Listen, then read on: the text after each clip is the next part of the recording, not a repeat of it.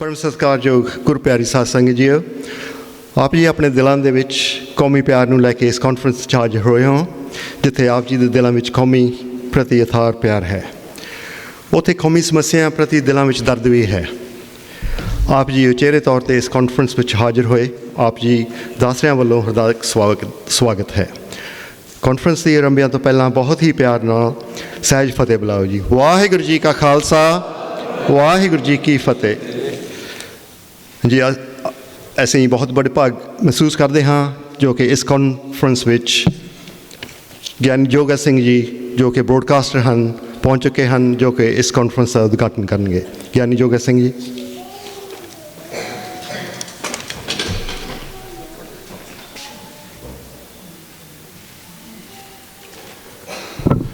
वाहिगुरू जी का खालसा, वाहिगुरू जी की फतेह।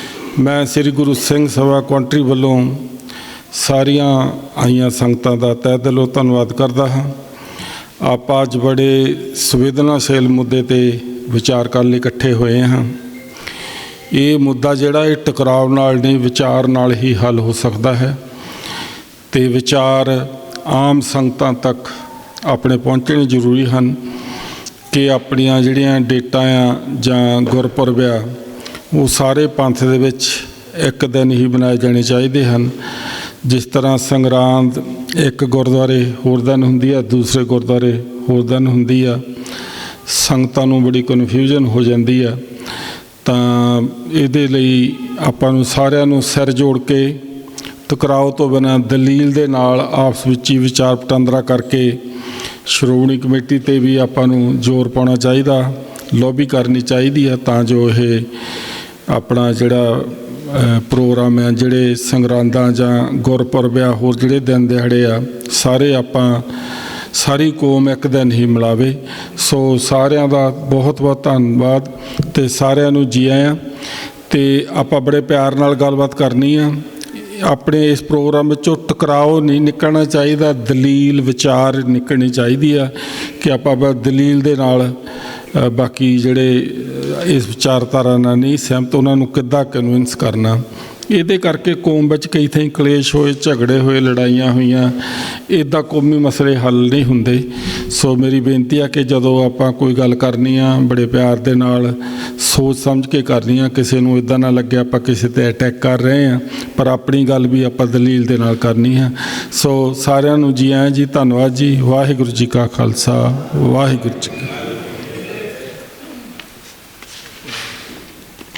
सरदार योगा सिंह जी का बहुत बहुत धन्यवाद। तो हुण अपने साथ बैठे हैं सरदार रजिंदर सिंह जी जो कि बहुत ही देर तो इस मुद्दे दे विच रुझे हुए हैं, तो आप दा कीमती समा कढ़ के इहो जिहियां कॉन्फ्रेंस दे विच ते होर भी कई मुद्दे उठा रहे हैं। तो इन्होंने ट्रिप भी लाए हैं अमृतसर दे, ताकि अपने उत्थों दी प्रबंधक कमेटी नूं अच्छी तरह यूके की संगत वालों सुनेहा दिता जाए कि जो भी सानू मुश्किल आ रही हैं उन्हों का हल उन्होंने जरूर लभना चाहिए है। हुण आप दे नाल ये दो विचार साझे करेंगे सरदार रजिंदर सिंह जी।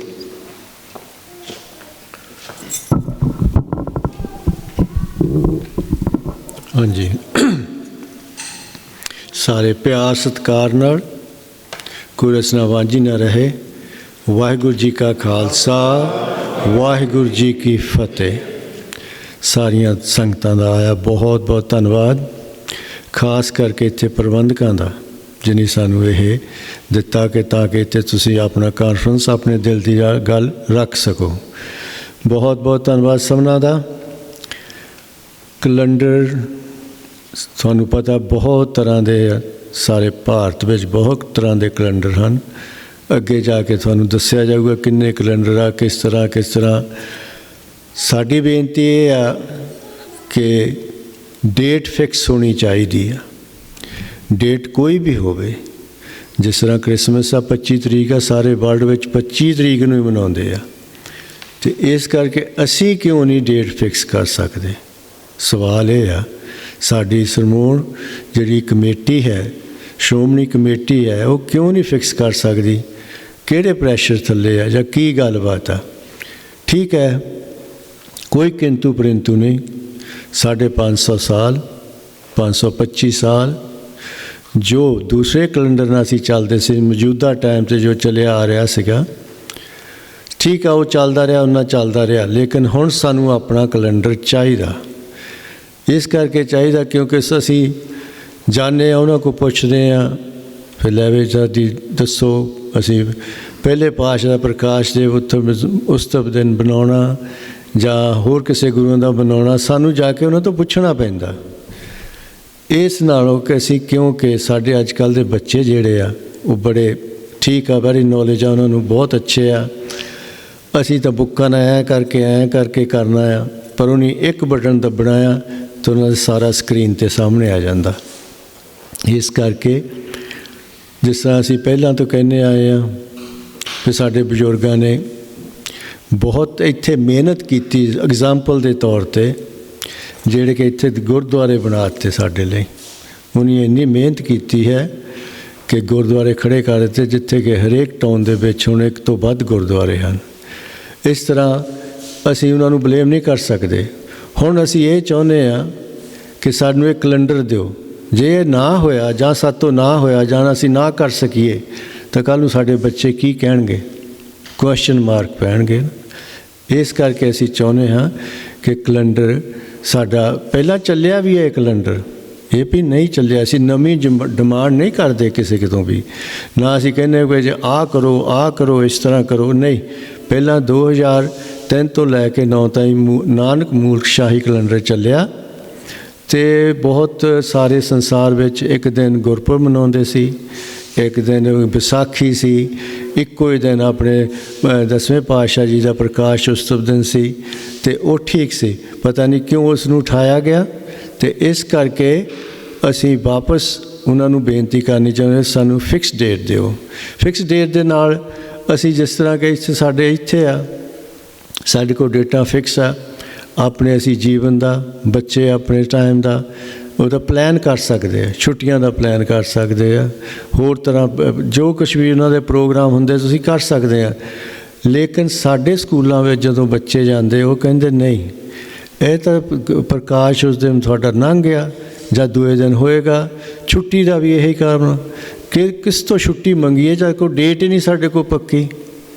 ਡੇਟ ਪੱਕੀ ਹੋਵੇ ਤਾਂ ਅਸੀਂ ਕਿਸੇ ਤੋਂ ਛੁੱਟੀ ਡਿਮਾਂਡ ਕਰੀਏ, ਕਿਉਂਕਿ ਇੱਥੇ ਦੀ ਗੌਰਮੈਂਟ ਅੱਛੀ ਹੈ, ਬਹੁਤ ਅੱਛੀ ਆ, ਜਿਹੜੇ ਕਿ ਸਾਨੂੰ ਅਲਾਓ ਕਰਦੀ ਹੈ ਔਰ ਸਾਨੂੰ ਛੁੱਟੀ ਦੇਣ ਲਈ, ਹੋਰ ਵੀ ਕੰਮਾਂ ਲਈ ਸਾਨੂੰ ਬਿਲਕੁਲ ਲੀਨੀਅਟ ਹੈ, ਸਾਡੇ ਵਾਸਤੇ ਵੀ ਲੀਨੀਅਟ ਹੈ, ਪਬਲਿਕ ਵਾਸਤੇ ਵੀ ਲੀਨੀਅਟ ਹੈ। ਅਸੀਂ ਇਸ ਕਰਕੇ ਡਿਮਾਂਡ ਕਰਦੇ ਹਾਂ ਕਿ ਅਸੀਂ ਸਾਨੂੰ ਫਿਕਸਡ ਡੇਟ ਦਿਓ, ਤਾਂ ਕਿ ਫਿਕਸ ਡੇਟ ਦੇ ਨਾਲ ਬਹੁਤ ਕੰਮ ਸੌਰਦੇ ਆ ਸੱਚੇ ਉਹਨਾਂ ਦੇ ਨਾਲ, ਤਾਂ ਕਿ ਅਸੀਂ ਬਾਕੀ ਦੇ ਮਜ਼ਹਬਾਂ ਦੇ ਅਨੁਸਾਰ ਅਸੀਂ ਵੀ ਮਨਾ ਸਕੀਏ ਆਪਣੇ ਦਿਨ ਨੂੰ, ਔਰ ਇਕੱਠੇ ਹੋ ਕੇ ਮਨਾ ਸਕੀਏ, ਔਰ ਸਾਰਿਆਂ ਨੂੰ ਪਤਾ ਲੱਗ ਸਕੇ ਵੀ ਲੈ ਵੀ ਅੱਜ ਇਹ ਦਿਨ ਹੈ। ਟੀਚਰਾਂ ਨੂੰ ਪਤਾ ਲੱਗੇਗਾ, ਗੌਰਮੈਂਟ ਨੂੰ ਪਤਾ ਲੱਗੇਗਾ, ਕੌਂਸਲਰਾਂ ਨੂੰ ਪਤਾ ਲੱਗੇਗਾ, ਵੀ ਕੌਂਸਲ ਨੂੰ ਪਤਾ ਲੱਗੇ ਵੀ ਇਸ ਦਿਨ ਇਹਨਾਂ ਦਾ ਇਹ ਗੁਰਪੁਰਬ ਆ ਅਤੇ ਇਸ ਕਰਕੇ ਇਹਨਾਂ ਨੂੰ ਛੁੱਟੀ ਦਿੱਤੀ ਜਾਵੇ। ਤਾਂ ਛੁੱਟੀ ਦੇਣਗੇ ਵੀ, ਜ਼ਰੂਰ ਦੇਣਗੇ। ਸਾਡਾ ਇਹ ਆਪਣਾ ਖਿਆਲ ਆ, ਥਿੰਕਿੰਗ ਆ। ਅਤੇ ਬਾਕੀ ਜੋ ਕੈਲੰਡਰ ਦੇ ਬਾਰੇ ਆ, ਇਸ ਕਰਕੇ ਕਿਉਂਕਿ ਤੁਹਾਨੂੰ ਵੀ ਪਤਾ ਸੰਗਰਾਂਦਾਂ ਵੱਖਰੀਆਂ ਆਉਂਦੀਆਂ, ਸੰਗਰਾਂਦਾਂ ਦੇ ਦਿਨ ਦਿਹਾੜੇ ਵੱਖਰੇ ਆਉਂਦੇ ਆ, ਅਤੇ ਇਸ ਕਰਕੇ ਬਹੁਤ ਬਹੁਤ ਧੰਨਵਾਦ। ਆਏ ਸਾਰਿਆਂ ਦਾ, ਸੱਜਣਾਂ ਦਾ ਬਹੁਤ ਧੰਨਵਾਦ, ਜੋ ਮੰਚ 'ਤੇ ਬੈਠੇ ਉਹਨਾਂ ਦਾ ਧੰਨਵਾਦ। ਅਤੇ ਮੈਂ ਇੰਨੀ ਬੇਨਤੀ ਕਰਦਾ, ਇਹ ਸਾਰੇ ਆਪੋ ਆਪਣੇ ਖਿਆਲ ਦੱਸਣਗੇ ਔਰ ਅਸੀਂ ਆਪਣੇ ਲੈ ਕੇ ਜਾਈਏ, ਤਾਂ ਕਿ ਅਸੀਂ ਨਾਲ ਦੇ ਗੁਰਦੁਆਰਿਆਂ ਵਿੱਚ ਨਾਲ ਦੇ ਸੰਗਤ ਨੂੰ ਦੱਸ ਸਕੀਏ ਵੀ ਅੱਜ ਇੱਥੇ ਕਾਨਫਰੰਸ ਹੋਈ ਸੀ, ਆਹ ਹੋਈ ਸੀ। ਇਸ ਕਰਕੇ ਇਸ ਬਾਰੇ ਵਿਚਾਰ ਕਰੀਏ। ਇਹ ਨਹੀਂ ਵੀ ਸਾਡੇ ਕਹੇ ਇੱਕਦਮ ਇੱਕ ਤੁਸੀਂ ਬਦਲ ਜਾਓ, ਨਹੀਂ। ਪਹਿਲਾਂ ਵਿਚਾਰੋ ਚੀਜ਼ ਨੂੰ, ਵਿਚਾਰ ਕੇ ਉਸ ਨੂੰ ਆਪਣੇ 'ਤੇ ਦੇਖੋ ਵੀ ਠੀਕ ਹੈ, ਲੱਗਦੀ ਠੀਕ ਆ। ਜੇ ਠੀਕ ਲੱਗਦੀ ਤਾਂ ਇਸ ਨੂੰ ਅੱਗੇ ਗਾਂਹ ਤੋਂ ਗਾਂਹ ਸੰਗਤ ਨੂੰ ਦੱਸੋ, ਆਪਣੇ ਗੁਰਦੁਆਰਿਆਂ ਵਿੱਚ ਦੱਸੋ, ਕੰਮਾਂ 'ਤੇ ਦੱਸੋ, ਤਾਂ ਕਿ ਸਾਰਿਆਂ ਨੂੰ ਪਤਾ ਲੱਗ ਸਕੇ। ਠੀਕ ਆ ਜੀ, ਚੰਗਾ। ਮੇਰੇ ਵੱਲੋਂ ਫਤਿਹ। ਵਾਹਿਗੁਰੂ ਜੀ ਕਾ ਖਾਲਸਾ, ਵਾਹਿਗੁਰੂ ਜੀ ਕੀ ਫਤਿਹ। ਜਿਹੜੀ ਕਿ ਆਪਣੇ ਗੁਰਪੁਰਬਾਂ ਦੀਆਂ ਤਰੀਕਾਂ ਹਨ ਉਹ ਫਿਕਸ ਨਹੀਂ ਹੋਈਆਂ, ਅਤੇ ਇਸ ਦੇ ਬਾਰੇ ਡੀਟੇਲ ਵਿੱਚ ਆਪਣੇ ਕੋਲੇ ਬਹੁਤ ਵਿਦਵਾਨ ਬੈਠੇ ਹਨ, ਜੋ ਕਿ ਵਾਰੀ ਸਾਰੇ ਆਪਣੇ ਵਿਚਾਰ ਸਾਂਝੇ ਕਰਨਗੇ। ਅਤੇ ਹੁਣ ਮੈਂ ਬੇਨਤੀ ਕਰੂੰਗਾ, ਜੋ ਕਿ ਕੁਲਵੰਤ ਸਿੰਘ ਢੇਸੀ ਹਨ, ਜੋ ਕਿ ਕੌਮ ਦੇ ਦਰਦੀ ਅਤੇ ਕੌਮ ਦੇ ਬਹੁਤ ਹੀ ਸੇਵਾ ਕਰ ਰਹੇ ਹਨ। ਉਹਨਾਂ ਨੂੰ ਬੇਨਤੀ ਕਰਾਂਗਾ ਕਿ ਆਪ ਦੇ ਵਿਚਾਰ ਸਾਡੇ ਨਾਲ ਸਾਂਝੇ ਕਰਨ। ਵਾਹਿਗੁਰੂ ਜੀ ਕਾ ਖਾਲਸਾ, ਵਾਹਿਗੁਰੂ ਜੀ ਕੀ ਫਤਿਹ।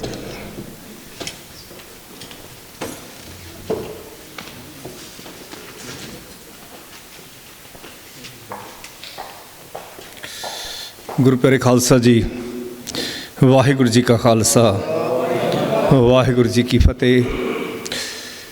ਸੋ ਸਿੱਖ ਮਿਸ਼ਨਰੀ ਸੁਸਾਇਟੀ ਅਤੇ ਬਾਕੀ ਸਹਿਯੋਗੀਆਂ ਦਾ ਇਹ ਉਪਰਾਲਾ ਕਿ ਸਿੱਖ ਪੰਥ ਦੇ ਵਿੱਚ ਤਾਰੀਖਾਂ ਨਿਸ਼ਚਿਤ ਹੋਣ। ਆਪਣੇ ਪ੍ਰਕਾਸ਼ ਪੁਰਬ ਹਨ, ਗੁਰੂ ਮਹਾਰਾਜ ਦੇ ਜੋਤੀ ਜੋਤ ਪੁਰਬ ਹਨ, ਸ਼ਹੀਦੀ ਪੁਰਬ ਹਨ, ਧੰਨ ਧੰਨ ਸ੍ਰੀ ਗੁਰੂ ਗ੍ਰੰਥ ਸਾਹਿਬ ਜੀ ਸੰਬੰਧੀ ਪਹਿਲਾ ਪ੍ਰਕਾਸ਼ ਪੁਰਬ ਹੈ, ਸੰਪੂਰਨਤਾ ਦਿਵਸ ਹੈ, ਗੁਰਗੱਦੀ ਦਿਵਸ ਹੈ। ਸਾਰੇ ਰਲਾ ਮਿਲਾ ਕੇ ਜਿਹੜੇ ਪ੍ਰਮੁੱਖ ਸਾਡੇ ਦਿਨ ਨੇ ਕਾਫੀ ਬਣ ਜਾਂਦੇ ਨੇ 30-35। ਇਸ ਗੱਲੋਂ ਸਾਡੀ ਕੌਮ ਜਾਂ ਸਾਡਾ ਪੰਥ ਦੁਨੀਆ ਦੀਆਂ ਬਾਕੀ ਕੌਮਾਂ ਤੋਂ ਵਿਲੱਖਣ ਆ, ਬਿਲਕੁਲ ਵਿਲੱਖਣ ਆ ਜੀ ਆਪਣੀ। ਅਤੇ ਫਿਰ ਜਦੋਂ ਵਿਚਾਰ ਕਰਨੀ ਹੁੰਦੀ ਨਾ, ਸਾਡਾ ਹਰ ਗੁਰਪੁਰਬ ਹੀ, ਸਾਡਾ ਹਰ ਪੁਰਬ ਹੀ ਬਹੁਤ ਵੱਡਾ ਪ੍ਰੇਰਣਾ ਸਰੋਤ ਆ ਸਾਡੇ ਵਾਸਤੇ।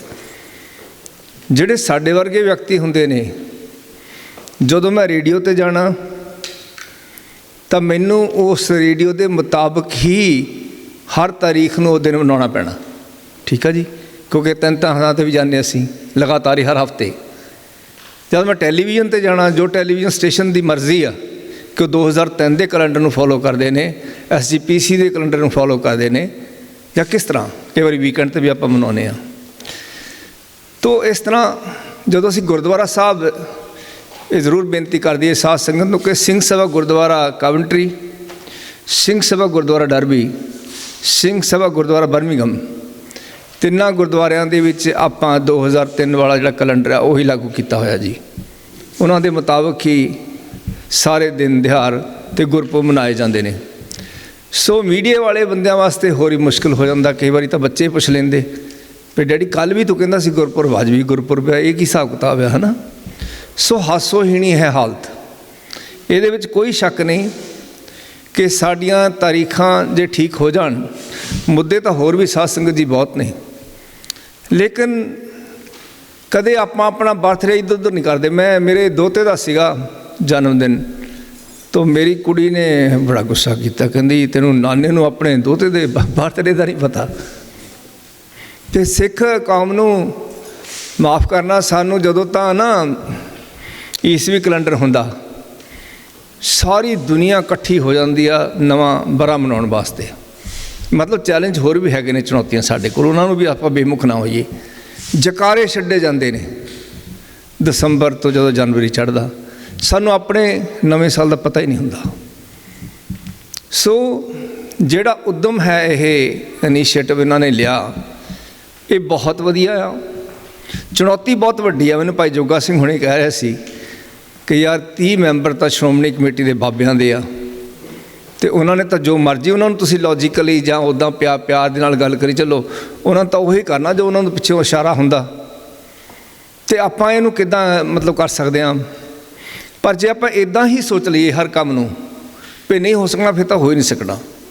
ਸੋ ਜਿਹੜੇ ਗੁਰਮੁਖ ਪਿਆਰੇ ਲੱਕ ਬੰਨ੍ਹ ਕੇ ਮੋਹਰੇ ਹੋ ਕੇ ਤੁਰਦੇ ਨੇ, ਮੈਂ ਸਮਝਦਾ ਕਿ ਉਹਨਾਂ ਦੀ ਸ਼ਾਬਾਸ਼ ਆ। ਤੁਰਦਿਆਂ ਨੂੰ ਹੀ ਰਾਹ ਬਣਦੇ ਨੇ, ਬੈਠਿਆਂ ਨੂੰ ਤਾਂ ਕਦੀ ਗੱਲ ਬਣਦੀ ਨਹੀਂ। ਅਤੇ ਜਿਹੜੇ ਗੁਰਮੁਖ ਪਿਆਰੇ ਇਸ ਮੁੱਦੇ ਨੂੰ ਸਮਝਦੇ ਨੇ, ਉਹਨਾਂ ਵਾਸਤੇ ਜਦੋਂ ਹੋਏ ਇਕੱਤਰ ਮਿਲੋ ਮੇਰੇ ਭਾਈ ਦੁਬਦਾ ਦੂਰ ਕਰੋ ਲਿਵ ਲਾਏ। ਜਿਨ੍ਹਾਂ ਮੁੱਦਿਆਂ, ਜਿਹੜੇ ਸਾਡੇ ਪ੍ਰਮੁੱਖ ਮੁੱਦੇ ਨੇ, ਜੇਕਰ ਇਹ ਆਪਾਂ ਹੁਣ ਸ਼ੁਰੂਆਤ ਕੀਤੀ, ਕਈ ਵਾਰੀ ਆਪਾਂ ਜੋਸ਼ ਵਿੱਚ ਕਰ ਲੈਂਦੇ ਹਾਂ, ਇਹਨੂੰ ਅੱਗੇ ਲੈ ਕੇ ਚੱਲੀਏ, ਇੱਕ ਵੱਡਾ ਕਾਫਲਾ ਬਣ ਜਾਵੇ। ਜਿੱਦਾਂ ਕਿਸਾਨ ਮੋਰਚਾ ਨਹੀਂ ਸੀ ਚੱਲਿਆ, ਮਨੋਬਲ ਕੌਮ ਦਾ ਕਿੱਥੇ ਚੱਲ ਗਿਆ ਸੀਗਾ। ਇਹਨਾਂ ਮੁੱਦਿਆਂ 'ਤੇ ਹੀ ਮਨੋਬਲ ਵਧਣਾ। ਮੈਂ ਬੇਨਤੀ ਕਰਦਾ, ਮਾਈਂਡ ਨਾ ਕਰਿਓ ਭਾਈ ਸਾਹਿਬ ਜੀ ਪਲੀਜ਼। 25 ਦਸੰਬਰ ਆ ਹੁਣੇ ਜ਼ਿਕਰ ਕੀਤਾ ਸੀ, ਕ੍ਰਿਸਮਸ ਮਨਾਉਂਦੇ ਨੇ। ਕਿੱਦਾਂ ਮਨਾਉਂਦੇ ਨੇ? ਇਹ ਜੀਸਸ ਕ੍ਰਾਈਸਟ ਨੂੰ ਹੁੰਦੇ ਜੀ? ਇਹ ਬਿਲਕੁਲ ਨਹੀਂ ਹੁੰਦੇ। ਫੈਸਟਿਵ ਸੀਜ਼ਨ ਆ, ਚੁੱਕ ਦਿਓ ਕੰਮ ਨੂੰ, ਖਾਓ ਪੀਓ ਮੌਜ ਕਰੋ ਮਿੱਤਰੋ। ਫਿਰ ਇਹਨਾਂ ਦਾ ਇੱਕ ਸੰਪਰਦਾ ਹੈ, ਯਹੋਵਾਜ਼ ਵਿਟਨੈਸ, ਤੁਸੀਂ ਸੁਣਿਆ ਹੋਣਾ, ਉਹ ਮਨਾਉਂਦੇ ਹੀ ਨਹੀਂ ਕ੍ਰਿਸਮਸ। ਇਹ ਠੀਕ ਹੈ ਕਿ ਜਿਹੜੀਆਂ ਸਾਡੇ ਇਹ ਚੈਲੰਜ ਹੈਗੇ ਆ, ਇਹਦੇ ਨਾਲ ਨਾਲ ਇਹ ਵੀ ਅਸੀਂ ਕੋਸ਼ਿਸ਼ ਕਰੀਏ ਕਿ ਇਹਨਾਂ ਦਿਨਾਂ ਨੂੰ ਮਨਾਉਣਾ ਕਿੱਦਾਂ। ਮੈਂ ਸਵੇਰੇ ਵੀ ਇਸੇ ਹੀ ਵਿਸ਼ੇ 'ਤੇ ਆਪਣਾ ਪ੍ਰੋਗਰਾਮ ਕੀਤਾ ਸੀ।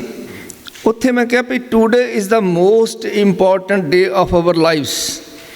ਧਨ ਸੋ ਵੇਲਾ ਘੜੀ ਤਨ ਤਨ ਮੂਰਤ ਪਲਸਾਰ, ਤਨ ਸੋ ਦਿਲ ਸੰਜੋਗੜਾ ਜਦ ਡਿਠਾ ਗੁਰ ਦਰਬਾਰ। ਹਰ ਦਿਨ ਹੀ ਸਾਡੇ ਵਾਸਤੇ ਵਿਸ਼ੇਸ਼ ਆ, ਹਰ ਦਿਨ ਹੀ ਅਸੀਂ ਗੁਰੂ ਨੂੰ ਸਨਮੁਖ ਹੁੰਦੇ ਹਾਂ। ਕੋਈ ਇੱਦਾਂ ਦਾ ਪਲ ਹੈ ਹੀ ਨਹੀਂ ਅਸੀਂ ਗੁਰੂ ਨੂੰ ਸਨਮੁਖ ਨਹੀਂ ਹੈਗੇ। ਪਰ ਜਿੱਥੇ ਦੁਬਿਧਾ ਪੈਦਾ ਹੁੰਦੀ ਆ ਸਮੂਹਕ ਤੌਰ 'ਤੇ, ਜਿਹੜੀਆਂ ਪੰਥ ਨੂੰ ਚੁਣੌਤੀਆਂ ਨੇ, ਉਹਦੇ ਵਿੱਚ ਠੀਕ ਹੈ ਕਿ ਫੈਸਲੇ ਸ਼੍ਰੋਮਣੀ ਕਮੇਟੀ ਨੇ ਕਰਨੇ ਆ। ਪਤਾ ਹੁੰਦਾ ਕੀ ਆ ਸਾਧ ਸੰਗਤ ਜੀ, ਜਦੋਂ ਅਸੀਂ ਕਹਿੰਦੇ ਹਾਂ ਬਈ ਵੀ ਡੋਂਟ ਵਾਂਟ ਟੂ ਨੋ, ਅਸੀਂ ਨੇ ਅਕਾਲ ਤਖਤ ਸਾਹਿਬ ਜਥੇਦਾਰ ਨਾਲ ਬੋਲਣਾ, ਅਸੀਂ ਗੱਲਬਾਤ ਨਹੀਂ ਕਰਨੀ, ਅਸੀਂ ਕੋਈ ਅਪੀਲ ਨਹੀਂ ਕਰਨੀ, ਫਿਰ ਹੌਲੀ ਹੌਲੀ ਉਹ ਵੀ ਆਪਣੀ ਚਿੰਤਾ ਕਰਨ ਨੂੰ ਹਟ ਜਾਂਦੇ ਨੇ।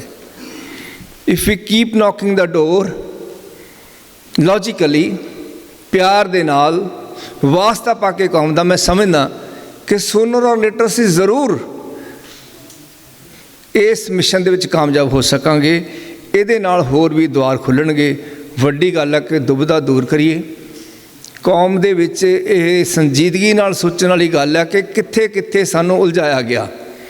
ਬਾਹਰੋਂ ਦੇਖਣ ਨੂੰ, ਦੂਰੋਂ ਦੇਖਣ ਨੂੰ ਗੱਲਾਂ ਛੋਟੀਆਂ ਲੱਗਦੀਆਂ ਹੁੰਦੀਆਂ ਨੇ ਵੀ ਕੀ ਗੱਲ ਹੈ ਜੀ, ਜੇ ਕੱਲ੍ਹ ਨੂੰ ਉੱਦਾਂ ਵੀ ਤਾਂ ਵੀਕਐਂਡ 'ਤੇ ਮਨਾਉਂਦੇ ਆ, ਕੀ ਫਰਕ ਪੈਂਦਾ? ਫਰਕ ਪੈਂਦਾ ਜੀ ਕਿ ਕੱਤਕ ਅਤੇ ਵਿਸਾਖ ਦਾ ਰੌਲਾ ਹੈ, ਮਾਘੀ ਦੇ ਦਿਵਸ ਦਾ ਰੌਲਾ ਹੈ, ਬੰਦੀ ਛੋੜ ਦਿਵਸ ਦਾ ਰੌਲਾ ਹੈ ਕਿ ਘਟਨਾਵਾਂ ਕਦੋਂ ਹੋਈਆਂ, ਮਨਾਈਆਂ ਕਦੋਂ ਜਾਂਦੀਆਂ ਨੇ। ਪਰ ਆਪਾਂ ਇੱਕ ਦਿਨ ਵਿੱਚ ਸਾਰਾ ਕੁਝ ਨਹੀਂ ਸੁਲਝਾ ਸਕਦੇ। ਅਤੇ ਮੈਂ ਇਹ ਵੀ ਬੇਨਤੀ ਕਰਾਂਗਾ ਪ੍ਰਬੰਧਕਾਂ ਨੂੰ ਕਿ ਆਪਾਂ ਇੱਕ ਵੇਲੇ ਇੱਕ ਇਸ਼ੂ ਲਈਏ। ਹਾਲੇ ਕੈਲੰਡਰ ਦਾ ਇਸ਼ੂ ਖਾਸ ਆ, ਬੜੀ ਦੇਰ ਤੋਂ ਇਹ ਦੁਬਿਧਾ ਪਈ ਹੋਈ ਆ। ਅਸੀਂ ਆਪਣੇ ਵੱਲੋਂ ਕੋਸ਼ਿਸ਼ ਕੀਤੀ ਆ ਕਿ ਜਿਹੜੀ ਆਤਮਾ ਆ ਪੰਥ ਦੀ, ਉਹਨੂੰ ਸੁਣ ਕੇ ਅਸੀਂ ਆਪਣੇ ਵੱਲੋਂ ਉੱਤੇ ਪਹਿਰਾ ਦਈਏ ਤਾਂ ਦੇ ਰਹੇ ਹਾਂ। ਅਤੇ ਆਉਣ ਵਾਲੇ ਫੈਸਲੇ ਵੀ ਗੁਰੂ ਮਹਾਰਾਜ ਕਿਰਪਾ ਕਰਨ ਕਿ ਆਪਾਂ ਇਕੱਠੇ ਹੋ ਕੇ ਕਰੀਏ। ਸੋ ਬਹੁਤ ਬਹੁਤ ਜੀ ਆਇਆਂ ਗੁਰਦੁਆਰਾ ਸਾਹਿਬ ਵੱਲੋਂ ਵੀ। ਅਤੇ ਆਓ, ਜਿਵੇਂ ਬੇਨਤੀ ਕੀਤੀ ਹੈ ਕਿ ਚੈਲੰਜ ਭਾਵੇਂ ਚੁਣੌਤੀ ਕਿੰਨੀ ਵੱਡੀ ਵੀ ਹੋਵੇ, ਲੇਕਿਨ ਜੇ ਅਸੀਂ ਸਿਰ ਸੁੱਟ ਦਿੱਤਾ ਨਾ, ਫਿਰ ਰਾਹ ਨਹੀਂ ਬਣਨੇ। ਰਾਹ ਹਮੇਸ਼ਾ ਤੁਰਦਿਆਂ ਨੂੰ ਬਣਦੇ ਨੇ। ਵਾਹਿਗੁਰੂ ਜੀ ਕਾ ਖਾਲਸਾ, ਵਾਹਿਗੁਰੂ ਜੀ ਕੀ ਫਤਿਹ। ਆਪਣੇ ਮਨ ਨੂੰ ਹਮੇਸ਼ਾ ਚੜ੍ਹਦੀ ਕਲਾ 'ਚ, ਬੁਲੰਦੀਆਂ 'ਚ ਲੈ ਕੇ ਜਾਣਾ। ਅਤੇ ਜਦੋਂ ਬੁਲੰਦੀਆਂ 'ਚ ਲੈ ਕੇ ਜਾਵਾਂਗੇ, ਯਕੀਨ ਮੁਹਕਮ ਅਮਲ ਪਾਹੇ ਮੁਹੱਬਤ ਫਤਿਹ, जहादे ज़िंदगानी में ये है मर्दों की शमशीरें। अपने आप ते यकीन करना, अमल पाहम जो करना है वो आप अमल करना। पहला मुहब्बत फतेह, फतेह दी जिहड़ी है हर वेले असी फतेह करांगे, असी जितांगे। असी जितण वास्ते ही ये काम कर रहे हैं, सब कुछ होएगा। धन्नवाद। भुल चुक दी खिमा। समुचे गुरसिख प्यारे भैणां वीरां सब नूं नमस्कार। वाहिगुरू जी का खालसा, वाहिगुरू। ਗਿਆਨੀ ਤ੍ਰਿਵੇਦੀ ਸਿੰਘ ਜੀ ਦਾ ਬਹੁਤ ਬਹੁਤ ਧੰਨਵਾਦ, ਜੋ ਕਿ ਆਪਣੇ ਸਮੁੱਚੇ ਵਿਚਾਰ ਆਪ ਸਾਰਿਆਂ ਨਾਲ ਸਾਂਝੇ ਕਰਕੇ ਗਏ ਹਨ। ਹਾਂਜੀ, ਹੁਣ ਅਗਲਾ ਪ੍ਰੋਗਰਾਮ ਹੈ, ਆਪ ਜਾਣਦੇ ਹੀ ਹੋ, ਇਹ ਮੁੱਦਾ ਫਿਕਸ ਡੇਟ ਗੁਰਪੁਰਬਸ ਜੋ ਹਨ, ਜੇ ਇਸ ਦੇ ਇਤਿਹਾਸ ਬਾਰੇ ਜਾਣਨਾ ਚਾਹੀਏ ਜਾਂ ਇਹਦੀਆਂ ਜਿਹੜੀਆਂ ਟੈਕਨੀਕਲਿਟੀਜ਼ ਹਨ ਉਹਨਾਂ ਬਾਰੇ ਗਿਆਨ ਪਾਉਣਾ ਚਾਹੀਏ। ਉਹ ਆਪਣੇ ਪਾਸ ਗਿਆਨੀ ਅੰਮ੍ਰਿਤਪਾਲ ਸਿੰਘ ਜੀ, ਜੋ ਕਿ ਪ੍ਰਸਿੱਧ ਕਥਾਵਾਚਕ ਹਨ, ਉਹ ਵੀ ਪ੍ਰੈਜ਼ੈਂਟ ਹਨ। ਉਹ ਆਪਾਂ ਨੂੰ ਇਸ ਮੁੱਦੇ ਬਾਰੇ ਡੀਟੇਲ ਦੇ ਵਿੱਚ ਆਪਣੇ ਵਿਚਾਰ ਸਾਂਝੇ ਕਰਨਗੇ। ਵਾਹਿਗੁਰੂ ਜੀ ਕਾ ਖਾਲਸਾ, ਵਾਹਿਗੁਰੂ ਜੀ ਕੀ ਫਤਿਹ।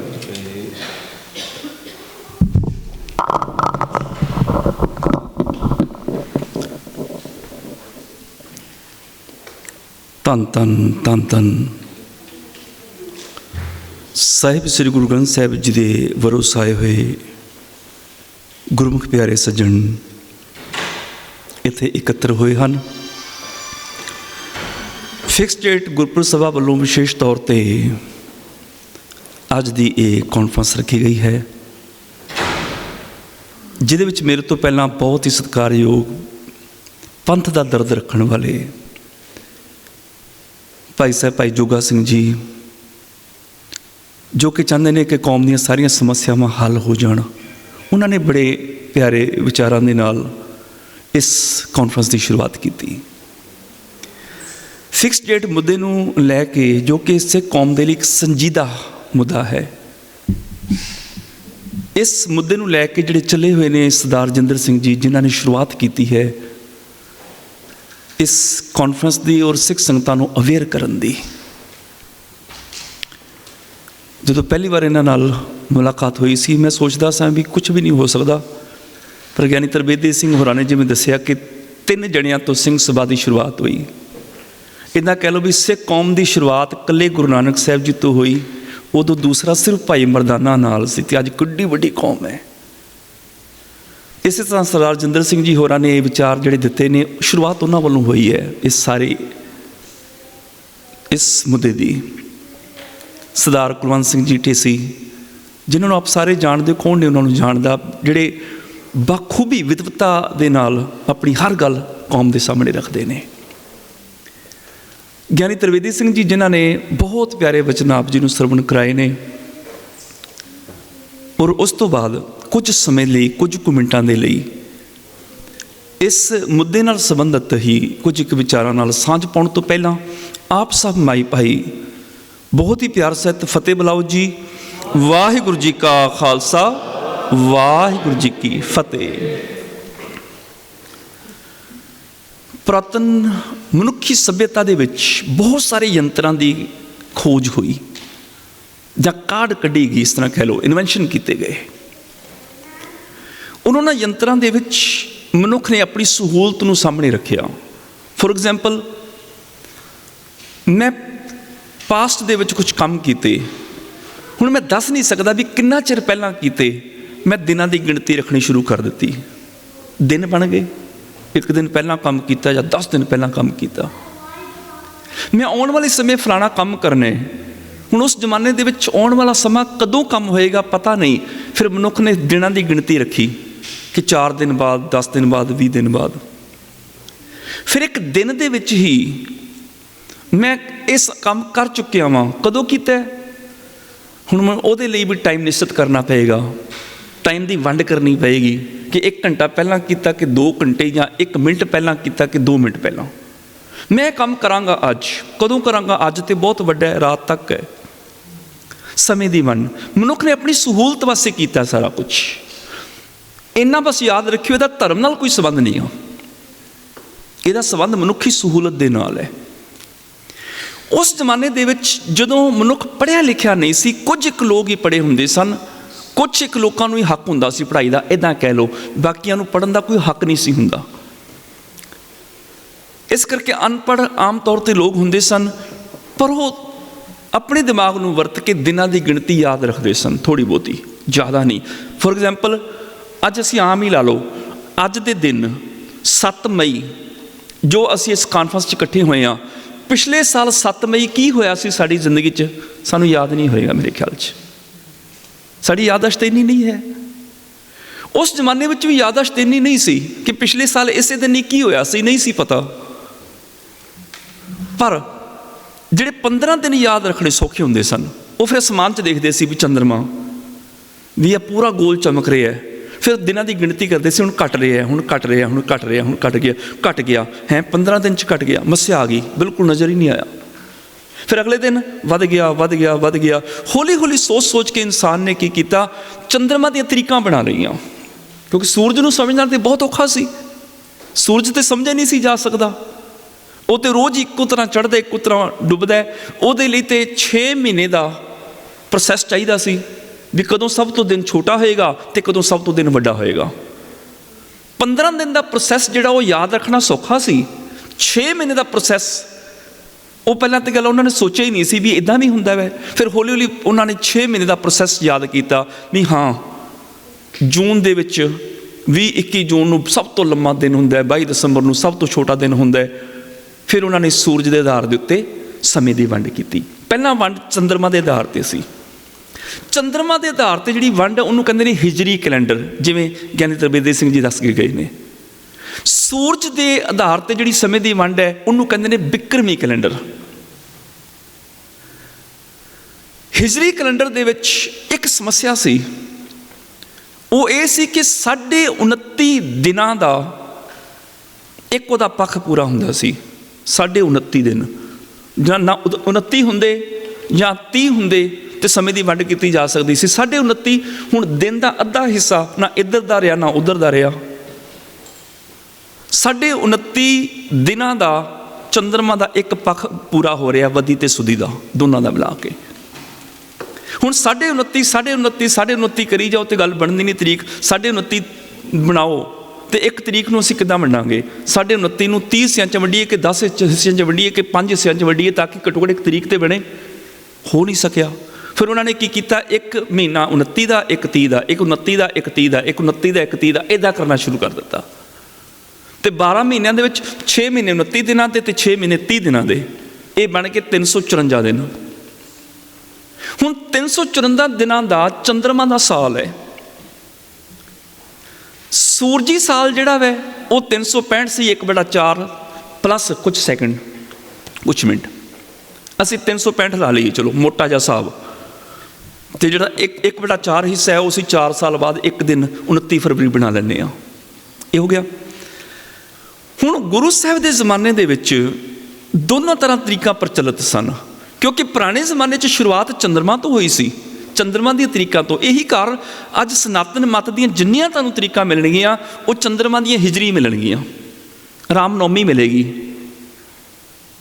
ਜਨਮ ਅਸ਼ਟਮੀ ਮਿਲੇਗੀ, ਜਾਂ ਨਰਾਤੇ ਜਿਹੜੇ ਨੇ ਉਹਨਾਂ ਦੀਆਂ ਵਧੀ ਸੁਧੀਆਂ ਤਰੀਕਾਂ ਮਿਲਣਗੀਆਂ। ਉਹਦਾ ਕਾਰਨ ਕੀ ਹੈ? ਕਿਉਂਕਿ ਉਦੋਂ ਚੰਦਰਮਾ ਦੀਆਂ ਤਰੀਕਾਂ ਸੀ ਤੇ ਉਹਨਾਂ ਨੇ ਇਹ ਤਰੀਕਾਂ ਯਾਦ ਰੱਖੀਆਂ ਸਨ। ਅੱਜ ਕਿਸੇ ਹਿੰਦੂ ਵੀਰ ਨੂੰ ਪੁੱਛਿਆ ਜਾਏ ਕਿ ਸ਼੍ਰੀ ਰਾਮ ਚੰਦਰ ਜੀ ਦਾ ਜਨਮ ਸਾਲ ਕਿਹੜਾ ਹੈ, ਸਾਲ ਨਹੀਂ ਚੇਤੇ। ਹਾਂ, ਇਹ ਪਤਾ ਸੀ ਵੀ ਉਦੋਂ ਚੰਦਰਮਾ ਦੀ 9 ਤਰੀਕ ਸੀ ਬਸ, ਕਿਉਂਕਿ 15 ਦਿਨ ਯਾਦ ਰੱਖਣੇ ਸੌਖੇ ਹੁੰਦੇ ਸੀਗੇ। ਕ੍ਰਿਸ਼ਨ ਜੀ ਦੀ ਜਨਮ ਅਸ਼ਟਮੀ 8 ਤਰੀਕ ਸੀ ਜੀ ਉਦੋਂ ਚੰਦਰਮਾ ਦੀ, ਉਹ ਸੌਖਾ ਸੀ। ਪਰ ਸਾਲ ਨਹੀਂ ਸੀ ਯਾਦ, ਕਿਉਂਕਿ ਸਾਲ ਤੇ ਬਦਲ ਜਾਂਦੇ ਨੇ। ਸਾਲ ਇਸ ਤਰ੍ਹਾਂ ਬਦਲ ਜਾਂਦੇ ਨੇ ਕਿ 33 ਸਾਲਾਂ 'ਚ ਚੰਦਰਮਾ ਦੇ 34 ਸਾਲ ਬਣ ਜਾਂਦੇ ਨੇ, ਕਿਉਂਕਿ ਦਿਨ ਘਟ ਗਏ ਨੇ ਨਾ। 354 ਦਿਨਾਂ ਦਾ ਇੱਕ ਸਾਲ ਹੈ ਤੇ 365 ਦਿਨਾਂ ਦਾ ਸਾਡਾ ਅੰਗਰੇਜ਼ੀ ਦਿਨਾਂ ਦੇ ਵਿੱਚ ਹੈ। 11 ਦਿਨ ਤੇ ਇਹ ਘਟ ਜਾਂਦੇ ਨੇ। ਤੇ ਜੇ ਇੱਕ ਸਾਲ 'ਚ 11 ਦਿਨ ਘਟਦੇ ਨੇ, 2 ਸਾਲਾਂ 'ਚ 22 ਦਿਨ ਘਟ ਜਾਂਦੇ ਨੇ, 3 ਸਾਲਾਂ 'ਚ 33 ਦਿਨ ਘਟ ਜਾਂਦੇ ਨੇ। ਉਹ ਪਿੱਛੇ ਚਲੇ ਗਏ। ਹੁਣ 33 ਦਿਨ ਮੈਨੇ ਇੱਕ ਮਹੀਨਾ ਲਗਭਗ, ਉਹਦੇ ਲਈ ਫਿਰ ਇੱਕ 13ਵਾਂ ਮਹੀਨਾ ਬਣਾਉਣਾ ਪੈਂਦਾ ਸੀ ਚੰਦਰਮਾ ਦਾ। ਮੈਨੂੰ ਯਾਦ ਹੈ ਮੈਂ ਪਿਛਲੀ ਕਾਨਫਰੰਸ ਦੇ ਵਿੱਚ ਇੱਕ ਛੋਟੀ ਜਿਹੀ ਐਗਜ਼ਾਮਪਲ ਦਿੱਤੀ ਸੀ, ਮੈਂ ਉਹੀ ਇੱਥੇ ਦੇ ਦਿਆਂ, ਥੋੜਾ ਸਮਝਣਾ ਸੌਖਾ ਹੋ ਜਾਏਗਾ। ਮੈਂ ਘੜੀਆਂ ਦੀ ਇੱਕ ਸ਼ਾਪ ਖੋਲ੍ਹ ਲਈ। ਮੈਂ ਇਨਵੈਂਸ਼ਨ ਕੀਤੀ, ਆਪਣੀ ਕੋਈ ਘੜੀ ਤਿਆਰ ਕੀਤੀ, ਉਹਦਾ ਨਾਂ ਰੱਖ ਦਿੱਤਾ ਅੰਮ੍ਰਿਤ ਵਾਚ। ਮੈਂ ਆਪਣੀ ਘੜੀ ਬਣਾ ਲਈ ਤੇ ਮੈਂ ਸਿੱਖ ਕੌਮ ਨੂੰ ਅਪੀਲ ਕੀਤੀ, ਦੇਖੋ ਮੈਂ ਗੁਰਸਿੱਖ ਹਾਂ, ਮੈਂ ਪ੍ਰਚਾਰਕ ਹਾਂ ਤੇ ਸਿੱਖ ਭਰਾਵਾਂ ਨੂੰ ਕਾਮਯਾਬ ਕਰਨਾ ਤੁਹਾਡਾ ਫਰਜ਼ ਹੈਗਾ, ਤੁਹਾਡਾ ਹੱਕ ਵੀ ਹੈਗਾ। ਇਸ ਕਰਕੇ ਤੁਸੀਂ ਅੰਮ੍ਰਿਤ ਵਾਚ ਖਰੀਦੋ, ਮੇਰੇ ਨਾਂ ਦੀ ਘੜੀ ਖਰੀਦੋ ਜਿਹੜੀ ਮੈਂ ਬਣਾਈ ਹੈ, ਅੰਮ੍ਰਿਤ ਵਾਚ। ਮੈਂ ਐਲਾਨ ਕਰ ਦਿੱਤਾ। ਤੁਸੀਂ ਕਿਹਾ ਵਾਕਈ ਵੀ ਆਪਣੀ ਗੁਰਸਿੱਖ ਭਰਾ ਨੂੰ ਪ੍ਰਮੋਟ ਕਰੀਏ, ਅੰਮ੍ਰਿਤ ਵਾਚ ਲੈ ਲਈਏ। ਇੱਕ ਭਾਈ ਸਾਹਿਬ ਮੇਰੇ ਕੋਲ ਆਏ, ਗਿਆਨੀ ਤਰਵੇਦੀ ਸਿੰਘ ਮੇਰੇ ਕੋਲ ਆਏ। ਮੈਂ ਇਹਨਾਂ ਨੂੰ ਵਾਚ ਦੇ ਦਿੱਤੀ, ਟਾਈਮ ਜਿਹੜਾ ਉਹ ਸੈੱਟ ਕਰ ਦਿੱਤਾ ਕਿ ਦੇਖੋ 4:30 ਵਜੇ ਨੇ। ਮੈਂ 4:30 ਮਿਲਾ ਕੇ ਉਹਨਾਂ ਨੂੰ ਘੜੀ ਦੇ ਦਿੱਤੀ ਭਾਈ ਸਾਹਿਬ ਨੂੰ। ਅਗਲੇ ਦਿਨ ਭਾਈ ਸਾਹਿਬ ਨੇ ਦੇਖਿਆ ਵੀ ਸਾਹਮਣੇ ਕਲੌਕ ਦੇ ਉੱਪਰ 4:30 ਵਜੇ ਨੇ, ਪਰ ਮੇਰੀ ਜਿਹੜੀ ਅੰਮ੍ਰਿਤ ਵਾਚ ਕੰਪਨੀ ਹੈ ਉਹਦੇ ਤੇ 4:20 ਹੋਏ ਨੇ। ਇਹ ਕੀ ਚੱਕਰ ਹੋ ਗਿਆ? 10 ਮਿੰਟ ਪਿੱਛੇ ਚਲੀ ਗਈ ਨਾ। ਦੂਜੇ ਦਿਨ ਭਾਈ ਸਾਹਿਬ ਨੇ ਫਿਰ ਦੇਖਿਆ ਵੀ ਕਲੌਕ ਦੇ ਉੱਪਰ ਤੇ 4:30 ਵਜੇ ਹੋਏ ਨੇ, ਪਰ ਜਿਹੜੀ ਅੰਮ੍ਰਿਤ ਵਾਚ ਹੈ ਉਹਦੇ 'ਚ 4:10 ਹੋਏ ਨੇ। ਤੀਜੇ ਦਿਨ ਉਹਨਾਂ ਨੇ ਫਿਰ ਦੇਖਿਆ ਵੀ ਕਲੌਕ ਤੇ 4:30 ਵਜੇ ਨੇ, ਮੇਰੀ ਘੜੀ ਤੇ 4 ਵਜੇ ਨੇ, ਅੱਧਾ ਘੰਟਾ ਪਿੱਛੇ ਚਲੀ ਗਈ। ਹਰ ਰੋਜ਼ 10 ਮਿੰਟ ਪਿੱਛੇ ਜਾ ਰਹੀ ਹੈ। ਭਾਈ ਸਾਹਿਬ ਮੇਰੇ ਕੋਲ ਆ ਗਏ, ਕਹਿੰਦਾ ਗਿਆਨੀ ਜੀ ਵੀ ਨਾ ਘੜੀ ਰੱਖ ਲਓ, ਸਾਨੂੰ ਦੂਜੀ ਦੇ ਦਿਓ, ਜਿਹੜੀ ਬ੍ਰਾਂਡਡ ਘੜੀ ਹੈ ਨਾ, ਜਿਹੜੀ ਬਿਲਕੁਲ ਫਿਕਸ ਟਾਈਮ ਦੱਸਦੀ ਹੈ, ਐਨ ਐਕੂਰੇਟ ਟਾਈਮ ਦੱਸਦੀ ਹੈ, ਤੁਸੀਂ ਉਹ ਦੇ ਦਿਓ। ਕੋਈ ਟਾਈਟਨ ਦੀ ਘੜੀ ਦੇ ਦਿਓ, ਕੋਈ ਰੋਲੈਕਸ ਦੀ ਦੇ ਦਿਓ, ਕੋਈ ਰਾਡੋ ਦੀ ਦੇ ਦਿਓ, ਕੋਈ ਹੋਰ ਦੇ ਦਿਓ, ਕੋਈ ਸੀਕੋ 5 ਦੇ ਦਿਓ, ਕੋਈ ਸਟੋਰਮ ਦੀ ਘੜੀ ਦੇ ਦਿਓ, ਕੋਈ ਦੇ ਦਿਓ ਸਨ। ਮੈਂ ਕਹਿੰਦਾ ਵੀ ਕਿਉਂ? ਕਹਿੰਦੇ ਇਹ ਤਾਂ ਤੁਹਾਡੀ ਪਿੱਛੇ ਜਾਂਦੀ ਘੜੀ ਹੈ, ਹਰ ਰੋਜ਼ 10 ਮਿੰਟ ਪਿੱਛੇ ਚੱਲ ਜਾਂਦੀ ਹੈ ਤੇ 3 ਦਿਨਾਂ 'ਚ ਅੱਧਾ ਘੰਟਾ ਪਿੱਛੇ ਚਲੀ ਗਈ।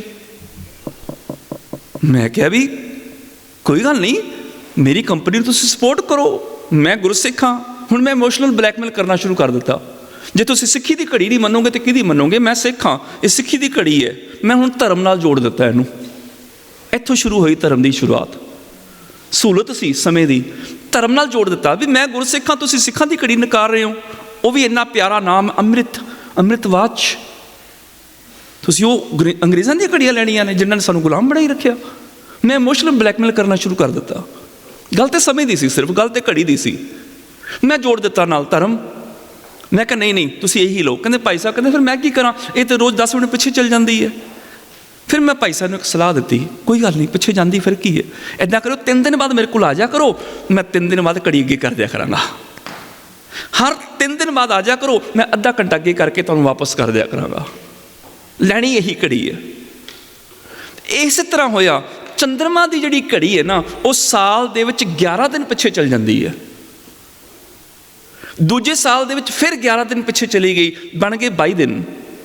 ਤੀਜੇ ਸਾਲ 'ਚ ਫਿਰ 11 ਦਿਨ ਪਿੱਛੇ ਚਲੀ ਗਈ। 3 ਸਾਲਾਂ 'ਚ 33 ਦਿਨ ਪਿੱਛੇ ਚੱਲ ਜਾਂਦੀ ਘੜੀ।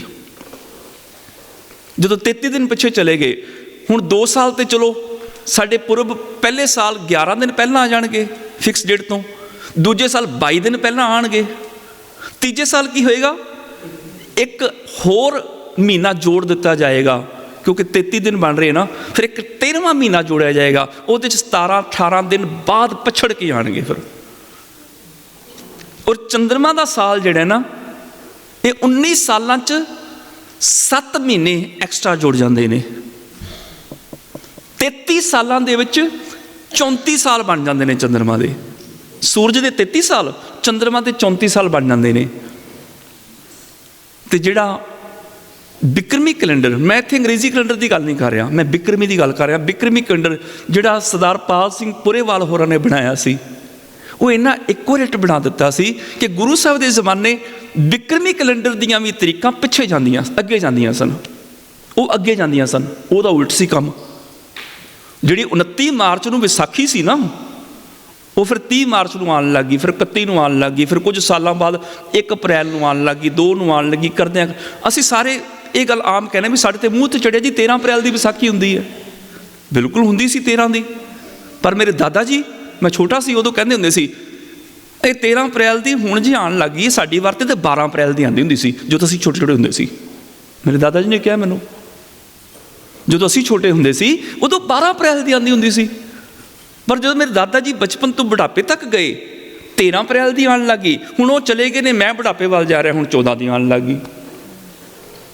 ਗੁਰੂ ਸਾਹਿਬ ਦੇ ਜ਼ਮਾਨੇ 'ਚ 29 ਮਾਰਚ ਸੀ, ਉਹ ਜਾਂਦਾ ਸੀ 1 ਦਿਨ ਵੱਧ। ਕਿੱਥੇ 11 ਦਿਨ ਸਾਲ 'ਚ ਪਿੱਛੇ ਜਾਣੇ ਤੇ ਕਿੱਥੇ ਕਈ ਸਾਲਾਂ ਬਾਅਦ 1 ਦਿਨ ਅੱਗੇ ਵਧਣਾ। ਇਹਦਾ ਮਤਲਬ ਬਿਕਰਮੀ ਜ਼ਿਆਦਾ ਸਟੀਕ ਸੀ, ਐਕੂਰੇਟ ਸੀ ਜ਼ਿਆਦਾ, ਪਰ ਇੰਨਾ ਵੀ ਐਕੂਰੇਟ ਨਹੀਂ ਸੀ, ਕਿਉਂਕਿ ਵੱਧਾ ਤੇ ਉਹ ਵੀ ਸੀ ਨਾ। ਉਹਦੇ ਨਾਲ ਕੀ ਹੋਏਗਾ, ਸਾਡੇ ਸ਼ਹੀਦੀ ਪੁਰਬ, ਜਿਹੜੇ ਪਾਤਸ਼ਾਹ ਜੀ ਦਾ ਸ਼ਹੀਦੀ ਪੁਰਬ ਹੋਵੇ, ਗੁਰਜਨ ਦੇ ਪਾਤਸ਼ਾਹ ਦਾ ਗਰਮੀਆਂ ਦੇ ਵਿੱਚ, ਤੇ ਕੁਝ ਹਜ਼ਾਰ ਸਾਲ ਬਾਅਦ ਉਹ ਸਰਦੀਆਂ 'ਚ ਆਉਣ ਲੱਗ ਜਾਏਗਾ। ਛੋਟੇ ਸਾਹਿਬਜ਼ਾਦਿਆਂ ਦਾ ਤੇ ਮਾਤਾ ਗੁਜਰ ਕੌਰ ਜੀ ਦਾ ਠੰਡੇ ਬੁਰਜ ਵਾਲਾ ਉਹ ਸਾਕਾ ਦ੍ਰਿਸ਼, ਉਹ ਗਰਮੀਆਂ 'ਚ ਆਉਣ ਲੱਗ ਜਾਏਗਾ। ਐਕੂਰੇਟ ਨਹੀਂ ਸੀ ਨਾ, ਬਿਕਰਮੀ ਵੀ ਐਕੂਰੇਟ ਨਹੀਂ ਸੀ। ਫਿਰ ਭਾਈ ਪਾਲ ਸਿੰਘ ਹੋਰਾਂ ਨੇ ਐਕੂਰੇਟ ਕੈਲੰਡਰ ਤਿਆਰ ਕੀਤਾ। ਗੱਲ ਕੀ, ਘੜੀ ਦੀਆਂ ਗਰਾਰੀਆਂ ਠੀਕ ਕਰ ਦਿੱਤੀਆਂ ਵੀ ਐਨ ਪੂਰੇ ਟਾਈਮ 'ਤੇ ਪੂਰੀ ਗਰਾਰੀ ਉੱਪਰ ਆ ਕੇ ਵੱਜੇ, ਤਾਂ ਕਿ 4:30 ਦੇ ਟਾਈਮ 'ਤੇ ਅਗਲੇ ਦਿਨ ਵੀ 4:30 ਹੀ ਹੋਵੇ, 4:29 ਨਾ ਹੋਵੇ, 4:31 ਨਾ ਹੋਵੇ। ਹੁਣ ਕੀ ਹੋਇਆ ਫਰਕ, ਹੁਣ ਅਸੀਂ ਇੰਟਰਨੈਸ਼ਨਲ ਘੜੀ ਨਾਲ ਜੁੜ ਗਏ। ਇੰਟਰਨੈਸ਼ਨਲ ਘੜੀ 'ਚ ਅਜੇ ਵੀ ਨੁਕਸ ਹੈ।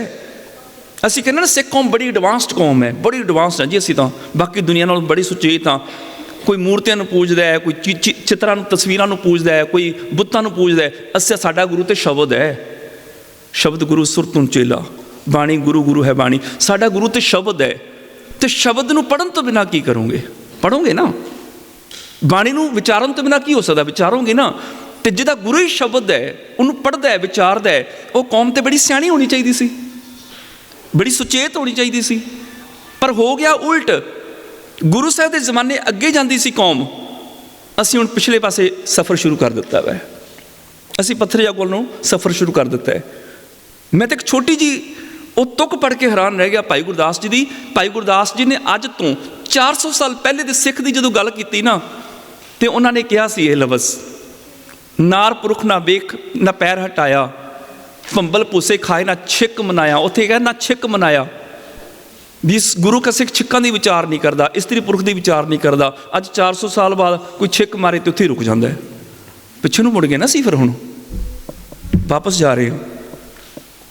ਹੁਣ ਕੀ ਸੀ, ਹੁਣ ਅਜੇ ਵੀ ਐਕੂਰੇਟ ਨਹੀਂ ਹੈ। ਗੋਰੇ ਜਿਹੜੇ ਸਨ ਉਹ ਸਾਡੇ ਨਾਲੋਂ ਜ਼ਿਆਦਾ ਸੁਚੇਤ ਨਿਕਲੇ।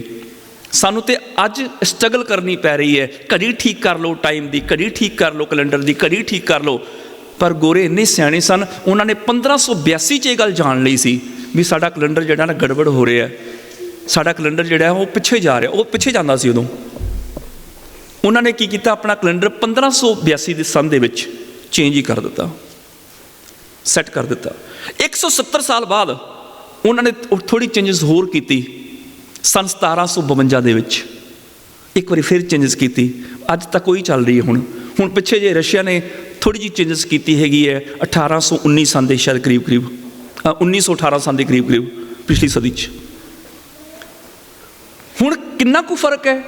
ਜੇ ਤਾਂ ਤੁਸੀਂ ਸੁਦੀ ਵਦੀ ਵਾਲਾ ਕੈਲੰਡਰ ਲੈਣਾ ਚੰਦਰਮਾ ਦਾ, ਫਿਰ ਤੇ 33 ਸਾਲ ਬਾਅਦ 34 ਸਾਲ ਬਣ ਜਾਣਗੇ। ਰੇਸ਼ੋ ਪਤਾ ਕੀ ਹੋਈ, ਤੇ 34 ਦਿਨਾਂ ਦੇ ਵਿੱਚ ਇੱਕ ਦਿਨ ਘਟ ਜਾ ਕਰੇਗਾ।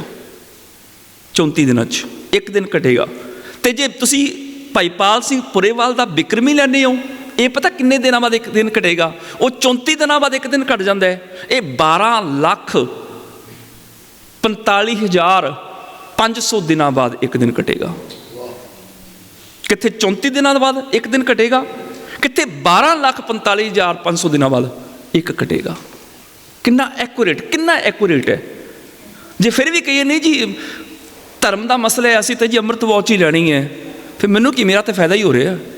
ਮੇਰਾ ਇਸ ਕਰਕੇ ਫਾਇਦਾ ਹੋ ਰਿਹਾ ਹੈ, ਜਿਨ੍ਹਾਂ ਨੇ ਪੁਰਾਣੀ ਡੇਟ ਨਾਲ ਗੁਰਪੁਰਬ ਮਨਾਉਣਾ ਮੈਂ ਉੱਥੇ ਵੀ ਕਥਾ ਕਰਨੀ ਹੈ, ਜਿਨ੍ਹਾਂ ਨੇ ਨਵੀਂ ਨਾਲ ਮਨਾਉਣਾ ਮੈਂ ਉੱਥੇ ਵੀ ਕਰਾਉਣੀ ਹੈ। ਮੈਂ ਤਾਂ ਦੋਨੋਂ ਪਾਸੇ, ਅੰਮ੍ਰਿਤ ਵਾਚ ਮੇਰੀ ਤਾਂ ਦੋਨੋਂ ਪਾਸੇ ਚੱਲ ਰਹੀ ਹੈ। ਮੈਂ ਅੰਮ੍ਰਿਤ ਵਾਚ ਵੀ ਵੇਚੀ ਜਾਵਾਂਗਾ, ਨਾਲ ਲਾਡੂ ਵੀ ਵੇਚੀ ਜਾਵਾਂਗਾ, ਮੈਂ ਤਾਂ ਦੋਨੋਂ ਪਾਸੇ। ਪਰ ਤੁਹਾਨੂੰ ਆਵਾਜ਼ ਉਠਾਉਣੀ ਪਏਗੀ, ਨਹੀਂ ਅਸੀਂ ਐਕੂਰੇਟ ਘੜੀ ਲੈਣੀ ਹੈ ਜਿਹੜੀ ਬਿਲਕੁਲ ਟਾਈਮ ਠੀਕ ਦੱਸੇ। ਮੈਂ ਇੱਕ ਛੋਟੀ ਜਿਹੀ ਐਗਜ਼ਾਮਪਲ ਦੇਣਾ। ਚਲੋ ਵੈਸੇ ਤਾਂ ਮਹੀਨੇ 12 ਨੇ, ਮੈਂ ਇੱਕ ਮਹੀਨੇ ਦੀ ਐਗਜ਼ਾਮਪਲ ਦੇ ਦਿੰਦਾ, ਸਿਰਫ ਸਾਵਣ ਦੀ, ਸਿਰਫ ਸਾਵਣ ਇਸੇ ਸਾਲ ਦੀ, ਜਿਹੜਾ 2023 'ਚ ਆ ਰਿਹਾ ਹੈ। ਇਸ ਸਾਲ 2 ਵਾਰੀ ਸਾਵਣ ਦਾ ਮਹੀਨਾ ਆਏਗਾ। ਇੱਕ ਵਾਰੀ 4 ਜੁਲਾਈ ਨੂੰ ਸ਼ੁਰੂ ਹੋਏਗਾ ਸਾਵਣ ਦਾ ਮਹੀਨਾ 3 ਅਗਸਤ ਤੱਕ। ਦੂਜੀ ਵਾਰ 4 ਅਗਸਤ ਤੋਂ ਸ਼ੁਰੂ ਹੋਏਗਾ। 2 ਵਾਰੀ ਹੋ ਗਏ। 2 ਵਾਰੀ ਸਾਵਣ ਦਾ ਮਹੀਨਾ ਇਸ ਵਾਰ ਆਉਣਾ ਇਸ ਸਾਲ ਵਿੱਚ 2023 ਸੰਨ 'ਚ।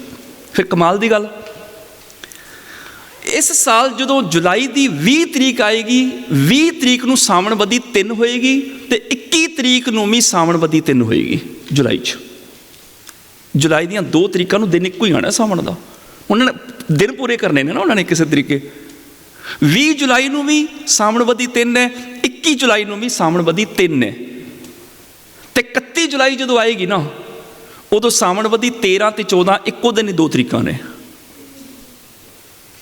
ਉਸ ਤੋਂ ਅੱਗੇ ਚੱਲੋ, ਫਿਰ ਜਦੋਂ ਆਏਗੀ ਨਾ 6 ਅਗਸਤ ਨੂੰ 5 ਬੱਦੀ ਸਾਵਣ ਵੀ ਹੋਏਗਾ ਤੇ ਸਾਵਣ ਬੱਦੀ 6 ਵੀ ਹੋਏਗਾ, ਇੱਕੋ ਦਿਨ 'ਚ 2 ਤਰੀਕਾਂ। ਉਸ ਤੋਂ ਬਾਅਦ ਜਦੋਂ ਆਏਗਾ ਨਾ 11 ਅਗਸਤ ਨੂੰ ਸਾਵਣ ਬੱਦੀ 11 ਹੋਏਗੀ, ਔਰ 11 ਅਗਸਤ ਤੋਂ ਬਾਅਦ 12 ਅਗਸਤ ਨੂੰ ਵੀ ਸਾਵਣ ਬੱਦੀ 11 ਹੋਏਗੀ, 2 ਦਿਨ 'ਚ 1 ਤਰੀਕ।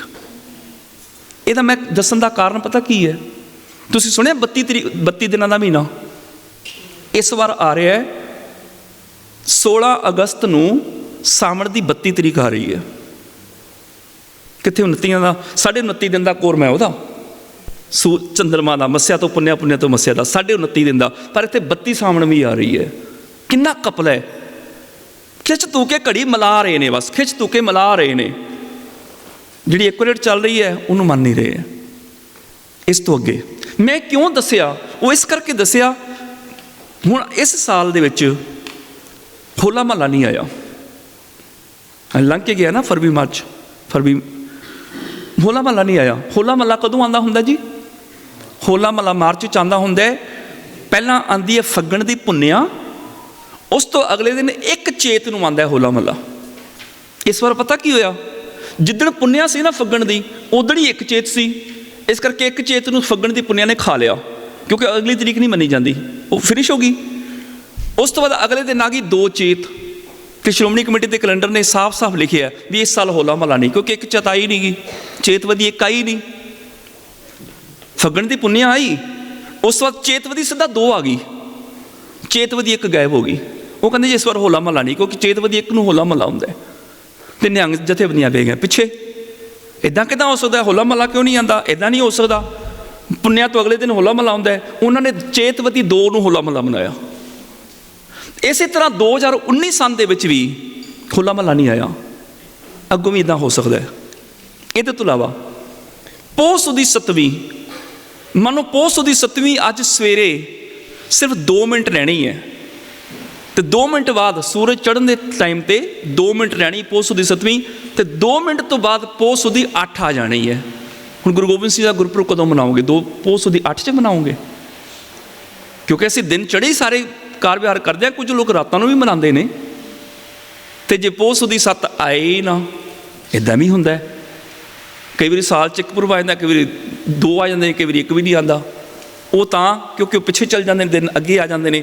ਪਰ ਹੋ ਸਕਦਾ ਹੈ ਚੇਤਵਦੀ 1 ਦੀ ਤਰ੍ਹਾਂ ਜੇ ਪੋਹ ਸੁਦੀ 7 ਗਾਇਬ ਹੋ ਗਿਆ, ਉਹਨਾਂ ਨੇ ਕਹਿਣਾ ਜੀ ਇਸ ਸਾਲ ਗੁਰੂ ਗੋਬਿੰਦ ਸਿੰਘ ਦਾ ਪੁਰਬ ਹੀ ਨਹੀਂ, ਫਿਰ ਕੀ ਕਰਾਂਗੇ?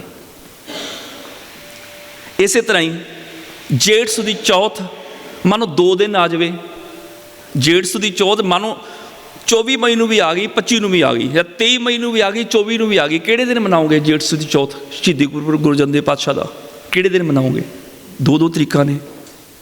ਕਨਫਿਊਜ਼ਨ ਹੈ ਨਾ, ਕਿਹੜੀ ਤਕੜੀ ਕਨਫਿਊਜ਼ਨ ਹੈ। ਔਰ ਚੱਲ ਰਹੀ ਇਹ, ਔਰ ਸਾਨੂੰ ਜਾਣ ਬੁੱਝ ਕੇ ਪਾਇਆ ਜਾ ਰਿਹਾ। ਕਿਉਂ ਪਾਇਆ ਜਾ ਰਿਹਾ? ਉਹਦੇ ਪਿੱਛੇ ਸਿਰਫ 2 ਕਾਰਨ ਨੇ, ਸਿਰਫ 2 ਕਾਰਨ। ਇੱਕ ਤੇ ਜਿਨ੍ਹਾਂ ਡੇਰਿਆਵਾਦਾਂ ਦੀਆਂ ਮੱਸਿਆ ਪੁੰਨਿਆ ਮਰਦੀਆਂ ਨੇ ਨਾ, ਹੁਣ ਇਹਦੇ ਦੁਕਾਨਾਂ ਬੰਦ ਹੁੰਦੀਆਂ ਨੇ, ਕਿਤੇ ਪੰਚਮੀ, ਕਿਤੇ ਦਸਵੀਂ, ਕਿਤੇ ਮੱਸਿਆ, ਕਿਤੇ ਪੁੰਨਿਆ। ਇੱਕ ਤਾਂ ਉਹ ਕਾਰਨ ਹੈ। ਦੂਜਾ ਕਾਰਨ ਰਾਜਨੀਤਿਕ ਹੈ। ਤੁਸੀਂ ਲੱਖ ਕਹੀ ਜਾਓ ਅਸੀਂ ਆਜ਼ਾਦ ਕੌਮ ਆ, ਅਸੀਂ ਆਜ਼ਾਦ ਕੌਮ ਆ, ਨਹੀਂ ਹੋ ਤੁਸੀਂ। ਦੂਜਾ ਰਾਜਨੀਤਿਕ ਕਾਰਨ ਹੈ। ਜਿੱਦਣ ਸਿੱਖ ਕੌਮ ਨੇ ਕਹਿ ਦਿੱਤਾ ਸਾਡਾ ਆਪਣਾ ਨਾਨਕਸ਼ਾਹੀ ਕੈਲੰਡਰ ਹੈ, ਸਾਡੀ ਜਿਹੜੀ ਘੜੀ ਬੜੀ ਬ੍ਰਾਂਡਡ ਹੈ, ਨਾਨਕਸ਼ਾਹੀ ਇੱਕੋ ਰੇਟ ਹੈ, 3300 ਸਾਲਾਂ ਬਾਅਦ ਜਾ ਕੇ ਇੱਕ ਦਿਨ ਦਾ ਫਰਕ ਪਏਗਾ। ਸਿਰਫ ਸਾਡਾ ਨਹੀਂ, ਪੂਰੀ ਦੁਨੀਆ ਦੇ ਕੈਲੰਡਰਾਂ ਦਾ ਫਰਕ ਪਏਗਾ। ਜਿਹੜਾ ਹੱਲ ਉਹ ਕੱਢਣਗੇ ਅਸੀਂ ਵੀ ਕੱਢ ਲਾਂਗੇ। 3300 ਸਾਲਾਂ ਬਾਅਦ, 12 ਲੱਖ ਸਾਲਾਂ ਬਾਅਦ ਜਦੋਂ ਉਹ ਫਰਕ ਪਏਗਾ ਅਸੀਂ ਵੀ ਪਾ ਲਾਂਗੇ। ਸਾਡੀ ਘੜੀ ਬ੍ਰਾਂਡਡ ਹੈ, ਇਸ ਟਾਈਮ ਇੱਕੋ ਰੇਟ ਹੈ, ਸਾਨੂੰ ਡੁਪਲੀਕੇਟ ਨਹੀਂ ਚਾਹੀਦੀ ਘੜੀ।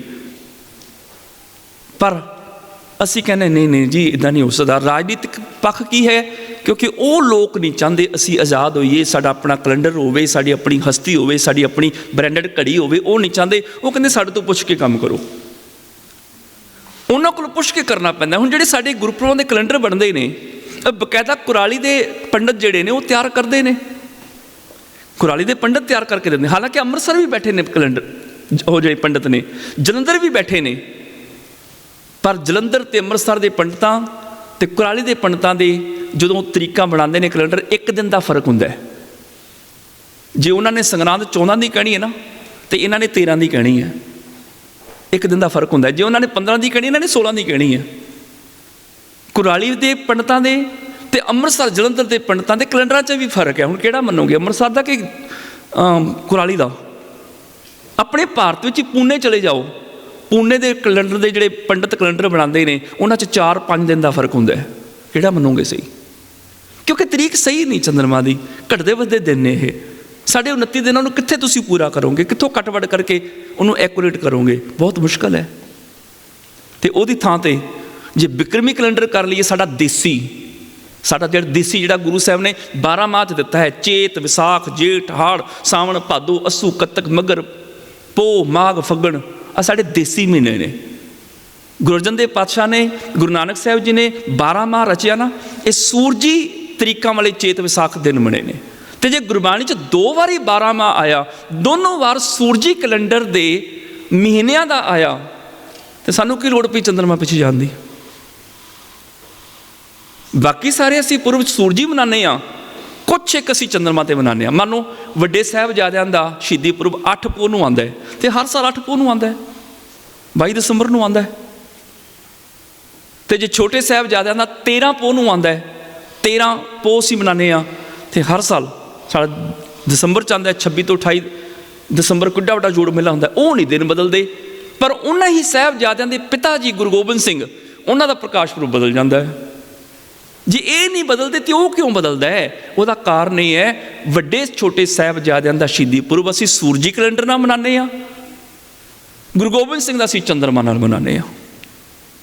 ਬਾਕੀ ਗੁਰੂਆਂ ਦੇ ਜਾਂ ਬਾਕੀ ਇਤਿਹਾਸਕ ਦਿਹਾੜੇ ਅਸੀਂ ਸੂਰਜੀ ਮਨਾਉਂਦੇ ਹਾਂ। ਕੁਝ ਇੱਕ ਗੁਰੂ ਸਾਹਿਬਾਨਾਂ ਦੇ, ਜਿਵੇਂ ਗੁਰੂ ਨਾਨਕ ਸਾਹਿਬ ਜੀ ਦਾ ਉਹ ਕੱਤਕ ਦੀ ਪੂਰਨਮਾਸ਼ੀ ਮਿੱਥਿਆ ਹੋਇਆ ਹੈ, ਜਾਂ ਗੁਰੂ ਅਰਜਨ ਦੇਵ ਪਾਤਸ਼ਾਹ ਦਾ ਜੇਠ ਸੁਦੀ ਚੌਥ ਮਿੱਥਿਆ ਹੋਇਆ ਹੈ, ਜਾਂ ਗੁਰੂ ਗੋਬਿੰਦ ਸਿੰਘ ਜੀ ਦਾ ਪੋਹ ਸੁਦੀ 7 ਮਿੱਥਿਆ ਹੋਇਆ ਹੈ। ਇਸ ਤੋਂ ਇਲਾਵਾ ਕੁਝ ਹੋਰ ਵੀ ਨੇ, ਜਿਵੇਂ ਹੋਲਾ ਮਹੱਲਾ ਹੋ ਗਿਆ, ਬੰਦੀ ਛੋੜ ਹੋ ਗਿਆ, ਕਿਉਂਕਿ ਇਹ ਸਾਰੇ ਵਧੀ ਸੁਦੀ ਦੇ ਤਰੀਕ ਨਾਲ ਆਉਣਗੇ, ਇਹ ਚੰਦਰਮਾ ਦੇ ਤਰੀਕਾਂ ਨਾਲ ਆਉਣਗੇ, ਬਦਲਣੇ ਨੇ ਹਰ ਸਾਲ।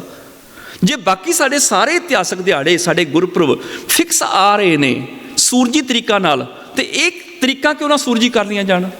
ਸਾਨੂੰ ਪਤਾ ਹੈ ਕਿ ਜਦੋਂ ਗੁਰੂ ਗੋਬਿੰਦ ਸਿੰਘ ਜੀ ਦਾ ਪ੍ਰਕਾਸ਼ ਹੋਇਆ ਸੀ, ਉਦੋਂ ਪੋਹ ਸੁਦੀ 7 ਚੰਦਰਮਾ ਦੀ ਤਰੀਕ ਹੋਏਗੀ। ਅਸੀਂ ਨਹੀਂ ਕਹਿੰਦੇ ਨਹੀਂ ਹੋਏਗੀ, ਪਰ ਉਦੋਂ 23 ਪੋਹ ਵੀ ਤੇ ਸੀ ਨਾ ਸੂਰਜੀ। 23 ਪੋਹ ਲੈ ਲਓ, ਤੇ 23 ਪੋਹ ਜਿਹੜੀ ਆ ਹਰ ਸਾਲ 5 ਜਨਵਰੀ ਨੂੰ ਆਏਗੀ, ਕਿਉਂਕਿ ਬਦਲੀ ਨਹੀਂ ਨਾ ਉਹ।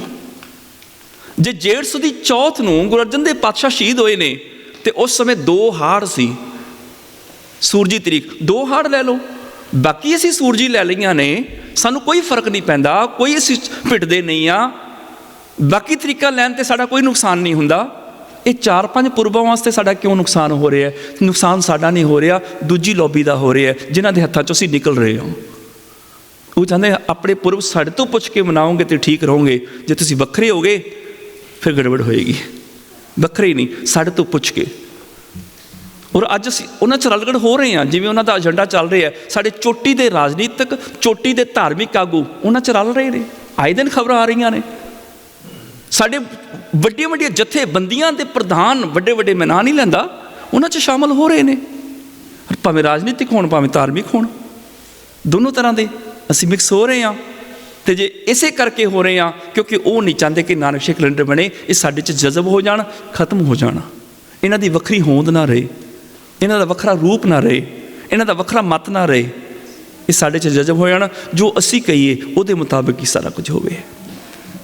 ਕਹਿਣ ਤੋਂ ਭਾਵ ਗੱਲ ਧਰਮ ਦੀ ਨਹੀਂ ਹੈ, ਇੱਥੇ ਗੱਲ ਸਿਰਫ ਕੈਲੰਡਰ ਦੀ ਹੈ, ਗੱਲ ਟਾਈਮ ਦੀ ਹੈ। ਜਿਹੜਾ ਕੈਲੰਡਰ ਸਾਨੂੰ ਸਹੀ ਟਾਈਮ ਦੱਸੇਗਾ ਅਸੀਂ ਉਹ ਮੰਨਾਂਗੇ। ਭਾਈ ਪਾਲ ਸਿੰਘ ਪੁਰੇਵਾਲ ਹੋਰਾਂ ਕੋਲੋਂ ਮੁਸਲਮਾਨਾਂ ਨੇ ਕੈਲੰਡਰ ਬਣਾਇਆ ਸੀ, ਮੁਸਲਮਾਨਾਂ ਨੇ ਬਣਵਾਇਆ ਸੀ।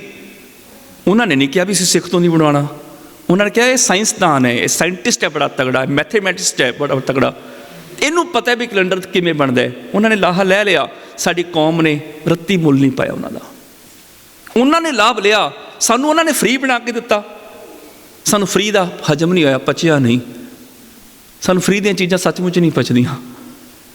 ਅਸੀਂ ਉਹਨਾਂ ਦੀ ਕਦਰ ਨਹੀਂ, ਫ੍ਰੀ ਦੀਆਂ ਚੀਜ਼ਾਂ ਦੀ ਕਦਰ ਨਹੀਂ ਪੈਂਦੀ ਹੁੰਦੀ।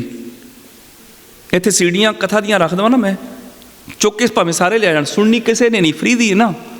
ਪਰ ਜੇ ਉਹੀ ਸੀੜੀ ਇੱਥੇ 5 ਪਾਉਂਡ ਦੀ ਕੋਈ ਲੈ ਕੇ ਜਾਏਗਾ ਨਾ, 20 ਵਾਰ ਸੁਣ ਕੇ ਘਸਾਏਗਾ ਵੀ ਪੈਸੇ ਖਰਚੇ ਹੁਣ ਪੂਰੇ ਕਰਨੇ ਨੇ। ਅਸੀਂ ਫ੍ਰੀ ਦੀ ਕਦਰ ਨਹੀਂ ਪਾਉਂਦੇ, ਭਾਵੇਂ ਕਿੰਨੀ ਕੀਮਤੀ ਚੀਜ਼ ਹੋਵੇ। ਉਹਨਾਂ ਨੇ ਲੱਖਾਂ ਦੇ ਕੇ ਭਾਈ ਪਾਲ ਸਿੰਘ ਪੁਰੇਵਾਲ ਤੋਂ ਕੈਲੰਡਰ ਬਣਾ ਰਿਹਾ, ਸਾਨੂੰ ਉਹਨਾਂ ਨੇ ਫ੍ਰੀ ਬਣਾ ਕੇ ਦੇ ਦਿੱਤਾ। ਸਾਨੂੰ ਹਜਮ ਨਹੀਂ ਆਇਆ ਕਿਉਂਕਿ ਅਸੀਂ ਅਨਪੜ੍ਹ ਸੀ, ਸਾਨੂੰ ਸਮਝ ਨਹੀਂ ਸੀ ਕੈਲੰਡਰ ਦੀ, ਸਾਇੰਸ ਦਾ ਪਤਾ ਨਹੀਂ ਸੀ ਸਾਨੂੰ ਇਹ ਚੀਜ਼ਾਂ ਹਜਮ ਨਹੀਂ ਆਈਆਂ। ਅਸੀਂ ਕਿਹਾ ਨਹੀਂ ਛੱਡ ਦਿਓ, ਅਸੀਂ ਉਹਨਾਂ ਨਾਲ ਹੀ ਚੱਲਣਾ ਜਿਹੜੇ ਚਲਾ ਰਹੇ ਨੇ ਸਾਨੂੰ। ਅਸੀਂ ਉਹਨਾਂ ਦੀ ਕਠਪੁਤਲੀ ਦੀ ਡੋਰ ਤੋਂ ਬਾਹਰ ਨਹੀਂ ਜਾਣਾ ਚਾਹੁੰਦੇ। ਔਰ ਇਹ ਜਿਹੜਾ ਅੱਜ ਦਾ ਸਾਡਾ ਪ੍ਰੋਗਰਾਮ ਹੈ, ਕਾਨਫਰੰਸ ਹੈ, ਇਹਦੇ ਵਿੱਚ ਤੁਹਾਨੂੰ ਅਵੇਅਰ ਕਰਨਾ ਹੈ ਕਿ ਇੱਥੇ ਧਰਮ ਦਾ ਕੋਈ ਮਸਲਾ ਨਹੀਂ ਹੈ, ਇੱਥੇ ਸਿਰਫ ਤਰੀਕਾਂ ਦੀ ਗੱਲ ਹੈ। ਅਸੀਂ ਬਾਕੀ ਗੁਰੂ ਸਾਹਿਬਾਨਾਂ ਦੇ ਸੂਰਜੀ ਕੈਲੰਡਰ ਨਾਲ ਮਨਾ ਲੈਂਦੇ ਹਾਂ, 2 4 5 7 ਚੰਦਰਮਾ ਨਾਲ ਕਿਉਂ ਫਸੇ ਹਾਂ? ਇਹਨਾਂ ਨੂੰ ਵੀ ਛੱਡ ਕੇ ਸੂਰਜੀ ਵਾਲੇ ਆ ਜਾਈਏ। ਮੈਂ ਨਹੀਂ ਕਹਿ ਰਿਹਾ ਇੰਗਲਿਸ਼ ਤਰੀਕਾਂ ਛੱਡ ਦਿਓ, ਮੈਂ ਕਹਿੰਦਾ ਦੇਸੀ ਤਰੀਕਾਂ, ਚੇਤ ਵਿਸਾਖ ਜੇਠ ਹਾੜ, ਜਿਹੜੀਆਂ ਸੂਰਜੀ ਨੇ। ਜਿਵੇਂ ਗਿਆਨੀ ਤਰਵਿੰਦਰ ਸਿੰਘ ਕਹਿ ਕੇ ਗਏ ਨੇ, ਚੰਦਰਮਾ ਦੀ ਤਾਂ ਰੋਸ਼ਨੀ ਹੁੰਦੀ ਨਹੀਂ, ਉਹਦੇ ਆਧਾਰ 'ਤੇ ਤੁਸੀਂ ਕੀ ਦਿਨ ਰਾਤ ਬਣਾਓਗੇ? ਦਿਨ ਰਾਤ ਬਣਦੇ ਨੇ ਸੂਰਜ ਨਾਲ, ਤੇ ਜੇ ਸੂਰਜ ਨਾਲ ਦਿਨ ਤੇ ਰਾਤ ਬਣਦੇ ਨੇ ਤੇ ਦਿਨ ਰਾਤ ਦੀ ਗਿਣਤੀ ਵੀ ਸੂਰਜ ਦੇ ਆਧਾਰ 'ਤੇ ਹੋਏਗੀ ਨਾ। ਸੂਰਜ ਏਕੋ ਰੁੱਤ ਅਨੇਕ, ਨਾਨਕ ਕਰਤੇ ਕੇ ਕਿਤੇ ਵਿਸ। ਜਿਹੜੀ ਤੁਕ ਗੁਰਬਾਣੀ ਦੀ ਹੈ ਨਾ, ਰੱਥ ਫਿਰੈ ਛਾਇਆ ਧਨ ਤਾਕੈ ਟੀਂਡ ਲਵੈ ਮੰਝ ਬਾਰੈ, ਇਸ ਆਧਾਰ ਦੇ ਉੱਪਰ ਨਾਨਕਸ਼ਾਹੀ ਕੈਲੰਡਰ ਬਣਾਇਆ, ਇਸ ਬੇਸ ਦੇ ਉੱਪਰ। ਮੈਂ ਕੈਨੇਡਾ ਸਾਂ, ਐਡਮਿੰਟਨ, ਮੈਂ ਛੋਟੀ ਜਿਹੀ ਗੱਲ ਕਹਿ ਕੇ ਸਮਾਪਤੀ ਕਰ ਦੇਣੀ ਹੈ। ਕੈਨੇਡਾ ਐਡਮਿੰਟਨ ਸਾਂ ਤੇ ਭਾਈ ਪਾਲ ਸਿੰਘ ਪੁਰੇਵਾਲ ਹੋਰੀ ਮੇਰੇ ਕੋਲ ਆਉਂਦੇ ਰਹੇ ਨੇ ਗੁਰਦੁਆਰਾ ਸਾਹਿਬ। ਮੈਂ 2 ਵਾਰ ਐਡਮਿੰਟਨ ਗਿਆ 3-3 ਮਹੀਨੇ ਵਾਸਤੇ, ਤੇ ਮੇਰੇ ਕੋਲ ਆਉਂਦੇ ਹੀ ਰਹੇ ਨੇ। ਫਿਰ ਮੈਂ ਉਹਨਾਂ ਨੂੰ ਰਿਕੁਐਸਟ ਕੀਤੀ ਸੀ, ਮੈਂ ਕਿਹਾ ਮੈਨੂੰ ਕੈਲੰਡਰ ਦੀ ਸਾਇੰਸ ਸਿਖਾਓ। ਕਹਿੰਦੇ ਕਿ ਉਹਦੇ ਟਾਈਮ ਬੜਾ ਚਾਹੀਦਾ। ਮੈਂ ਕਿਹਾ ਟਾਈਮ ਸਾਰਾ, ਸਵੇਰੇ ਸ਼ਾਮ ਕਥਾ ਕਰਨੀ ਹੈ, ਸਾਰਾ ਦਿਨ ਫਰੀ ਹਾਂ।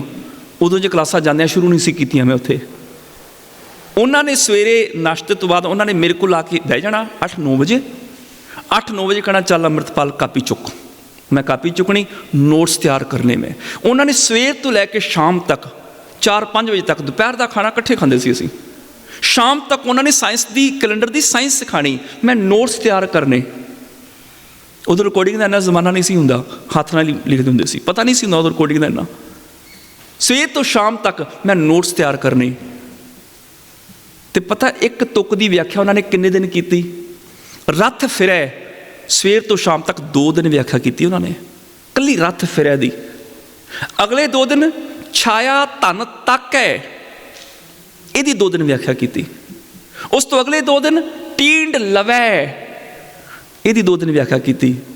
ਫਿਰ ਅਗਲੇ 1 ਦਿਨ ਮੰਝ ਬਾਰੇ ਦੇ ਉੱਪਰ ਸਮਾਪਤੀ ਕੀਤੀ, ਕਿਉਂਕਿ ਮੰਝ ਦਾ ਇਲਾਕਾ, ਬਾਹਰ ਦਾ ਇਲਾਕਾ ਸਾਡਾ ਪੰਜਾਬ ਦਾ ਜਿਹੜਾ ਹੈ, ਸਾਡੇ ਪੰਜਾਬ ਦੇ ਬੇਸ ਦੇ ਉੱਪਰ ਕੈਲੰਡਰ ਬਣੇ ਹੈ, ਸਾਡੇ ਪੰਜਾਬ ਦੇ ਮੌਸਮ 'ਤੇ ਬਣੇ ਹੈ। ਸਾਡੇ ਪੰਜਾਬ ਦੀ ਬਸੰਤ ਜਿਹੜੀ ਹੈ ਨਾ, ਉਹ ਚੇਤ ਵਿਸਾਖ ਹੈ। ਭਾਰਤ ਦੀ ਹੋਏਗੀ ਮੱਘਰ ਤੇ ਫੱਗਣ, ਮਾਘ ਤੇ ਫੱਗਣ, ਸਾਡੀ ਮਾਘ ਫੱਗਣ ਨਹੀਂ ਹੈ, ਸਾਡੀ ਚੇਤ ਬਸੰਤ ਹੈ। ਪਰ ਬਦਕਿਸਮਤੀ ਸਾਡੇ ਧੁਰੇ ਤੋਂ ਲੈ ਕੇ ਸਾਡੇ ਲੋਕਲ ਗੁਰਦੁਆਰੇ ਤੱਕ ਮਾਘ ਤੇ ਫੱਗਣ ਦੇ ਮਹੀਨੇ 'ਚ ਬਸੰਤ ਰੁੱਤ ਮਨਾਈ ਜਾਂਦੀ ਹੈ।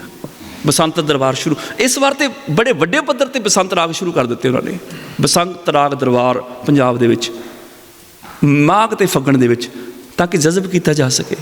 ਬਕਾਇਦਾ ਦਿੱਲੀ ਦੇ ਸਿੱਖ ਸਕੂਲਾਂ ਦੇ ਵਿੱਚ ਸਰਸਵਤੀ ਦੇਵੀ ਦੀ ਵੱਡੀ ਸਾਰੀ ਮੂਰਤੀ ਲਗਾ ਕੇ ਗੁਰਸਿੱਖ ਬੱਚੇ, ਕੇਸਾ ਧਾਰੀ, ਪਗੜੀ ਧਾਰੀ, ਉਹਨਾਂ ਸਿੱਖ ਬੱਚਿਆਂ ਤੋਂ ਥਾਲ ਦੇ ਵਿੱਚ ਦੀਵੇ ਜਗਵਾ ਕੇ ਬਕਾਇਦਾ ਸਰਸਵਤੀ ਦੀ ਮੂਰਤੀ ਦੀ ਪੂਜਾ ਕਰਾਈ ਗਈ, ਕਿਉਂਕਿ ਬਸੰਤ ਦੀ ਦੇਵੀ ਹੈ ਨਾ ਉਹ। ਤੇ ਮਾਘ ਤੇ ਫੱਗਣ ਨੂੰ ਸਪੋਰਟ ਤਾਂ ਕਰ ਰਹੇ ਨੇ ਕਿਉਂਕਿ ਉਹਨਾਂ ਦੀ ਸਰਸਵਤੀ ਦੇਵੀ ਮਾਘ ਤੇ ਫੱਗਣ ਨੂੰ ਮੰਨਦੀ ਹੈ। ਸਾਡੀ ਗੁਰਬਾਣੀ ਚੇਤ ਤੇ ਵਿਸਾਖ ਨੂੰ ਮੰਨਦੀ ਹੈ। ਗੁਰੂ ਨਾਨਕ ਸਾਹਿਬ ਜੀ ਦੀ ਬਾਣੀ ਪੜ੍ਹ ਲਓ, ਚੇਤ ਬਸੰਤ ਭਲਾ ਭਵਰ ਸੁਹਾਵੜੇ, ਚੇਤ ਬਸੰਤ, ਚੇਤ ਤੋਂ ਸਾਡਾ ਬਸੰਤ ਸ਼ੁਰੂ ਹੈ। ਗੁਰੂ ਰਾਮਦਾਸ ਪਾਤਸ਼ਾਹ ਜੀ ਦੀ ਬਾਣੀ ਪੜ੍ਹ ਲਓ, ਚੜ੍ਹ ਚੇਤ ਬਸੰਤ ਮੇਰੇ ਪਿਆਰੇ ਭਲੀ ਰੁੱਤੇ, ਉੱਥੇ ਵੀ ਚੇਤ ਤੋਂ ਬਸੰਤ ਹੈ। ਗੁਰੂ ਅਰਜਨ ਦੇਵ ਪਾਤਸ਼ਾਹ ਦੀ ਬਾਣੀ ਪੜ੍ਹ ਲਓ, ਰੁੱਤ ਸਰਸ ਬਸੰਤ ਮਹਾ ਚੇਤ ਵੈਸਾਖ ਸੁਖ ਮਾਸ ਜੀਓ, ਉੱਥੇ ਵੀ ਚੇਤ ਵਿਸਾਖ ਹੈ। ਜੇ ਸਾਡੇ ਗੁਰੂ ਨਾਨਕ ਸਾਹਿਬ, ਗੁਰੂ ਰਾਮਦਾਸ ਸਾਹਿਬ, ਗੁਰੂ ਅਰਜਨ ਦੇਵ ਪਾਤਸ਼ਾਹ ਸਾਡੇ ਪੰਜਾਬ ਦੀ ਮੌਸਮ ਦੀ ਰੁੱਤ ਨੂੰ ਚੇਤ ਤੇ ਵਿਸਾਖ ਕਹਿ ਰਹੇ ਨੇ, ਤੇ ਅਸੀਂ ਮਾਘ ਤੇ ਫੱਗਣ ਕਿਉਂ ਮਨਾ ਰਹੇ ਹਾਂ? ਸਾਡੇ ਧੁਰੇ ਤੋਂ ਮੇਨ ਜਿਹੜਾ ਸਾਡਾ ਜਿੱਥੋਂ ਲਾਈਵ ਘਰ ਘਰ ਪਹੁੰਚਦਾ ਉੱਥੇ ਮਾਘ ਤੇ ਫੱਗਣ ਨੂੰ ਮਨਾ ਰਹੇ ਨੇ। ਬਸੰਤ ਰਾਗ ਸ਼ੁਰੂ ਕਰ ਦਿੰਦੇ ਨੇ, ਜਿੱਦਣ ਸ਼ੁਰੂ ਹੋਣਾ 1 ਚੇਤ ਨੂੰ ਬਸੰਤ, ਉਦੋਂ ਸਮਾਪਤੀ ਕਰ ਦਿੰਦੇ ਨੇ। ਉਹਨਾਂ ਨਾਲ ਮਿਲ ਕੇ ਚੱਲਣਾ ਹੈ ਨਾ, ਜਿਨ੍ਹਾਂ ਦੇ ਦੇਸ਼ 'ਚ ਰਹਿੰਦੇ ਆ, ਮਿਲ ਕੇ ਚੱਲਣਾ ਹੈ ਨਾ, ਫਿਰ ਹੋਏਗਾ ਹੀ ਇੱਦਾਂ। ਜਿੰਨਾ ਚਿਰ ਤੁਸੀਂ ਆਪ ਬਾਣੀ ਨਹੀਂ ਨਾ ਪੜ੍ਹੋਗੇ, ਆਪ ਨਹੀਂ ਵਿਚਾਰੋਗੇ, ਉਹਨਾਂ ਚਿਰ ਕੋਈ ਤੁਹਾਨੂੰ ਅਵੇਅਰ ਨਹੀਂ ਕਰ ਸਕਦਾ।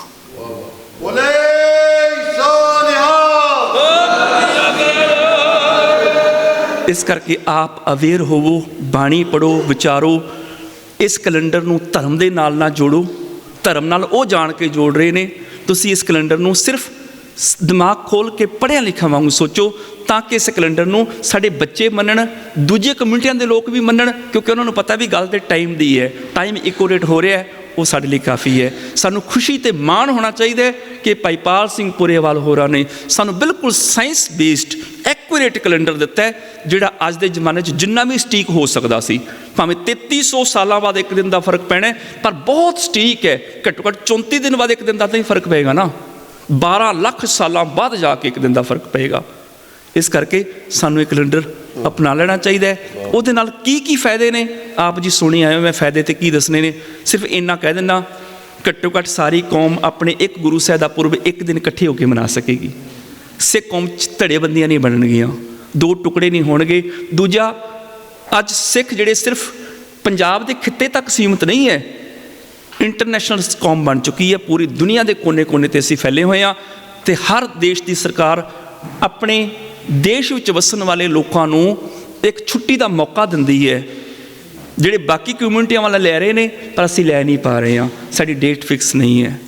ਤੀਜਾ, ਸਕੂਲਾਂ ਦੇ ਵਿੱਚ ਬਕਾਇਦਾ ਬੱਚਿਆਂ ਦੀਆਂ ਛੁੱਟੀਆਂ ਹੁੰਦੀਆਂ ਨੇ, ਉਹਨਾਂ ਦੇ ਪੁਰਬਾਂ ਦੇ ਨਾਲ ਸੰਬੰਧਿਤ 1.5 ਸਾਲ 2 ਸਾਲ ਪਹਿਲਾਂ ਕੈਲੰਡਰ ਤਿਆਰ ਹੋ ਜਾਂਦੇ ਨੇ।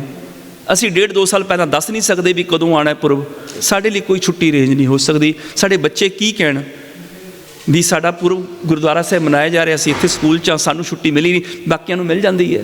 ਅਤੇ ਜਿਸ ਦਿਨ ਸਰਕਾਰੀ ਛੁੱਟੀ ਅਨਾਊਂਸ ਹੋ ਜਾਏਗੀ, ਉਸ ਦਿਨ ਇਕੱਲੇ ਲੰਡਨ ਦੇ ਵਿੱਚ 300 ਕਮਿਊਨਿਟੀਆਂ ਨੇ। ਉਹ 300 ਕਮਿਊਨਿਟੀਆਂ ਜਦੋਂ ਸਰਚ ਕਰਨਗੀਆਂ ਨਾ ਅੱਜ ਛੁੱਟੀ ਕਾਹਦੀ ਹੈ, ਗੁਰੂ ਗੋਬਿੰਦ ਸਿੰਘ ਦਾ ਪ੍ਰਕਾਸ਼ ਪੁਰਬ ਹੈ, 42 ਸਾਲਾਂ ਦਾ ਜੀਵਨ, ਐਡਾ ਤਕੜਾ ਇਤਿਹਾਸ, ਇੰਨਾ ਸੰਘਰਸ਼ ਔਰ ਇੰਨਾ ਤਿਆਗ, ਇੰਨਾ ਆਪਣੇ ਆਪ ਨੂੰ ਸਮਰਪਿਤ ਕੀਤਾ ਹੋਇਆ। ਜਦੋਂ ਲੋਕ ਪੜ੍ਹਨਗੇ ਸਾਡੀ ਕੌਮ ਦਾ ਹੀ ਪ੍ਰਚਾਰ ਹੋਏਗਾ। ਬਹੁਤ ਸਾਰੀਆਂ ਗੱਲਾਂ ਨੇ, ਮੈਂ ਬਿਲਕੁਲ ਆਪਣੇ ਵੱਲੋਂ ਸੰਖੇਪ 'ਚ ਕਿਹਾ, ਪਰ ਮੈਨੂੰ ਪਤਾ ਹੈ ਮੈਂ ਆਪ ਦਾ ਸਮਾਂ ਬਹੁਤ ਜ਼ਿਆਦਾ ਲੈ ਗਿਆ, ਮਾਫੀ ਚਾਹੁੰਦਾ। ਪਰ ਅੱਜ ਲੋੜ ਹੈ ਸਾਨੂੰ ਅਵੇਅਰ ਹੋਣ ਦੀ, ਤਾਂ ਕਿ ਅਵੇਅਰ ਹੋ ਕੇ ਅਸੀਂ ਨਾਨਕਸ਼ਾਹੀ ਕੈਲੰਡਰ, ਜਿਵੇਂ ਫਿਕਸ ਡੇਟ ਗੁਰਪੁਰਬ ਸਭਾ ਹੈ, ਉਹਨਾਂ ਦਾ ਤਾਂ ਇਹੀ ਕਹਿਣਾ ਵੀ ਤਰੀਕਾ ਇੱਕ ਕਰ ਲਓ, ਜਿਹੜੀਆਂ ਮਰਜ਼ੀ ਕਰ ਲਓ, ਭਾਵੇਂ ਉਹ ਕਰ ਲਓ ਭਾਵੇਂ ਇਹ ਕਰ ਲਓ, ਘੱਟੋ ਘੱਟ ਕੌਮ ਤੇ ਇੱਕ ਹੋਵੇ। ਪਰਸਨਲ ਤੌਰ 'ਤੇ ਮੈਂ ਨਾਨਕਸ਼ਾਹੀ ਕੈਲੰਡਰ ਦੇ ਬਿਲਕੁਲ ਹੱਕ ਦੇ ਵਿੱਚ ਹਾਂ। ਫਿਕਸ ਡੇਟਸ ਗੁਰਪੁਰਬ ਸਭਾ ਜਿਹੜੀ ਹੈਗੀ ਹੈ, ਉਹਨਾਂ ਦੇ ਮੁਤਾਬਕ ਤਰੀਕਾਂ ਇੱਕ ਹੋ ਜਾਣੀਆਂ ਚਾਹੀਦੀਆਂ ਨੇ ਔਰ ਜ਼ਰੂਰੀ ਨੇ। ਹੋਈਆਂ ਭੁੱਲਾਂ ਖਿਮਾ ਕਰਨੀਆਂ ਜੀ, ਮਿਲ ਕੇ ਫਤਿਹ ਬੁਲਾਓ। ਵਾਹਿਗੁਰੂ ਜੀ ਕਾ ਖਾਲਸਾ, ਵਾਹਿਗੁਰੂ ਜੀ ਕੀ ਫਤਿਹ। ਇਹ ਸਨ ਗਿਆਨੀ ਅੰਮ੍ਰਿਤਪਾਲ ਸਿੰਘ ਜੀ, ਜਿਨ੍ਹਾਂ ਨੂੰ ਇੰਟਰੋਡਕਸ਼ਨ ਦੀ ਕੋਈ ਜ਼ਰੂਰਤ ਹੀ ਨਹੀਂ ਸੀ ਰੀਲੀ, ਅਤੇ ਦਾਸ ਦੇ ਵੀ ਝੋਲੀ ਵਿੱਚ ਬਹੁਤ ਹੀ ਗਿਆਨ ਪੈਂਦਾ ਹੈ ਜਦੋਂ ਵੀ ਇਹਨਾਂ ਦੇ ਦਰਸ਼ਨ ਹੁੰਦੇ ਹਨ। ਦਾਸ ਸਮੂਹ ਸੰਗਤ ਵੱਲੋਂ ਇਹਨਾਂ ਦਾ ਬਹੁਤ ਬਹੁਤ ਧੰਨਵਾਦ ਕਰਦਾ ਹੈ। ਹੁਣ ਆਪਣੇ ਪਾਸ ਬੈਠੇ ਹਨ ਨੌਜਵਾਨ ਅਮਨਵੀਰ ਸਿੰਘ, ਜੋ ਕਿ ਆਪਣੇ ਵਿਚਾਰ ਚੰਦ ਹੀ ਮਿੰਟਾਂ ਵਾਸਤੇ ਆਪਣੇ ਨਾਲ ਸਾਂਝੇ ਕਰਨਗੇ। ਅਮਨਵੀਰ ਸਿੰਘ। ਵਾਹਿਗੁਰੂ ਜੀ ਕਾ ਖਾਲਸਾ, ਵਾਹਿਗੁਰੂ ਜੀ ਕੀ ਫਤਿਹ।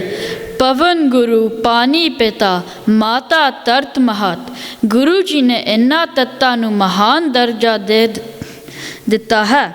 ਅੱਜ ਕੱਲ੍ਹ ਇਸ ਵਿਚਾਰਧਾਰਾ ਨਾਲ ਸਹਿਮਤ ਕਾਨੂੰਨ ਬਣਾਏ ਜਾ ਰਹੇ ਹੈ। ਦੁਨੀਆ ਦੇ ਸਾਇੰਟਿਸਟ ਜੋ ਅੱਜ ਕੱਲ੍ਹ ਖੋਜ ਰਹੇ ਹਨ, ਗੁਰੂ ਸਾਹਿਬਾਂ ਨੇ 550 ਸਾਲ ਪਹਿਲਾਂ ਗੁਰਬਾਣੀ ਵਿੱਚ ਦਰਜ ਕਰ ਦਿੱਤੇ ਸੀ। ਪਰ ਅਫਸੋਸ ਨਾਲ ਕਹਿਣਾ ਪੈ ਰਿਹਾ ਹੈ ਕਿ ਅੱਜ ਅਸੀਂ ਆਪਣੇ ਗੁਰੂਆਂ ਦੇ ਪ੍ਰਕਾਸ਼ ਪੁਰਬ ਦੀਆਂ ਤਰੀਕਾਂ ਉੱਤੇ ਬਹਿਸ ਕਰ ਰਹੇ ਹਾਂ। ਸਿੱਖਾਂ ਦੀ ਦਸ਼ਾ ਹਾਸੋਹੀਣੀ ਬਣੀ ਹੋਈ ਹੈ। ਸਾਡੀ ਏਕਤਾ ਨੂੰ ਖਤਮ ਕੀਤਾ ਜਾ ਰਿਹਾ ਹੈ। ਸਾਨੂੰ ਸਿੱਧੀ ਸਿੰਪਲ ਗੱਲ ਸਮਝ ਵਿੱਚ ਨਹੀਂ ਆ ਰਹੀ ਕਿ ਜੇ ਅਸੀਂ ਆਪਣੇ ਜਨਮ ਦਿਨ ਇੱਕ ਫਿਕਸ ਤਰੀਕ 'ਤੇ ਮਨਾਉਂਦੇ, ਅਸੀਂ ਆਪਣੇ ਇਤਿਹਾਸਕ ਦਿਹਾੜੇ ਅਤੇ ਪ੍ਰਕਾਸ਼ ਪੁਰਬ ਇੱਕ ਫਿਕਸ ਤਰੀਕ 'ਤੇ ਕਿਉਂ ਨਹੀਂ ਮਨਾ ਸਕਦੇ। ਮੇਰੇ ਦੋਸਤ ਜੋ ਗੁਰਸਿੱਖ ਹਨ, ਮੇਰੀ ਉਹਨਾਂ ਨਾਲ ਵੀ ਬਹਿਸ ਚੱਲਦੀ ਹੈ, ਕਿਉਂਕਿ ਉਹ ਗੁਰਪੁਰਬ ਦੀ ਵੱਖਰੀ ਤਰੀਕ ਨਾਲ ਚੱਲਦੇ ਹਨ ਅਤੇ ਮੈਂ ਵੱਖਰੀ ਨਾਲ। ਜਦੋਂ ਅਸੀਂ ਸਿੱਖ ਬੱਚੇ ਆਪਸ ਵਿੱਚ ਰਲ ਕੇ ਇੱਕ ਤਰੀਕ 'ਤੇ ਨਹੀਂ ਮਨਾ ਸਕਦੇ, ਅਸੀਂ ਦੂਸਰਿਆਂ ਧਰਮਾਂ ਨੂੰ ਆਪਣੇ ਸਿੱਖੀ ਬਾਰੇ ਕੀ ਗਿਆਨ ਦੇ ਸਕਦੇ। ਅਸੀਂ ਸਾਰੇ ਇਕੱਠੇ ਬੈਠ ਕੇ ਜਿਹੜਾ ਗੁਰੂ ਪਾਤਸ਼ਾਹ ਨੇ ਬਖਸ਼ਿਸ਼ ਕੀਤੀ ਸੀ, ਹੋਏ 71 ਮਿਲੋ ਮੇਰੇ ਭਾਈ ਵਾਲੀ ਨੀਤੀ ਤੋਂ ਦੂਰ ਹੋ ਗਏ ਹਾਂ। ਸਾਨੂੰ ਆਉਣ ਵਾਲੇ ਸਮੇਂ ਲਈ ਗੁਰਪੁਰਬਾਂ ਦੀ ਇੱਕ ਫਿਕਸ ਤਰੀਕ ਦੀ ਬਹੁਤ ਲੋੜ ਹੈ। ਬਹੁਤ ਬਹੁਤ ਧੰਨਵਾਦ ਜਿਨ੍ਹਾਂ ਨੇ ਇਸ ਗੰਭੀਰ ਮਸਲਿਆਂ ਦਾ ਹੱਲ ਕੱਢਿਆ ਹੈ। ਮੈਂ ਆਪਣੇ ਭਵਿੱਖ ਲਈ ਇੱਥੋਂ ਦੀਆਂ ਸਾਰੀਆਂ ਸੰਗਤਾਂ, ਸੰਸਥਾਵਾਂ, ਵਿਦਵਾਨਾਂ ਅਤੇ ਗੁਰਦੁਆਰਿਆਂ ਦੇ ਪ੍ਰਬੰਧਕਾਂ ਕੋਲੋਂ ਉਮੀਦ ਰੱਖਦਾ ਹਾਂ ਕਿ ਉਹ ਇਸ ਮਸਲੇ ਦਾ ਹੱਲ ਕਰਨਗੇ। ਵਾਹਿਗੁਰੂ ਜੀ ਕਾ ਖਾਲਸਾ, ਵਾਹਿਗੁਰੂ ਜੀ ਕੀ ਫਤਿਹ। ਹਾਂਜੀ, ਇਹ ਸਨ ਪਚੰਗੀ ਅਮਨਵੀਰ ਸਿੰਘ ਜੀ, ਇਹਨਾਂ ਦਾ ਬਹੁਤ ਬਹੁਤ ਧੰਨਵਾਦ। ਹੁਣ ਆਪਣੇ ਪਾਸ ਬੈਠੇ ਹਨ ਪੰਥਕ ਆਗੂ ਜੋ ਕਿ ਇਟਲੀ ਤੋਂ ਪਹੁੰਚ ਚੁੱਕੇ ਹਨ, ਮਨਜੀਤ ਸਿੰਘ ਜੀ ਅਤੇ ਬਲਰਾਜ ਸਿੰਘ ਜੀ, ਜੋ ਕਿ ਆਪਣੇ ਨਾਲ ਆਪਣੇ ਵਿਚਾਰ ਸਾਂਝੇ ਕਰਨਗੇ। ਇਹ ਸੰਬੰਧ ਰੱਖਦੇ ਹਨ ਗੁਰੂ ਹਰਗੋਬਿੰਦ ਸੇਵਾ ਸੁਸਾਇਟੀ ਰੋਮ, ਅਤੇ ਇਟਲੀ ਤੋਂ ਮੇਰੇ ਖਿਆਲ ਅੱਜ ਹੀ ਆਏ ਹਨ, ਅਤੇ ਅਸੀਂ ਇਹਨਾਂ ਨੂੰ ਬਹੁਤ ਹੀ ਜੀ ਆਇਆਂ ਕਹਿੰਦੇ ਹਾਂ। ਸਭ ਤੋਂ ਪਹਿਲਾਂ ਫਤਿਹ ਦੀ ਸਾਂਝ ਪਾਈਏ। ਵਾਹਿਗੁਰੂ ਜੀ ਕਾ ਖਾਲਸਾ, ਵਾਹਿਗੁਰੂ ਜੀ ਕੀ ਫਤਿਹ। ਅਸਲ ਵਿੱਚ ਵੀਰ ਜੀ ਨੇ ਹੁਕਮ ਕੀਤਾ ਮਾਈਕ 'ਤੇ ਆਉਣ 'ਤੇ, ਪਰ ਮਾਈਕ ਨਾਲੋਂ ਜ਼ਿਆਦਾ ਅਸੀਂ ਉੱਥੇ ਹੇਠਾਂ ਬੈਠ ਕੇ ਸੁਣਨ ਵਾਲਿਆਂ ਦੀ ਕੈਟਾਗਰੀ ਵਿੱਚੋਂ ਜ਼ਿਆਦਾ ਆ। ਸੋ ਸਾਡੇ ਵੀ ਕੁਝ ਸਵਾਲ ਸੀ, ਕਿਉਂਕਿ ਸਭ ਤੋਂ ਪਹਿਲਾਂ ਤਾਂ ਬਹੁਤ ਬਹੁਤ ਧੰਨਵਾਦ ਜਿਨ੍ਹਾਂ ਵੀਰਾਂ ਨੇ ਇਹ ਉਦਮ ਕੀਤਾ ਅਤੇ ਇਹ ਕਾਨਫਰੰਸ ਰੱਖੀ, ਜਿਹਦੇ ਉੱਤੇ ਇਹੋ ਜਿਹੇ ਮਸਲੇ ਵਿਚਾਰੇ ਜਾਣਗੇ।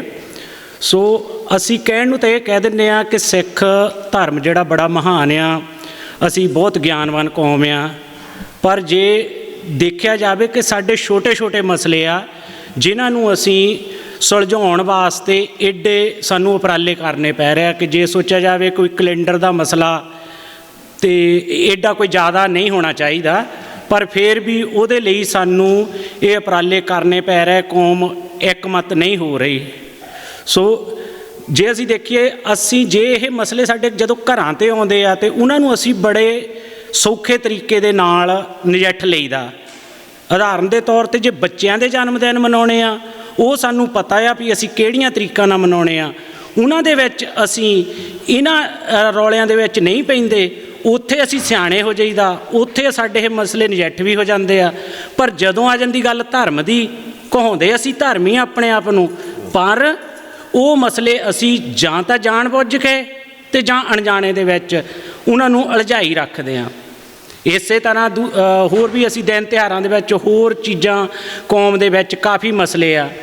ਕਿਉਂਕਿ ਮੈਨੂੰ ਯਾਦ ਹੈ ਛੋਟੇ ਹੁੰਦਿਆਂ ਤੇ ਕਈ ਵਾਰੀ ਕੋਈ ਵਿਆਹ ਸੌਦਾ ਆ ਜਾਂਦਾ ਹੁੰਦਾ ਸੀ, ਅਤੇ ਉਸ ਟਾਈਮ ਸਾਡੇ ਪਿੰਡਾਂ ਵਿੱਚ ਆਮ ਵਰਤਿਆ ਜਾਂਦਾ ਸੀ ਵੀ ਨਰਾਤਿਆਂ ਦੇ ਵਿਆਹ ਹੋਣੇ, ਕਿਹੜਾ ਦੂਜੇ ਨਰਾਤੇ ਦਾ ਵਿਆਹ ਜਾਂ ਤੀਜੇ ਨਰਾਤੇ ਦਾ ਵਿਆਹ ਆ। ਉਹਦੇ ਵਿੱਚ ਆਮ ਪ੍ਰੋਬਲਮ ਆਉਂਦੀ ਸੀ, ਕਈ ਵਾਰੀ ਨਰਾਤਾ ਉਹ ਅੱਧਾ ਇੱਕ ਦਿਨ ਵਿੱਚ ਆ ਜਾਂਦਾ ਸੀ ਅਤੇ ਅੱਧਾ ਦੂਸਰੇ ਦਿਨ ਵਿੱਚ ਆ ਜਾਂਦਾ। ਅਤੇ ਸਾਨੂੰ ਉਹਦੇ ਵਿੱਚ ਬੜੀ ਛੇਤੀ ਸਮਝ ਆ ਗਈ ਵੀ ਇਹ ਮਸਲਾ ਬਣ ਜਾਂਦਾ, ਕਿਉਂਕਿ ਕੁਛ ਰਿਸ਼ਤੇਦਾਰ ਦੂਜੇ ਦਿਨ ਦਾ ਵਿਆਹ ਸਮਝ ਕੇ ਉਡੀਕ ਕਰਦੇ ਰਹਿੰਦੇ ਸੀਗੇ, ਅਤੇ ਅਸੀਂ ਉਹਨੂੰ ਬੜੀ ਸਿਆਣਪ ਦੇ ਨਾਲ ਉਸੇ ਟਾਈਮ ਸੁਲਝਾ ਲਿਆ। ਅਸੀਂ ਉਸ ਤੋਂ ਬਾਅਦ ਉਹਨਾਂ ਨੂੰ ਨਰਾਤਿਆਂ ਦੇ ਜਾਂ ਹੋਰ ਤਰੀਕੇ ਨਾਲ ਦੱਸਣ ਦੀ ਬਜਾਏ ਅਸੀਂ ਤਰੀਕਾਂ ਪ੍ਰੋਪਰ ਦੱਸਣੀਆਂ ਸ਼ੁਰੂ ਕਰ ਦਿੱਤੀਆਂ, ਤਾਂ ਜੋ ਕਿਸੇ 'ਚ ਦੁਵਿਧਾ ਨਾ ਪਵੇ। ਪਰ ਅਫਸੋਸ, ਅਸੀਂ ਸਿੱਖ ਹੋਣ ਦੇ ਬਾਵਜੂਦ ਗੁਰੂਆਂ ਦੀਆਂ ਤਰੀਕਾਂ ਜਿਹੜੀਆਂ ਉਹ ਅੱਜ ਤੱਕ ਨਿਸ਼ਚਿਤ ਨਹੀਂ ਕਰ ਪਾਏ, ਕਿਉਂਕਿ ਉੱਥੇ ਸਾਡੀ ਉਹ ਜਿਹੜੀ ਜੈਦ ਵਾਲੀ ਆ ਬਿਰਤੀ, ਉੱਥੇ ਅਸੀਂ ਅੜੇ ਹਾਂ। ਉਹਦੇ ਵਿੱਚ ਮਸਲਾ ਹੋਰ, ਅਸੀਂ ਚਲੋ ਇਸ ਚੀਜ਼ ਨੂੰ ਜੇ ਅਸੀਂ ਪੁਰਾਤਨਤਾ ਵਾਲੇ ਪਾਸੇ ਲੈ ਕੇ ਜਾਈਏ, ਪੁਰਾਣੇ ਸਮਿਆਂ ਦੇ ਵਿੱਚ ਜਦੋਂ ਜਿਸ ਤਰ੍ਹਾਂ ਵੀਰ ਜੀ ਹੋਣੀ ਗੱਲ ਕੀਤੀ ਆ ਕਿ ਚੰਦਰਮਾ ਤੋਂ ਉਹਦੀ ਬਦੀ ਸੁਦੀ ਤੋਂ, ਚੰਦਰਮਾ ਦੇ ਆਕਾਰ ਤੋਂ ਦਿਨਾਂ ਦਾ ਅੰਦਾਜ਼ਾ ਲਗਾਇਆ ਜਾਂਦਾ ਸੀ। ਹੁਣ ਉਸ ਸਮੇਂ ਦਾ ਵੀ ਅਸੀਂ ਇਸ ਤਰ੍ਹਾਂ ਕਰਦੇ ਸੀ, ਸਿਆਣੇ ਬਜ਼ੁਰਗ ਸਾਡੇ ਤਾਰਿਆਂ ਵੱਲ ਰਾਤ ਨੂੰ ਦੇਖ ਕੇ ਦੱਸ ਦਿੰਦੇ ਹੁੰਦੇ ਸੀ ਵੀ ਉਸ ਤਾਰੇ ਦਾ ਜਿਹੜਾ ਉਹ ਲਾਈਟ ਥੋੜ੍ਹੀ ਘਟ ਗਈ ਆ, ਦੂਸਰੇ ਤਾਰੇ ਦੀ ਲਾਈਟ ਵੱਧ ਗਈ, ਅਤੇ ਉਸ ਤੋਂ ਉਹ ਰਾਤ ਕਿੰਨੀ ਕੁ ਰਹਿ ਗਈ ਉਸ ਦਾ ਅੰਦਾਜ਼ਾ ਲਾ ਲੈਂਦੇ ਸੀ।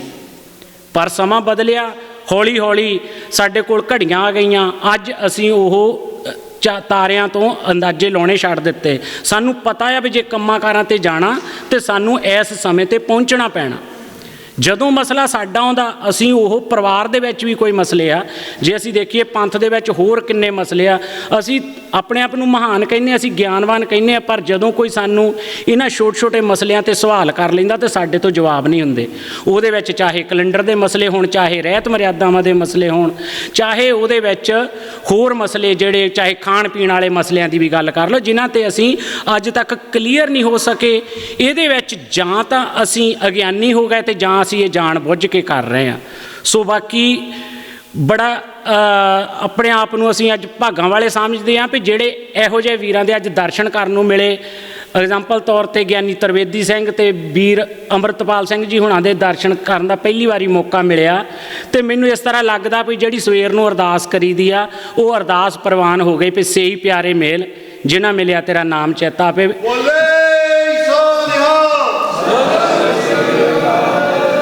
ਵਾਕਿਆ ਹੀ ਇਹਨਾਂ ਵੀਰਾਂ ਦੇ ਵਿਚਾਰ ਸੁਣ ਕੇ ਉਸ ਪਰਮਾਤਮਾ ਦਾ ਨਾਮ ਚੇਤਾ ਆਇਆ। ਸੋ ਮੈਂ ਬੜਾ ਧੰਨਵਾਦੀ ਹਾਂ ਸਾਰੇ ਵੀਰਾਂ ਦਾ ਜਿਨੀ ਇਹ ਉਦਮ ਕੀਤਾ, ਇਹ ਉਪਰਾਲਾ ਕੀਤਾ, ਅਤੇ ਇਹ ਸਾਡਾ ਆਸ ਕਰਦੇ ਹਾਂ ਵੀ ਇਹੋ ਜਿਹੇ ਮਸਲੇ ਸਾਡੇ ਇਹ ਛੇਤੀ ਸੁਲਝਾ ਹੋ ਸਕਣ, ਤਾਂ ਜੋ ਅਸੀਂ ਕਮ ਸੇ ਕਮ ਆਉਣ ਵਾਲੀ ਪੀੜ੍ਹੀ ਨੂੰ, ਬੱਚਿਆਂ ਨੂੰ, ਜਿਨ੍ਹਾਂ ਨੂੰ ਅਸੀਂ ਅਕਲਾਂ ਦੇਣੀਆਂ, ਅਤੇ ਉਹਨਾਂ ਨੂੰ ਦੱਸ ਸਕੀਏ ਵੀ ਆਹ ਮਸਲੇ ਵੀ ਅਸੀਂ ਤਕੜੇ ਹੋ ਕੇ ਸੁਲਝਾਏ ਆ। ਸੋ ਸਾਰੇ ਬਹੁਤ ਬਹੁਤ ਵਧਾਈ ਦੇ ਪਾਤਰ ਆ।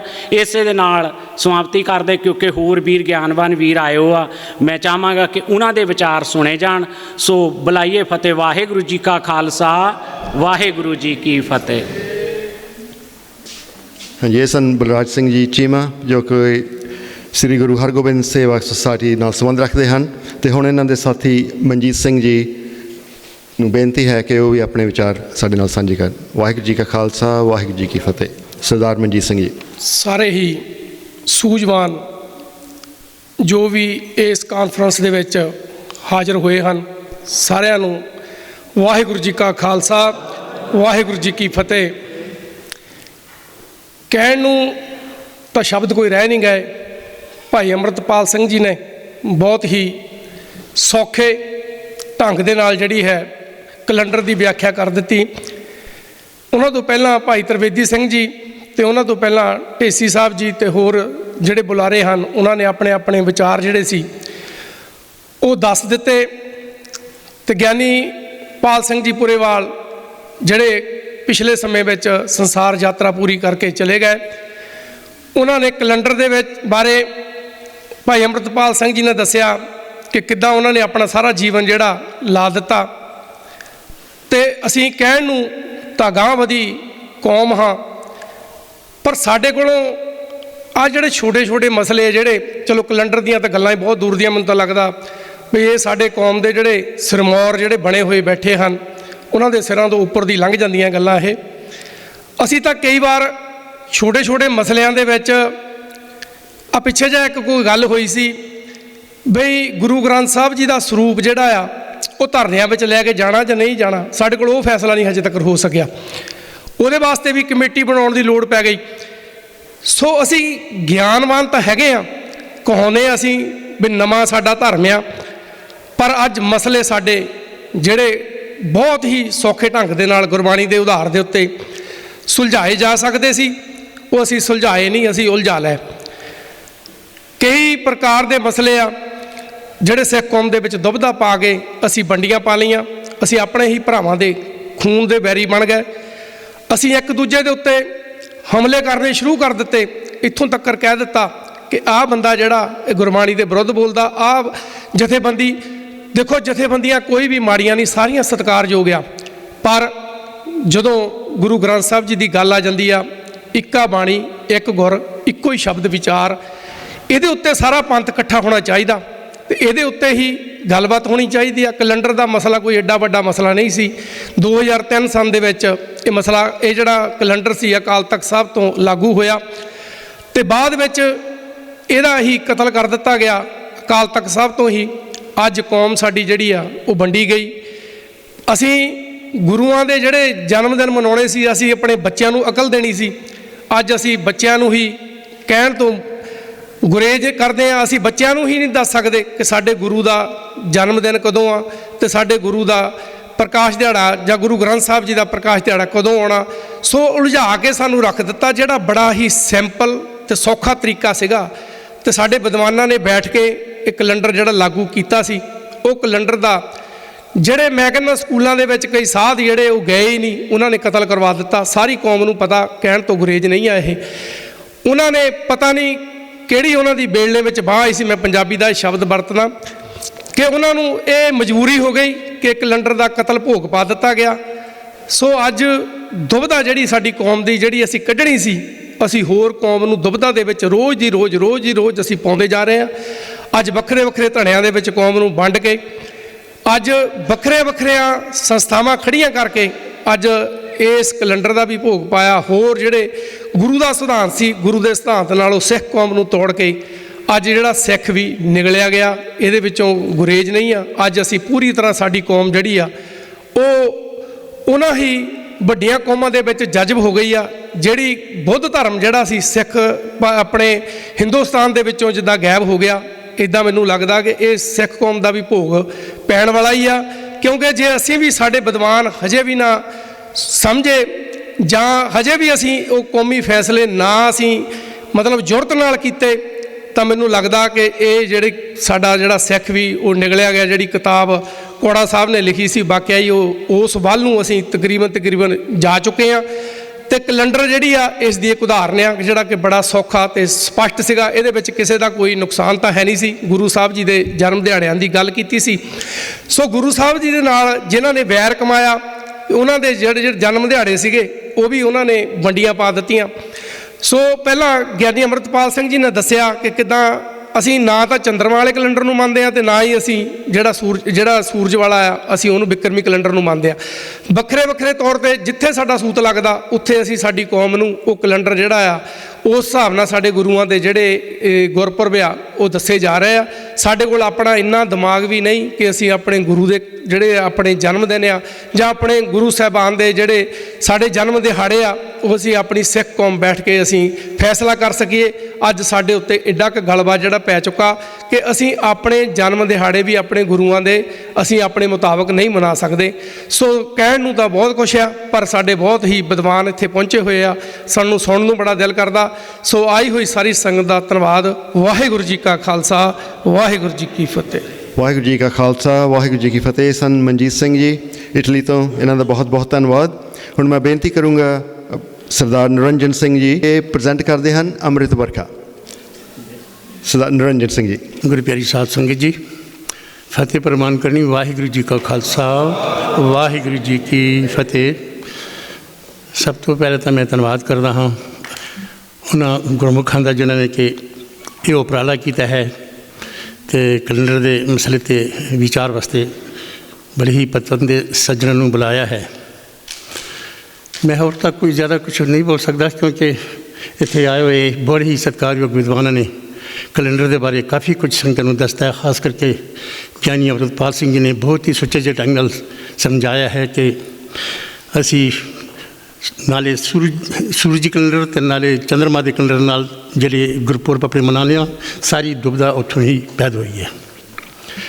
ਬਾਕੀ ਜਿਹੜੇ ਵੀ ਗੁਰਦੁਆਰਿਆਂ ਦੇ ਵਿੱਚ ਭਾਵੇਂ ਇੱਥੇ UK, ਯੂਰਪ ਜਾਂ ਕੈਨੇਡਾ, ਅਮਰੀਕਾ, ਇੰਡੀਆ ਦੇ ਵਿਚਕਾਰ ਜਿਨ੍ਹਾਂ ਗੁਰਦੁਆਰਿਆਂ ਦੇ ਪ੍ਰਬੰਧਕਾਂ ਨੇ ਉੱਥੇ ਨਾਨਕਸ਼ਾਹੀ ਕੈਲੰਡਰ 2003 ਦੇ ਮੁਤਾਬਕ ਐਲਾਨ ਕੀਤਾ ਹੈ, ਉਹ ਲਾਗੂ ਕੀਤਾ ਹੈ, ਉਹ ਸਾਰੇ ਹੀ ਵਧਾਈ ਦੇ ਪਾਤਰ ਹਨ।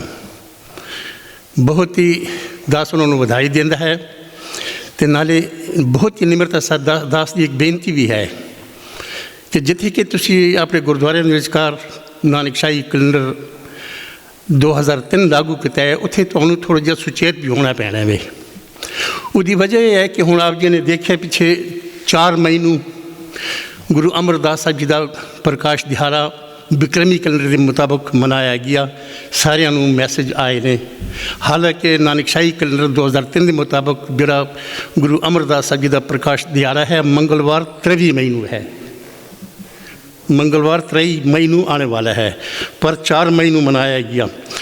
ਅਫਸੋਸ ਇਸ ਗੱਲ ਦਾ ਹੈ ਕਿ ਜਿਹੜੇ ਗੁਰਦੁਆਰਿਆਂ ਨੇ ਨਾਨਕਸ਼ਾਹੀ ਕੈਲੰਡਰ 2003 ਲਾਗੂ ਕੀਤਾ ਹੈ ਉੱਥੇ ਵੀ ਜਿਹੜੇ ਰਾਗੀ ਜਥੇ ਜਾਂ ਕਥਾਵਾਚਕ ਆਏ ਨੇ ਅਤੇ ਉਹਨਾਂ ਨੇ ਵੀ ਜਦੋਂ ਆਪਣੀ ਕਥਾ ਦੇ ਦੌਰਾਨ ਸ਼ਬਦ ਕੀਰਤਨ ਦੇ ਦੌਰਾਨ ਸੰਗਤਾਂ ਨੂੰ ਵਧਾਈ ਦਿੱਤੀ ਕਿ ਅੱਜ ਗੁਰੂ ਅਮਰਦਾਸ ਸਾਹਿਬ ਜੀ ਦਾ ਪਾਵਨ ਪਵਿੱਤਰ ਪ੍ਰਕਾਸ਼ ਦਿਹਾੜਾ ਹੈ। ਜਿਹੜੇ ਕਿ ਜਿਹਨਾਂ ਗੁਰਦੁਆਰਿਆਂ ਦੇ ਵਿਚਕਾਰ ਕਿ 2003 ਦਾ ਕੈਲੰਡਰ ਲਾਗੂ ਹੈ, ਉੱਥੇ ਕਿ ਉਹਨਾਂ ਨੂੰ ਪਤਾ ਨਹੀਂ ਹੁੰਦਾ, ਉਹ ਉੱਥੇ ਵੀ ਜਾਂਦੇ ਨੇ, ਕਥਾ ਕਰਦੇ ਨੇ, ਵਿਚਾਰ ਕਰਦੇ ਨੇ, ਜਿਹੜੇ ਕਿ ਬਿਕਰਮੀ ਨੂੰ ਮੰਨਦੇ ਨੇ, ਅਤੇ ਉਸ ਗੁਰਦੁਆਰੇ ਵਿੱਚ ਵੀ ਜਾਂਦੇ ਨੇ ਜਿਹੜੇ ਕਿ ਨਾਨਕਸ਼ਾਹੀ 2003 ਨੂੰ ਮੰਨਦੇ ਨੇ। ਪਰ ਉੱਥੇ ਵੀ ਜਾ ਕੇ ਸੰਗਤ ਬੋਲੇ ਸੋਨਿਆਰ ਸਤਿ ਸ੍ਰੀ ਅਕਾਲ ਦੇ ਮੈਸੇਜ ਦਿੰਦੇ ਨੇ। ਸੋ ਮੇਰੀ ਦਾਸ ਦੀ ਬੇਨਤੀ ਇਹ ਹੈ ਬਹੁਤ ਹੀ ਨਿਮਰਤਾ ਸਾਥ ਸਾਰੇ ਗੁਰਦੁਆਰਿਆਂ ਦੇ ਪ੍ਰਬੰਧਕਾਂ ਨੂੰ ਕਿ ਇੱਥੇ ਥੋੜ੍ਹਾ ਜਿਹਾ ਸੁਚੇਤ ਹੋਣਾ ਪੈਣਾ ਹੈ। ਜਿਹੜੇ ਵੀ ਰਾਗੀ ਜਥਾ ਜਾਂ ਕੋਈ ਕਥਾਵਾਚਕ ਆਉਂਦਾ ਹੈ ਉਹਨੂੰ ਪਹਿਲੇ ਹੀ ਦੱਸ ਦੇਣਾ ਚਾਹੀਦਾ ਹੈ ਕਿ ਦੇਖੋ ਜੀ ਅਸੀਂ ਜਿਹੜਾ ਕੈਲੰਡਰ ਲਾਗੂ ਕੀਤਾ 2003 ਦਾ ਹੈ ਅਤੇ ਉਸ ਦਿਨ ਗੁਰਪੁਰਬ ਫਲਾਣੇ ਦਿਨ ਆਉਣਾ ਹੈ। ਜਿਸ ਤਰ੍ਹਾਂ ਕਿ ਗੁਰੂ ਅਮਰਦਾਸ ਜੀ ਦਾ ਪਾਵਨ ਪ੍ਰਕਾਸ਼ ਪੁਰਬ 23 ਨੂੰ ਆਉਣਾ ਹੈ, ਮੰਗਲਵਾਰ 23 ਨੂੰ ਆਉਣਾ ਹੈ, ਪਰ ਅਸੀਂ 4 ਨੂੰ ਮਨਾ ਚੁੱਕੇ ਹਾਂ। ਸੋ ਦਾਸ ਇਤਨੀ ਹੀ ਬੇਨਤੀ ਦਾਸ ਦੀ ਪ੍ਰਵਾਨ ਕਰਨੀ। ਭੁੱਲ ਚੁੱਕ ਦੀ ਖੇਮਾ। ਵਾਹਿਗੁਰੂ ਜੀ ਕਾ ਖਾਲਸਾ, ਵਾਹਿਗੁਰੂ ਜੀ ਕੀ ਫਤਿਹ। ਸਰਦਾਰ ਨਿਰੰਜਨ ਸਿੰਘ ਜੀ ਦਾ ਬਹੁਤ ਬਹੁਤ ਧੰਨਵਾਦ। ਅਤੇ ਹੁਣ ਆਪਣੇ ਪਾਸ ਹਨ ਸਰਦਾਰ ਅਵਤਾਰ ਸਿੰਘ ਜੀ ਜੋ ਕਿ ਰਾਮਗੜੀਆ ਗੁਰਦੁਆਰਾ ਸਲਾਹ ਦੇ ਮੁੱਖ ਸੇਵਾਦਾਰ ਹਨ। ਮੈਂ ਬੇਨਤੀ ਕਰੂੰਗਾ ਕਿ ਆਪ ਆਪਣੇ ਵਿਚਾਰ ਸਾਡੇ ਨਾਲ ਸਾਂਝੇ ਕਰਨ। ਵਾਹਿਗੁਰੂ ਜੀ ਕਾ ਖਾਲਸਾ, ਵਾਹਿਗੁਰੂ ਜੀ ਕੀ ਫਤਿਹ। ਗੁਰੂ ਪਿਆਰੀ ਸਾਧ ਸੰਗਤ ਜੀ, ਆਓ ਪਹਿਲਾਂ ਫਤਿਹ ਸਾਂਝੀ ਕਰੀਏ। ਵਾਹਿਗੁਰੂ ਜੀ ਕਾ ਖਾਲਸਾ, ਵਾਹਿਗੁਰੂ ਜੀ ਕੀ ਫਤਿਹ। ਆਪ ਜੀ ਨੇ ਬੜੇ ਵਿਸਥਾਰ ਨਾਲ ਕੈਲੰਡਰ ਬਾਰੇ ਸਾਰੀਆਂ ਜਾਣਕਾਰੀਆਂ ਲੈ ਲਈਆਂ ਹਨ ਔਰ ਮੇਰੇ ਕੋਲ ਵੀ ਕੁਝ ਹੋਰ ਉਸ ਦੇ ਉੱਪਰ ਜਮ੍ਹਾਂ ਕਰਨ ਲਈ ਹੈ, ਉਹ ਮੈਂ ਆਪ ਜੀ ਦੇ ਸਾਹਮਣੇ ਪੇਸ਼ ਕਰਦਾ ਹਾਂ। ਕੈਲੰਡਰ ਦੀ ਹਿਸਟਰੀ ਨੂੰ ਜਾਣਨਾ ਵੀ ਜ਼ਰੂਰੀ ਹੈ। ਪੁਰਾਣੇ ਜ਼ਮਾਨਿਆਂ 'ਚ ਜਦੋਂ ਇਨਸਾਨ ਗੁਫਾਵਾਂ ਵਿੱਚ, ਕੇਵਸ ਦੇ ਵਿੱਚ ਰਹਿੰਦਾ ਸੀ, ਉਹਨਾਂ ਦੀ ਜਾਂ ਉਹਨਾਂ ਨੇ ਕੋਈ ਪੈਦਾਵਾਰ ਖੇਤੀਬਾੜੀ ਕਰਨੀ ਸ਼ੁਰੂ ਕੀਤੀ। ਉਸ ਤੋਂ ਪਹਿਲਾਂ ਤਾਂ ਸਿਰਫ ਉਹ ਸ਼ਿਕਾਰ ਜਾਨਵਰਾਂ ਦਾ ਕਰਕੇ ਹੀ ਆਪਣਾ ਗੁਜ਼ਾਰਾ ਕਰਦੇ ਸੀ, ਪਰ ਉਹਨਾਂ ਨੂੰ ਹਿਸਾਬ ਰੱਖਣਾ ਪੈਂਦਾ ਸੀ ਕਿ ਕਿਹੜੇ ਕਿਹੜੇ ਮਹੀਨੇ ਜਾਂ ਵਕਤ 'ਤੇ ਕਿਹੜੇ ਕਿਹੜੇ ਜਾਨਵਰਾਂ ਦਾ ਸ਼ਿਕਾਰ ਕੀਤਾ ਜਾ ਸਕਦਾ ਹੈ। ਉਹਨਾਂ ਨੇ ਫਿਰ ਜਾਨਵਰਾਂ ਦੀਆਂ ਹੱਡੀਆਂ ਦੇ ਉੱਤੇ ਕਿਸੇ ਨਾ ਕਿਸੇ ਤਰ੍ਹਾਂ ਖਰੋਚ ਕਰਕੇ ਕਿ ਨਾ ਚੰਦ ਦੇ ਨਿਸ਼ਾਨ ਬਣਾਉਣੇ ਸ਼ੁਰੂ ਕੀਤੇ ਕਿ ਕਦੋਂ ਚੰਦ ਪੂਰਾ ਹੈ। ਫਿਰ ਘਟਣਾ ਸ਼ੁਰੂ ਹੋਇਆ, ਘਟਦਾ ਘਟਦਾ ਇੱਕਦਮ ਅਲੋਪ ਹੋ ਗਿਆ, ਉਹ ਫਿਰ ਦੁਬਾਰਾ ਵਧਣਾ ਸ਼ੁਰੂ ਹੋਇਆ ਅਤੇ ਪੂਰਾ ਹੋ ਗਿਆ। ਉਸ ਤੋਂ ਉਹਨਾਂ ਨੇ ਹਿਸਾਬ ਲਗਾਉਣੇ ਸ਼ੁਰੂ ਕਰਤੇ ਕਿ ਹੁਣ ਇਹ ਇੰਨੇ ਚੰਦ ਹੋ ਗਏ। ਉਹਦੇ ਹਿਸਾਬ ਨਾਲ ਉਹਨਾਂ ਨੇ ਆਪਣਾ ਸਾਰੇ ਕਾਰੋਬਾਰ ਕਰਨੇ। ਫਿਰ ਜਦੋਂ ਖੇਤੀਬਾੜੀ ਦਾ ਕੰਮ ਸ਼ੁਰੂ ਹੋਇਆ, ਉਹਨਾਂ ਨੇ ਦੇਖਿਆ ਕਿ ਕਿਹੜੇ ਕਿਹੜੇ ਮਹੀਨੇ 'ਚ ਕਦੋਂ ਕਿਹੜੀ ਕਿਹੜੀ ਫਸਲ ਉਗਾਈ ਜਾ ਸਕਦੀ ਹੈ, ਕਦੋਂ ਉਹਦੀ ਵਾਢੀ ਕਰਨੀ ਹੈ। ਫਿਰ ਉਹਨਾਂ ਨੇ ਉਸੇ ਹਿਸਾਬ ਨਾਲ ਵੀ ਇੰਨੇ ਚੰਦਰਮਾ ਦੇ ਹਿਸਾਬ ਨਾਲ ਆਹ ਹੋਏਗਾ ਅਤੇ ਇੰਨੇ 'ਤੇ ਅਸੀਂ ਬੀਜਣਾ ਹੈ, ਇੰਨੇ 'ਤੇ ਉਹਦੀ ਵਾਢੀ ਕਰਨੀ ਹੈ। ਉਹ ਸਾਰਾ ਉਹਨਾਂ ਨੇ ਹਿਸਾਬ ਬਣਾਇਆ। ਇਸੇ ਤਰ੍ਹਾਂ ਸਿਸਟਮ ਚੱਲਦਾ ਰਿਹਾ ਔਰ ਅੱਜ ਤੋਂ ਤਕਰੀਬਨ 2000 ਸਾਲ ਪਹਿਲਾਂ ਜੂਲੀਅਸ ਸੀਜ਼ਰ ਦੇ ਟਾਈਮ ਤੋਂ ਉਹਨਾਂ ਨੇ ਫਿਰ ਇਹਨਾਂ ਨੂੰ ਨਾਮ ਦਿੱਤੇ। ਉਹਨਾਂ ਨੇ 10 ਮਹੀਨੇ ਬਣਾਏ। ਮਾਰਚ ਤੋਂ ਸਾਲ ਸ਼ੁਰੂ ਹੁੰਦਾ ਸੀ ਅਤੇ ਦਸੰਬਰ 'ਚ ਖਤਮ ਹੁੰਦਾ ਸੀ। ਪਹਿਲੀ ਮਾਰਚ ਨਵਾਂ ਸਾਲ, ਔਰ ਉਹਨਾਂ ਨੇ 60 ਦਿਨ ਬਲੈਂਕ ਰੱਖੇ ਹੋਏ ਸੀਗੇ ਕਿ ਉਦੋਂ ਕੋਈ ਖੇਤੀਬਾੜੀ ਦਾ ਕੰਮ ਨਹੀਂ ਸੀ ਹੁੰਦਾ, ਇਸ ਕਰਕੇ ਉਹ ਬਲੈਂਕ ਸੀਗੇ ਅਤੇ ਕੁਛ ਉਹਨਾਂ 'ਤੇ ਕੰਮ ਹੋ ਨਹੀਂ ਸੀ ਸਕਦਾ। ਠੰਡੀ ਦੇ ਸਰਦੀ ਦੇ ਦਿਨ ਹੁੰਦੇ ਸੀ। ਫਿਰ ਉਹਨਾਂ ਨੇ ਦੇਖਿਆ ਕਿ ਨਹੀਂ, ਇੱਥੇ ਵੀ ਕੋਈ ਨਾ ਕੋਈ ਨਾਮ ਹੋਣਾ ਚਾਹੀਦਾ। ਫਿਰ ਉਹਨੇ ਜਨਵਰੀ ਅਤੇ ਫਰਵਰੀ 2 ਮਹੀਨੇ ਐਡ ਕੀਤੇ ਉੱਥੇ, ਅਤੇ ਜਿਹੜੇ ਬਾਕੀ ਦੇ 10 ਮਹੀਨੇ ਸੀ ਉਹਨਾਂ ਨੂੰ ਅੱਗੇ 2 ਮਹੀਨੇ ਪੁਸ਼ ਕਰਤਾ। ਹੁਣ ਜੇ ਤੁਸੀਂ ਦੇਖੋ ਜਿਹੜਾ ਸੈਪਟੰਬਰ ਹੈ, ਸੈਪਟੰਬਰ ਮੀਨਸ 7, ਉਹ 7ਵਾਂ ਮਹੀਨਾ ਹੁੰਦਾ ਸੀ। ਅਕਤੂਬਰ ਓਕਟੇਗਨ ਤੋਂ 8ਵਾਂ ਮਹੀਨਾ, ਨਵੰਬਰ ਇਟਾਲੀਅਨ 'ਚ 9ਵਾਂ ਮਹੀਨਾ ਅਤੇ ਦਸੰਬਰ ਡੈਸੀਮਲ ਤੋਂ 10ਵਾਂ। ਪਰ ਹੁਣ ਉਹ 2 ਮਹੀਨੇ ਅੱਗੇ ਹੋ ਕੇ ਹੁਣ ਜਿਹੜਾ ਸਤੰਬਰ ਹੈਗਾ ਉਹ 9ਵਾਂ ਮਹੀਨਾ ਹੋ ਗਿਆ, 10ਵਾਂ 11ਵਾਂ ਅਤੇ ਦਸੰਬਰ 12ਵਾਂ ਬਣ ਗਿਆ। ਉਹਦੇ 'ਤੇ ਕਿਸੇ ਨੂੰ ਕੋਈ ਇਤਰਾਜ਼ ਨਹੀਂ ਹੈ। ਸਾਰੀ ਦੁਨੀਆ ਮੰਨ ਕੇ ਆਰਾਮ ਨਾਲ ਚੱਲਦੀ ਹੈ, ਕਿਤੇ ਕੋਈ ਝਗੜਾ ਨਹੀਂ ਹੈਗਾ। ਜਦੋਂ ਇਹ ਸਾਰਾ ਇਸ ਤਰ੍ਹਾਂ ਚੱਲਦਾ ਰਿਹਾ, ਫਿਰ 1582 ਵਿੱਚ ਪੋਪ ਗ੍ਰੈਗਰੀ 13ਵਾਂ ਉਹਨੇ ਐਲਾਨ ਕਰ ਦਿੱਤਾ ਕਿ ਜਿਹੜਾ ਗ੍ਰੈਗੋਰੀਅਨ ਕੈਲੰਡਰ ਹੈ ਉਹਦੇ ਨਾਂ 'ਤੇ ਬਣਿਆ ਉਹ, ਕਿ ਇਹ ਕੈਲੰਡਰ ਨੂੰ ਅੱਜ ਤੋਂ ਸਾਰੇ ਵਰਤਣਗੇ। ਹੁਣ ਉਹ ਕੈਥੋਲਿਕ ਹੋਣ ਦੇ ਹਿਸਾਬ ਨਾਲ ਉਹਨੇ ਇਹੋ ਜਿਹਾ ਐਲਾਨ ਕਰ ਦਿੱਤਾ ਅਤੇ ਸਾਰਿਆਂ ਨੂੰ ਫਿਰ ਉਹ ਕੈਲੰਡਰ ਜਿਹੜਾ ਨਾ ਲਾਗੂ ਉੱਥੇ ਹੋ ਗਿਆ। ਸਭ ਤੋਂ ਪਹਿਲਾਂ ਇਟਲੀ, ਸਪੇਨ, ਪੋਰਚੁਗਲ ਅਤੇ ਪੋਲੈਂਡ, ਇਹਨਾਂ ਮੁਲਕਾਂ ਨੇ ਉਹਨੂੰ ਅਪਣਾ ਲਿਆ ਅਤੇ ਹੌਲੀ ਹੌਲੀ ਫਿਰ ਦੂਸਰੇ ਮੁਲਕਾਂ ਨੇ ਅਪਣਾਉਣਾ ਸ਼ੁਰੂ ਕੀਤਾ। ਹਾਂਜੀ, ਇਹ ਸਨ ਸਰਦਾਰ ਅਵਤਾਰ ਸਿੰਘ ਜੀ। ਦਾਸ ਇਹਨਾਂ ਦਾ ਬਹੁਤ ਬਹੁਤ ਧੰਨਵਾਦੀ ਹੈ। ਹੁਣ ਇੱਕ ਜ਼ਰੂਰੀ ਸੂਚਨਾ ਕਿ ਚਾਹ ਦੀ ਸੇਵਾ ਵੀ ਚੱਲ ਰਹੀ ਹੈ ਪਿੱਛੇ। ਜੇ ਕਿਸੇ ਮੇਰੇ ਵੀਰ ਭੈਣ ਨੇ ਚਾਹ ਦੀ ਜ਼ਰੂਰਤ ਹੈ ਤਾਂ ਆਪਣੇ ਪਿੱਛੇ ਜਾ ਕੇ ਚਾਹ ਵਰਤਾ ਰਹੇ ਹਨ ਅਤੇ ਆਪਣੇ ਜਾਂ ਆਪ ਹੈਲਪ ਕਰ ਸਕਦੇ ਹੋ। ਅਤੇ ਹੁਣ ਇਹ ਬਣਦਾ ਹੀ ਹੈ ਕਿ ਆਪਾਂ ਅੰਗਰੇਜ਼ੀ ਵਿੱਚ ਵੀ 2 ਲਫ਼ਜ਼ ਕਹੀਏ ਇਹਦੇ ਬਾਰੇ, ਕਿ ਜੋ ਕਿ ਮੇਰੇ ਵੀਰ ਭੈਣ ਨਹੀਂ ਸਮਝ ਸਕੇ ਪੰਜਾਬੀ ਅੱਛੀ ਤਰ੍ਹਾਂ। ਉਹਨਾਂ ਵਾਸਤੇ ਆਪਣੇ ਪਾਸ ਹਨ ਇੰਦਰਪਾਲ ਸਿੰਘ ਜੀ, ਜੋ ਕਿ ਇੰਗਲਿਸ਼ ਦੇ ਵਿੱਚ ਆਪਾਂ ਜੀ ਨੂੰ ਆਪਣੇ ਵਿਚਾਰ ਸਮਝਾਉਣਗੇ। ਹਾਂਜੀ, ਇੰਦਰਪਾਲ ਸਿੰਘ ਜੀ ਜੋ ਕਿ ਸ੍ਰੀ ਗੁਰੂ ਸਿੰਘ ਸਭਾ ਹੌਂਸਲਾ ਦੇ ਕਮੇਟੀ ਮੈਂਬਰ ਵੀ ਹਨ। ਗੁਰੂ ਰੂਪ ਗੁਰੂ ਪਿਆਰੀ ਸਾਧ ਸੰਗਤ ਜੀ, ਗੱਜ ਕੇ ਆਖੋ ਜੀ ਵਾਹਿਗੁਰੂ ਜੀ ਕਾ ਖਾਲਸਾ, ਵਾਹਿਗੁਰੂ ਜੀ ਕੀ ਫਤਿਹ। ਪਹਿਲਾਂ ਬੇਨਤੀ ਮਾਫੀ ਮੰਗਣਾ ਚਾਹੁੰਦਾ ਕਿ ਜ਼ਰੂਰੀ ਹੈ ਕਿ ਆਪਾਂ ਇੰਗਲਿਸ਼ 'ਚ ਵੀ ਗੱਲਬਾਤ ਕਰੀਏ, ਕਿਉਂਕਿ ਆਪਣੇ ਛੋਟੇ ਨੌਜਵਾਨ ਵੀਰ ਭੈਣ ਉਹ ਇਸ ਮੁਲਕ 'ਚ ਜੰਮੇ ਪਲੇ, ਇੰਟਰਨੈਸ਼ਨਲ ਵੀ ਹੋਰ ਮੁਲਕਾਂ 'ਚ ਇੰਗਲਿਸ਼ ਜ਼ਿਆਦਾ ਜ਼ੋਰ ਪੈਂਦਾ ਹੈ, ਤਾਂ ਉਹ ਮਿੱਤਰਾਂ ਦੋਸਤਾਂ ਨੇ ਵੀ ਇੰਗਲਿਸ਼ 'ਚ ਜਾਂ ਪ੍ਰੋਗਰਾਮ ਪੜ੍ਹਾਈ ਵੀ ਸਾਰੇ, ਫਿਰ ਇਸ ਕਰਕੇ ਸਾਨੂੰ ਮਜਬੂਰੀ ਹੈ ਕਿ ਇੰਗਲਿਸ਼ 'ਚ ਵੀ ਗੱਲਬਾਤ ਕਰਨੀ ਚਾਹੀਦੀ। The whole program so far, the whole conference has been spoken in Punjabi to explain the history behind why we celebrate our Gurpurabs in a certain way, following certain calendars. And I'd like to keep this quite short because I know it can get quite confusing. We shouldn't really be talking about dates because it's such an obvious and simple thing, but unfortunately we do. And everyone here, everyone who's much, much more knowledgeable than me has explained very eloquently in Punjabi, but I feel it's an obligation that we do so in English as well. So in short, what we're currently doing is, if I take a step back, what we did up until from 2003 up until 2008 and 9 was we had a calendar in place that followed the solar calendar. So the normal, traditional, international days in months and years that you would typically follow. And the Gurpurabs were following those dates, fixed. Everyone knew what was happening and when. And unfortunately, for whatever reason, there are reasons behind the scenes, but we're not going to delve into those, we reverted back to a mixed calendar where you have certain fixed dates and certain dates are following lunar calendar. And those dates will move back and forward, and you get these oddities where some Gurpurabs are fixed, and some Gurpurabs, like Guru Gobind Singh Ji's Gurpurab, would shift from one year to another. You do it twice in 1 year, and you wouldn't do it for one for another, which is very odd. And then the implication of that is manifold. What we have as a Qaum, for those who are youngsters, and those are for international and our Sikhi to grow and develop. Because Sikhi is not only for Punjabis, it's for everyone. Guru Maharaj brought Sikhi to us. In Punjab, we're both kirpa, we're very lucky, but we should be sharing Sikhi. And if there's anyone from outside who wants to join Sikhi, they'll look at the situation and be very confused. And to be honest, we're very confused, because a lot of people, that's why the issue is being raised. So what we want to do is reinstate a fixed calendar. So we've got a regular rhythm of Gurpurabs where everyone can follow, and we can we can celebrate tumtam ke, like with full joy, like we should be doing. But unfortunately we're not, because there's a bit of confusion going on. So that's the whole reason behind this conference and why this conversation's restarted, is because we want fixed dates. The second reason is we've got our youngsters, they're very confused. They don't know what Gurpurab is coming and going. They know when Easter is, they know when Christmas is, unfortunately, which is good. There's no problem with that. And we're living in the UK, we're living in Canada, Australia, across the world, and we should live with our neighbours and the cultures that we're living in, but we should also remember our culture and our history. And that's why knowing the dates, and those of us who are working, we should also know the dates so we can book holidays. So we can stay at home and we can celebrate with our families, whether it's a Friday or a Monday or a Saturday or Sunday. We can't always say, chalo, Gurpurab hona pa Saturday, Sunday mana lende hain. And that's not the right mentality to have. We should have the right mentality to celebrate it on the day, because that's what Christians and Muslim Veerpan do across the world, and the Jewish Veerpan.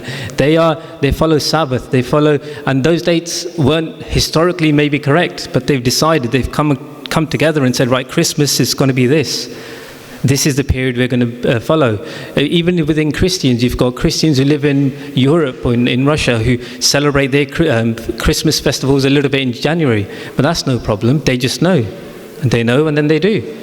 And I don't think anyone here would disagree that we should have that same mentality. We should rise above this confusion of lunar and solar. So I just wanted to explain that in a short, concise way. And if there are any questions, please do go online and have a look, because you can as in you can go in and you can gain a lot of knowledge from going online. There's a lot of resources out there. Unfortunately, there aren't many resources with fixed dates and literature that you can give your kids, because we're not there yet. But there is a lot of knowledge online. But one piece of caution: don't always trust what you see online. It's quite easy to go to the top and click on the things right at the top. Please do follow. There are websites established. Do try to follow them. Please do try to get involved, because if you're not involved, then all the siane, all the elders, they're going to be talking about it, and then we're not going to know. We're going to say, chalo, date aagi, date na aagi. It doesn't make a difference. So inni benti hai. So I would like to plead for everyone to please get involved. It's not too much to ask, I hope, but please do get involved. ਇੰਨੀ ਬੇਨਤੀ ਪ੍ਰਵਾਨ ਕਰੋ ਜੀ। ਵਾਹਿਗੁਰੂ ਜੀ ਕਾ ਖਾਲਸਾ, ਵਾਹਿਗੁਰੂ ਜੀ ਕੀ ਫਤਿਹ। ਸਰਦਾਰ ਇੰਦਰਪਾਲ ਸਿੰਘ ਜੀ ਦਾਸਰਿਆਂ ਦਾ ਬਹੁਤ ਬਹੁਤ ਧੰਨਵਾਦੀ ਹੈ, ਜੋ ਕਿ ਅੰਗਰੇਜ਼ੀ ਦੇ ਵਿੱਚ ਆਪਾਂ ਜੀ ਨੂੰ ਆਪਣੇ ਵਿਚਾਰ ਦੱਸ ਕੇ ਗਏ ਹਨ। ਤੇ ਹੁਣ ਮੈਂ ਬੇਨਤੀ ਕਰੂੰਗਾ ਸਰਦਾਰ ਗੁਰਮੀਤ ਸਿੰਘ ਜੀ ਸੰਧੂ, ਜੋ ਕਿ ਆਪਣੇ ਵਿਚਾਰ ਸਾਡੇ ਨਾਲ ਸਾਂਝੇ ਕਰਨਗੇ। ਸਤਿਕਾਰ ਸਹਿਤ ਬੁਲਾਓ ਫਤਿਹ। ਵਾਹਿਗੁਰੂ ਜੀ ਕਾ ਖਾਲਸਾ, ਵਾਹਿਗੁਰੂ ਜੀ ਕੀ ਫਤਿਹ। ਸੱਬੇ ਰੁੱਤੀ ਚੰਗੀਆਂ, ਚਿਤ ਸੱਚੇ ਸਿਉ ਨੇਹੋ, ਸਾਤ ਤਨ ਕੰਤ ਪਛਾਣਿਆ, ਸੁਖ ਸੁੱਤੀ ਨਿਸਦੇਹੋ। ਅੱਜ ਦੇ ਇਹ ਜਿਹੜਾ ਮੁੱਦਾ ਹੈ, ਜਿਹੜਾ ਮੌਜੂ 'ਤੇ ਅੱਜ ਵਜ਼ਾਹਤ ਕੀਤੀ ਗਈ ਹੈ, ਬਹੁਤ ਹੀ ਜ਼ਰੂਰੀ ਹੈ। ਅਸੀਂ ਵੈਸੇ ਕੀਰਤਨ ਸੁਣਨ ਵਾਸਤੇ ਆਏ ਸੀਗੇ, ਕੀਰਤਨ ਕਰਦੇ ਹਾਂ ਅਤੇ ਲੁੱਟਣ ਖਿੱਚਣ ਵਿੱਚ ਜਾਂਦੇ ਰਹੀਦਾ। ਅਤੇ ਇੱਕ ਪਾਸੇ ਉਹਨਾਂ ਕੋਲ ਸੀਗਾ ਕੈਲੰਡਰ ਬਿਕਰਮੀ ਦਾ ਲੁੱਟਣ, ਅਤੇ ਦੂਜੇ ਪਾਸੇ ਸੀ ਨੰਗਸ਼ਾਹੀ। ਉਹ 2 ਸਾਲ ਸਾਨੂੰ ਅਸੀਂ 2 ਪਾਸੇ ਦਾ ਮਨਾਉਂਦੇ ਰਹੇ। ਕਹਿੰਦਾ ਕਿੱਡਾ ਵੱਡਾ ਇਹ ਝਮੇਲਾ ਹੈ। ਲੇਕਿਨ ਗੱਲ ਇਹ ਹੈ ਕਿ ਸਾਡੇ ਕੋਲ ਇੰਨੇ ਵਧੀਆ ਵਿਦਵਾਨ ਜਿਵੇਂ ਪਾਲ ਸਿੰਘ ਪੁਰੇਵਾਲ ਜੀ, ਜਿਵੇਂ ਸਾਡੇ ਅੰਮ੍ਰਿਤਪਾਲ ਸਿੰਘ ਜੀ, ਫਿਰ ਵੀ ਅਸੀਂ ਹੁਣ ਤੱਕ ਇਸ ਨੂੰ ਸੁਲਝਾ ਨਹੀਂ ਸਕੇ। ਅਫਸੋਸ ਇਸ ਗੱਲ ਦਾ। ਸੋ ਇਸ ਕਰਕੇ ਮੈਂ ਤੇ ਇਹਨਾਂ ਦਾ ਸਤਿਕਾਰ ਕਰਦਾ ਬਹੁਤ ਜ਼ਿਆਦਾ, ਕਿਉਂਕਿ ਇੱਥੇ ਦੀ ਪ੍ਰਬੰਧਕ ਕਮੇਟੀ ਸਾਡੇ ਟੇਸੀ ਸਾਹਿਬ ਜੀ ਔਰ ਸਾਡੇ ਜੋਗਾ ਸਿੰਘ ਨੇ ਸਾਰਿਆਂ ਨੇ ਬੜੇ ਪਿਆਰ ਨਾਲ ਸਮਝਾਇਆ, ਕਿਉਂਕਿ ਕਹਿੰਦੇ यहाँ तो पूजते हैं लोग अक्सर चढ़ते सूरज को, यहाँ तो पूजते हैं लोग अक्सर चढ़ते सूरज को, नहीं ये देखता कोई कहाँ से नूर आता है। इन्हों का इस विचार ਨੂੰ इस ਮੁੱਦੇ ਨੂੰ ਸਪਸ਼ਟ ਕਰਨਾ ਬਹੁਤ ਹੀ ਜ਼ਰੂਰੀ ਹੈ। ਮੈਂ ਇਸ ਗੱਲ ਦੀ ਵਧਾਈ ਦਿੰਦਾ ਇਸ ਪ੍ਰਬੰਧਕ ਕਮੇਟੀ ਜਿਨ੍ਹਾਂ ਨੇ ਇਹ ਸ਼ੁਰੂਆਤ ਕੀਤੀ ਹੈ। ਲੇਕਿਨ ਆਪਾਂ ਇੱਕ ਨਾ ਇੱਕ ਆਪਣੇ ਕੋਲ ਵਧੀਆ ਵਧੀਆ ਵਿਦਵਾਨ ਬੈਠੇ ਨੇ, ਆਪਾਂ ਉਸ ਮੰਜ਼ਿਲ 'ਤੇ ਪਹੁੰਚ ਜਾਵਾਂਗੇ ਜੋ ਸਾਡੀ ਸਾਰੀਆਂ ਤਰੀਕਾਂ ਬਿਲਕੁਲ ਸਪਸ਼ਟ ਹੋ ਜਾਣਗੀਆਂ। ਸੋ ਮੈਂ ਇਸ ਕਮੇਟੀ ਸਾਹਿਬ ਬਹੁਤ ਧੰਨਵਾਦ, ਸਾਰਿਆਂ ਦਾ ਧੰਨਵਾਦ ਕਰਦੇ ਹਾਂ। ਸੋ ਬੇਨਤੀ ਕਰਦੇ ਕਿ ਇਸ ਤਰ੍ਹਾਂ ਪ੍ਰੋਗਰਾਮ ਆਪਾਂ ਰੱਖੀਏ ਤਾਂ ਕਿ ਇਹ ਤਰੀਕਾਂ ਸਹੀ ਹੋ ਸਕਣ, ਆਪਾਂ ਸਹੀ ਗਰੁੱਪ ਬਣਾਈਏ ਤਾਂ ਕਿ ਹਾਸੋਹਾਣੀ ਨਾ ਹੋਵੇ। ਸੋ ਐਡੇ ਵਧੀਆ ਵਿਦਵਾਨ ਸਾਡੇ ਕੋਲ ਬੈਠੇ ਨੇ, ਆਪਾਂ ਉਹਨਾਂ ਦਾ ਕਦਰ ਵੀ ਕਰੀਏ, ਇਹ ਵੀ ਗੱਲ ਆ। ਆਪਾਂ ਜੇ ਕੋਈ ਵਿਦਵਾਨ ਦੱਸਦਾ ਉਹਨੂੰ ਮਤਲਬ ਪਿੱਛੇ ਖਿੱਚਣ ਦੀ ਕੋਸ਼ਿਸ਼ ਨਾ ਕਰੀਏ, ਉਹਦੀ ਗੱਲ ਨੂੰ ਸੁਣੀਏ, ਫਿਰ ਅਮਲ ਵਿੱਚ ਲਿਆਈਏ ਤਾਂ ਕਿ ਆਪਾਂ ਇਹ ਤਰੀਕਾ ਸਾਫ਼ ਕਰਕੇ ਸਹੀ ਦਸ਼ਾ ਦੇ ਸਕੀਏ। ਇਹ ਮੇਰੀ ਅਰਦਾਸ ਵੀ ਹਮਾਰੇ ਚਰਨਾਂ ਵਿੱਚ। ਦੂਜੇ ਪਾਸੇ ਇਹੋ ਜਿਹੀਆਂ ਸੰਸਥਾਵਾਂ ਦਾ ਬਹੁਤ ਬਹੁਤ ਧੰਨਵਾਦ ਕਰਦੇ ਹਾਂ। ਅੱਜ ਸਵੇਰੇ ਵੀ ਭਾਈ ਸਾਹਿਬ ਸ਼ਬਦ ਵਿਚਾਰ ਦੇ ਵਿੱਚ ਬਹੁਤਾ ਇਸ ਪਾਸੇ ਧਿਆਨ ਦਿੱਤਾ ਬਈ ਆਪਾਂ ਇਹਨਾਂ ਤਰੀਕਾਂ ਦੀ ਸੰਭਾਲ ਕਰੀਏ। ਬਹੁਤ ਬਹੁਤ ਧੰਨਵਾਦ। ਇਹੋ ਜਿਹੇ ਵਿਦਵਾਨਾਂ ਦੀ ਕਦਰ ਕਰਿਆ ਕਰੀਏ। ਇੰਨੀ ਸੇਵਾ ਕਬੂਲ ਕਰਿਓ। ਵਾਹਿਗੁਰੂ ਜੀ ਕਾ ਖਾਲਸਾ, ਵਾਹਿਗੁਰੂ ਫਤਿਹ। ਧੰਨਵਾਦ ਸਾਰਿਆਂ ਦਾ। ਵਾਹਿਗੁਰੂ ਜੀ ਕਾ ਖਾਲਸਾ, ਵਾਹਿਗੁਰੂ ਜੀ ਕੀ ਫਤਿਹ। ਹਾਂਜੀ, ਇਹ ਸਨ ਗੁਰਮੀਤ ਸਿੰਘ ਜੀ ਸੰਧੂ, ਇਹਨਾਂ ਦਾ ਬਹੁਤ ਬਹੁਤ ਧੰਨਵਾਦ। ਅਤੇ ਹੁਣ ਮੱਖਣ ਸਿੰਘ ਜੀ ਜੋ ਕਿ ਬਹੁਤ ਹੀ ਸ਼ਾਂਤਮਈ ਨਾਲ ਉਡੀਕ ਰਹੇ ਸਨ, ਆਪਦੇ ਨਾਲ ਦੋ ਚਾਰ ਵਿਚਾਰ ਸਾਂਝੇ ਕਰਨਗੇ। ਸਰਦਾਰ ਮੱਖਣ ਸਿੰਘ ਜੀ। ਵਾਹਿਗੁਰੂ ਜੀ ਕਾ ਖਾਲਸਾ, ਵਾਹਿਗੁਰੂ ਜੀ ਫਤਿਹ ਸਾਰਿਆਂ ਨੂੰ। ਇੱਕਾ ਬਾਣੀ, ਇੱਕ ਗੁਰੂ, ਇੱਕੋ ਸ਼ਬਦ ਵਿਚਾਰ, ਸੱਚਾ ਸੌਦਾ, ਹੱਠ ਸਾਚੀ, ਰਤਨੀ ਭਰੇ ਭੰਡਾਰ। ਧੰਨ ਗੁਰੂ ਅਰਜਨ ਦੇਵ ਪਾਤਸ਼ਾਹ ਜੀ ਨੇ ਪੋਥੀ ਸਾਹਿਬ ਦੇ ਰੂਪ ਵਿੱਚ ਸਾਨੂੰ ਇੱਕ ਗ੍ਰੰਥ ਦਿੱਤਾ ਹੈ, ਜਿਹਦੇ ਵਿੱਚ 35 ਰੱਬ ਦੇ ਪਿਆਰਿਆਂ ਦੀ ਬਾਣੀ ਆ। 35 ਰੱਬ ਦੇ ਪਿਆਰਿਆਂ ਦੀ ਬਾਣੀ ਆ। ਔਰ ਦੇਖੋ 35 ਰੱਬ ਦੇ ਪਿਆਰਿਆਂ ਦੀ ਇਹ ਅਲੱਗ-ਅਲੱਗ ਸਮੇਂ 'ਚ ਹੋਏ ਆ ਔਰ ਦੇਸ਼ ਦੇ ਅਲੱਗ-ਅਲੱਗ ਇਲਾਕਿਆਂ 'ਚ ਹੋਏ ਆ। ਅਲੱਗ-ਅਲੱਗ ਸੋ ਕਾਲ ਇਹ ਜਿਹੜੀਆਂ ਜਾਤਾਂ 'ਚ ਹੋਏ ਨੇ, ਪਰ ਇਹਨਾਂ 35 ਦੀ ਇੱਕੋ ਹੀ ਸੋਚ ਆ, ਇੱਕ ਹੀ ਗੱਲ ਕੀਤੀ ਇਹਨਾਂ ਨੇ। ਔਰ ਇੱਕ ਗੱਲ ਉਹ ਸਾਡੇ ਤੱਕ ਗੁਰੂ ਸਾਹਿਬਾਂ ਨੇ ਪੋਥੀ ਸਾਹਿਬ ਦੇ ਰੂਪ ਵਿੱਚ, ਗੁਰਬਾਣੀ ਦੇ ਰੂਪ ਵਿੱਚ ਸਾਨੂੰ ਦਿੱਤੀ ਆ।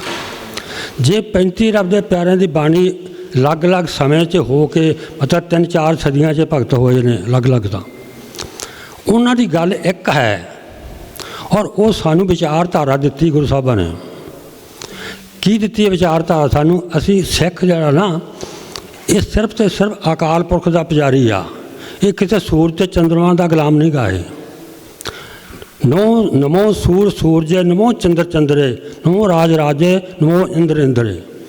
ਅਸੀਂ ਪੁਜਾਰੀ ਅਕਾਲ ਪੁਰਖ ਦੇ ਹਾਂ। ਅਕਾਲ ਜੋ ਸਮੇਂ ਤੋਂ ਬਾਹਰ ਆ, ਉਹ ਸਮੇਂ 'ਚ ਆਉਂਦਾ ਹੀ ਨਹੀਂ ਆ, ਅਤੇ ਫਿਰ ਅਸੀਂ ਸਮੇਂ ਦੇ ਗੁਲਾਮ ਕਿਵੇਂ ਹੋ ਗਏ? ਸਾਨੂੰ ਤਾਂ ਸਮੇਂ 'ਚੋਂ ਬਾਹਰ ਕੱਢਿਆ, ਪਰ ਇਹ ਸਮਾਂ ਰੱਖਣਾ ਪਿਆ ਕਿਵੇਂ? ਕਿਉਂਕਿ ਦੁਨੀਆ ਨੂੰ ਚਲਾਉਣ ਵਾਸਤੇ ਕੋਈ ਸਮਾਂ ਚਾਹੀਦਾ ਆਪਾਂ ਨੂੰ।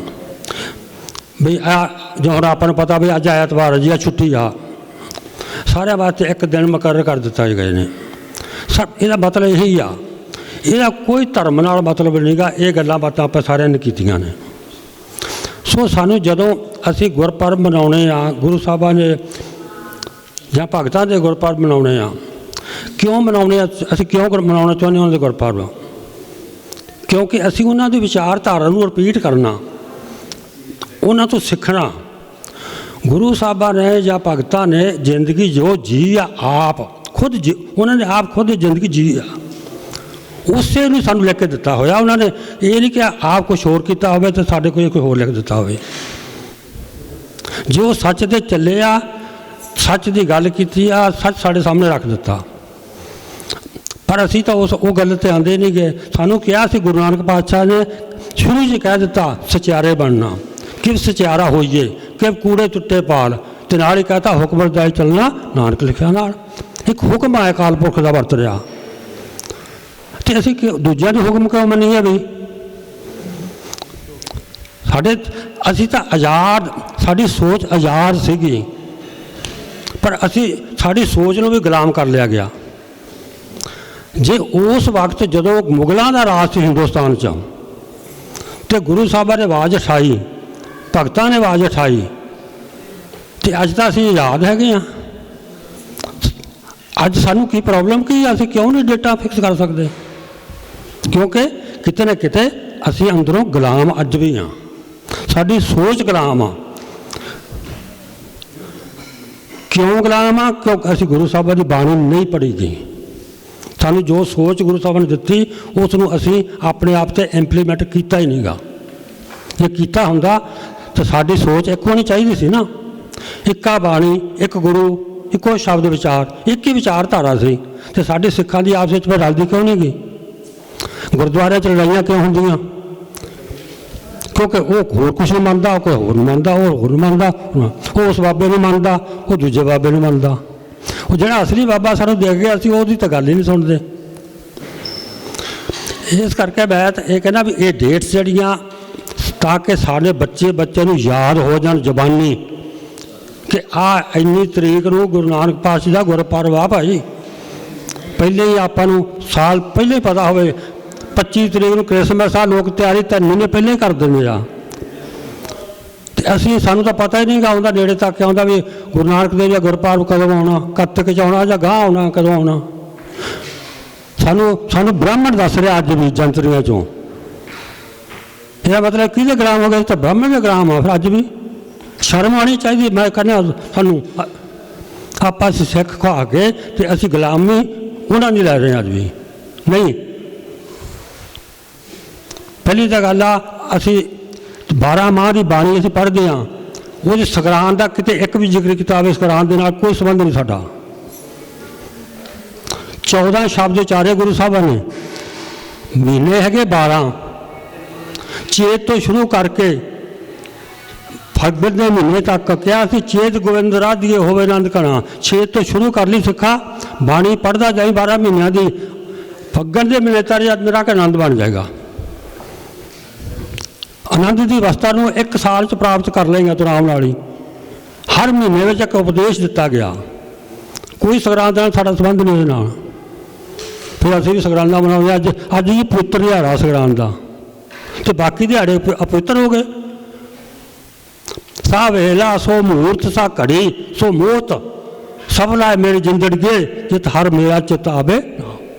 ਜਨ ਨਾਨਕ ਨਾਮ ਧਿਆਈਓ ਮੇਰੀ ਜ਼ਿੰਦੜੀਏ, ਜਮ ਕੰਕਰ ਨੇੜ ਨਾ ਆਵੇ ਰਾਮ। ਗੁਰੂ ਸਾਹਿਬ ਨੇ ਕਹਿੰਦਾ ਹਰ ਘੜੀ ਹਰ ਪਾਲੀ ਪੁੱਤਰ ਆ, ਜਦੋਂ ਰੱਬ ਚੇਤੇ ਆ ਗਿਆ ਤੈਨੂੰ, ਰੱਬ ਜਦੋਂ ਮਤਲਬ ਸੱਚ ਤੇ ਪੈਰਾ ਦੇ ਰਿਹਾ।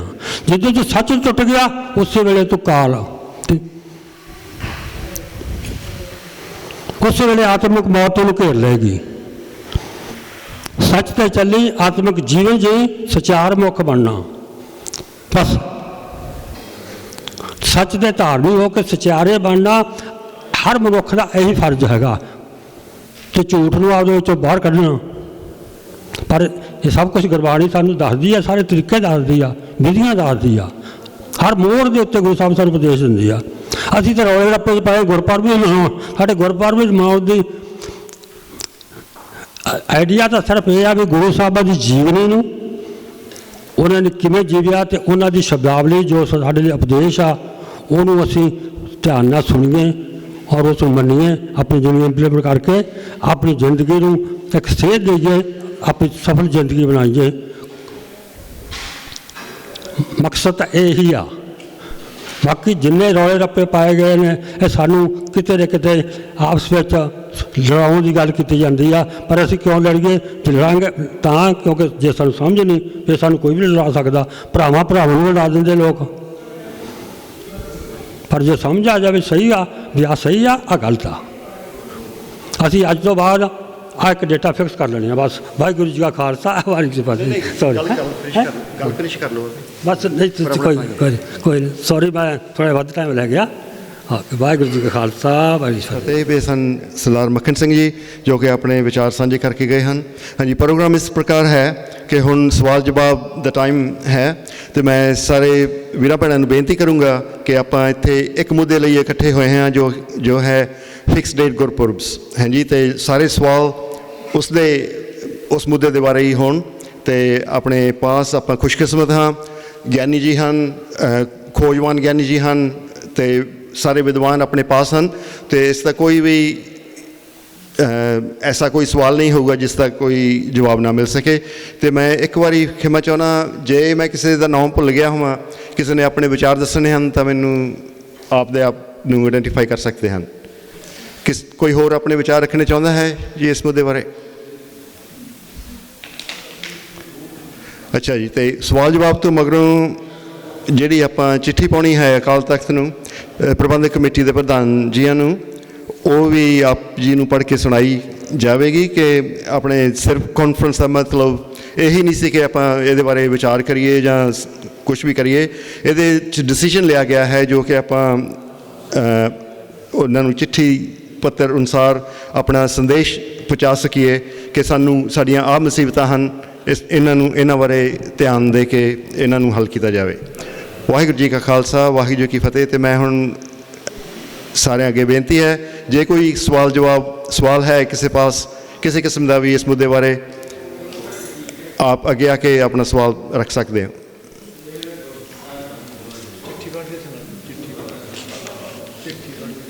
ਕੋਈ ਕਿਸੇ ਨੇ ਕੋਈ ਹੋਰ ਜਾਣਕਾਰੀ ਚਾਹੁੰਦਾ ਜਾਂ ਕੋਈ ਸਵਾਲ ਹੈ ਕਿਸੇ ਪਾਸ? ਨਹੀਂ? ਅੱਛਾ ਜੀ, ਇਹ ਹਾਂਜੀ ਹਾਂਜੀ ਹਾਂਜੀ, ਆਓ ਅੱਗੇ ਆਓ।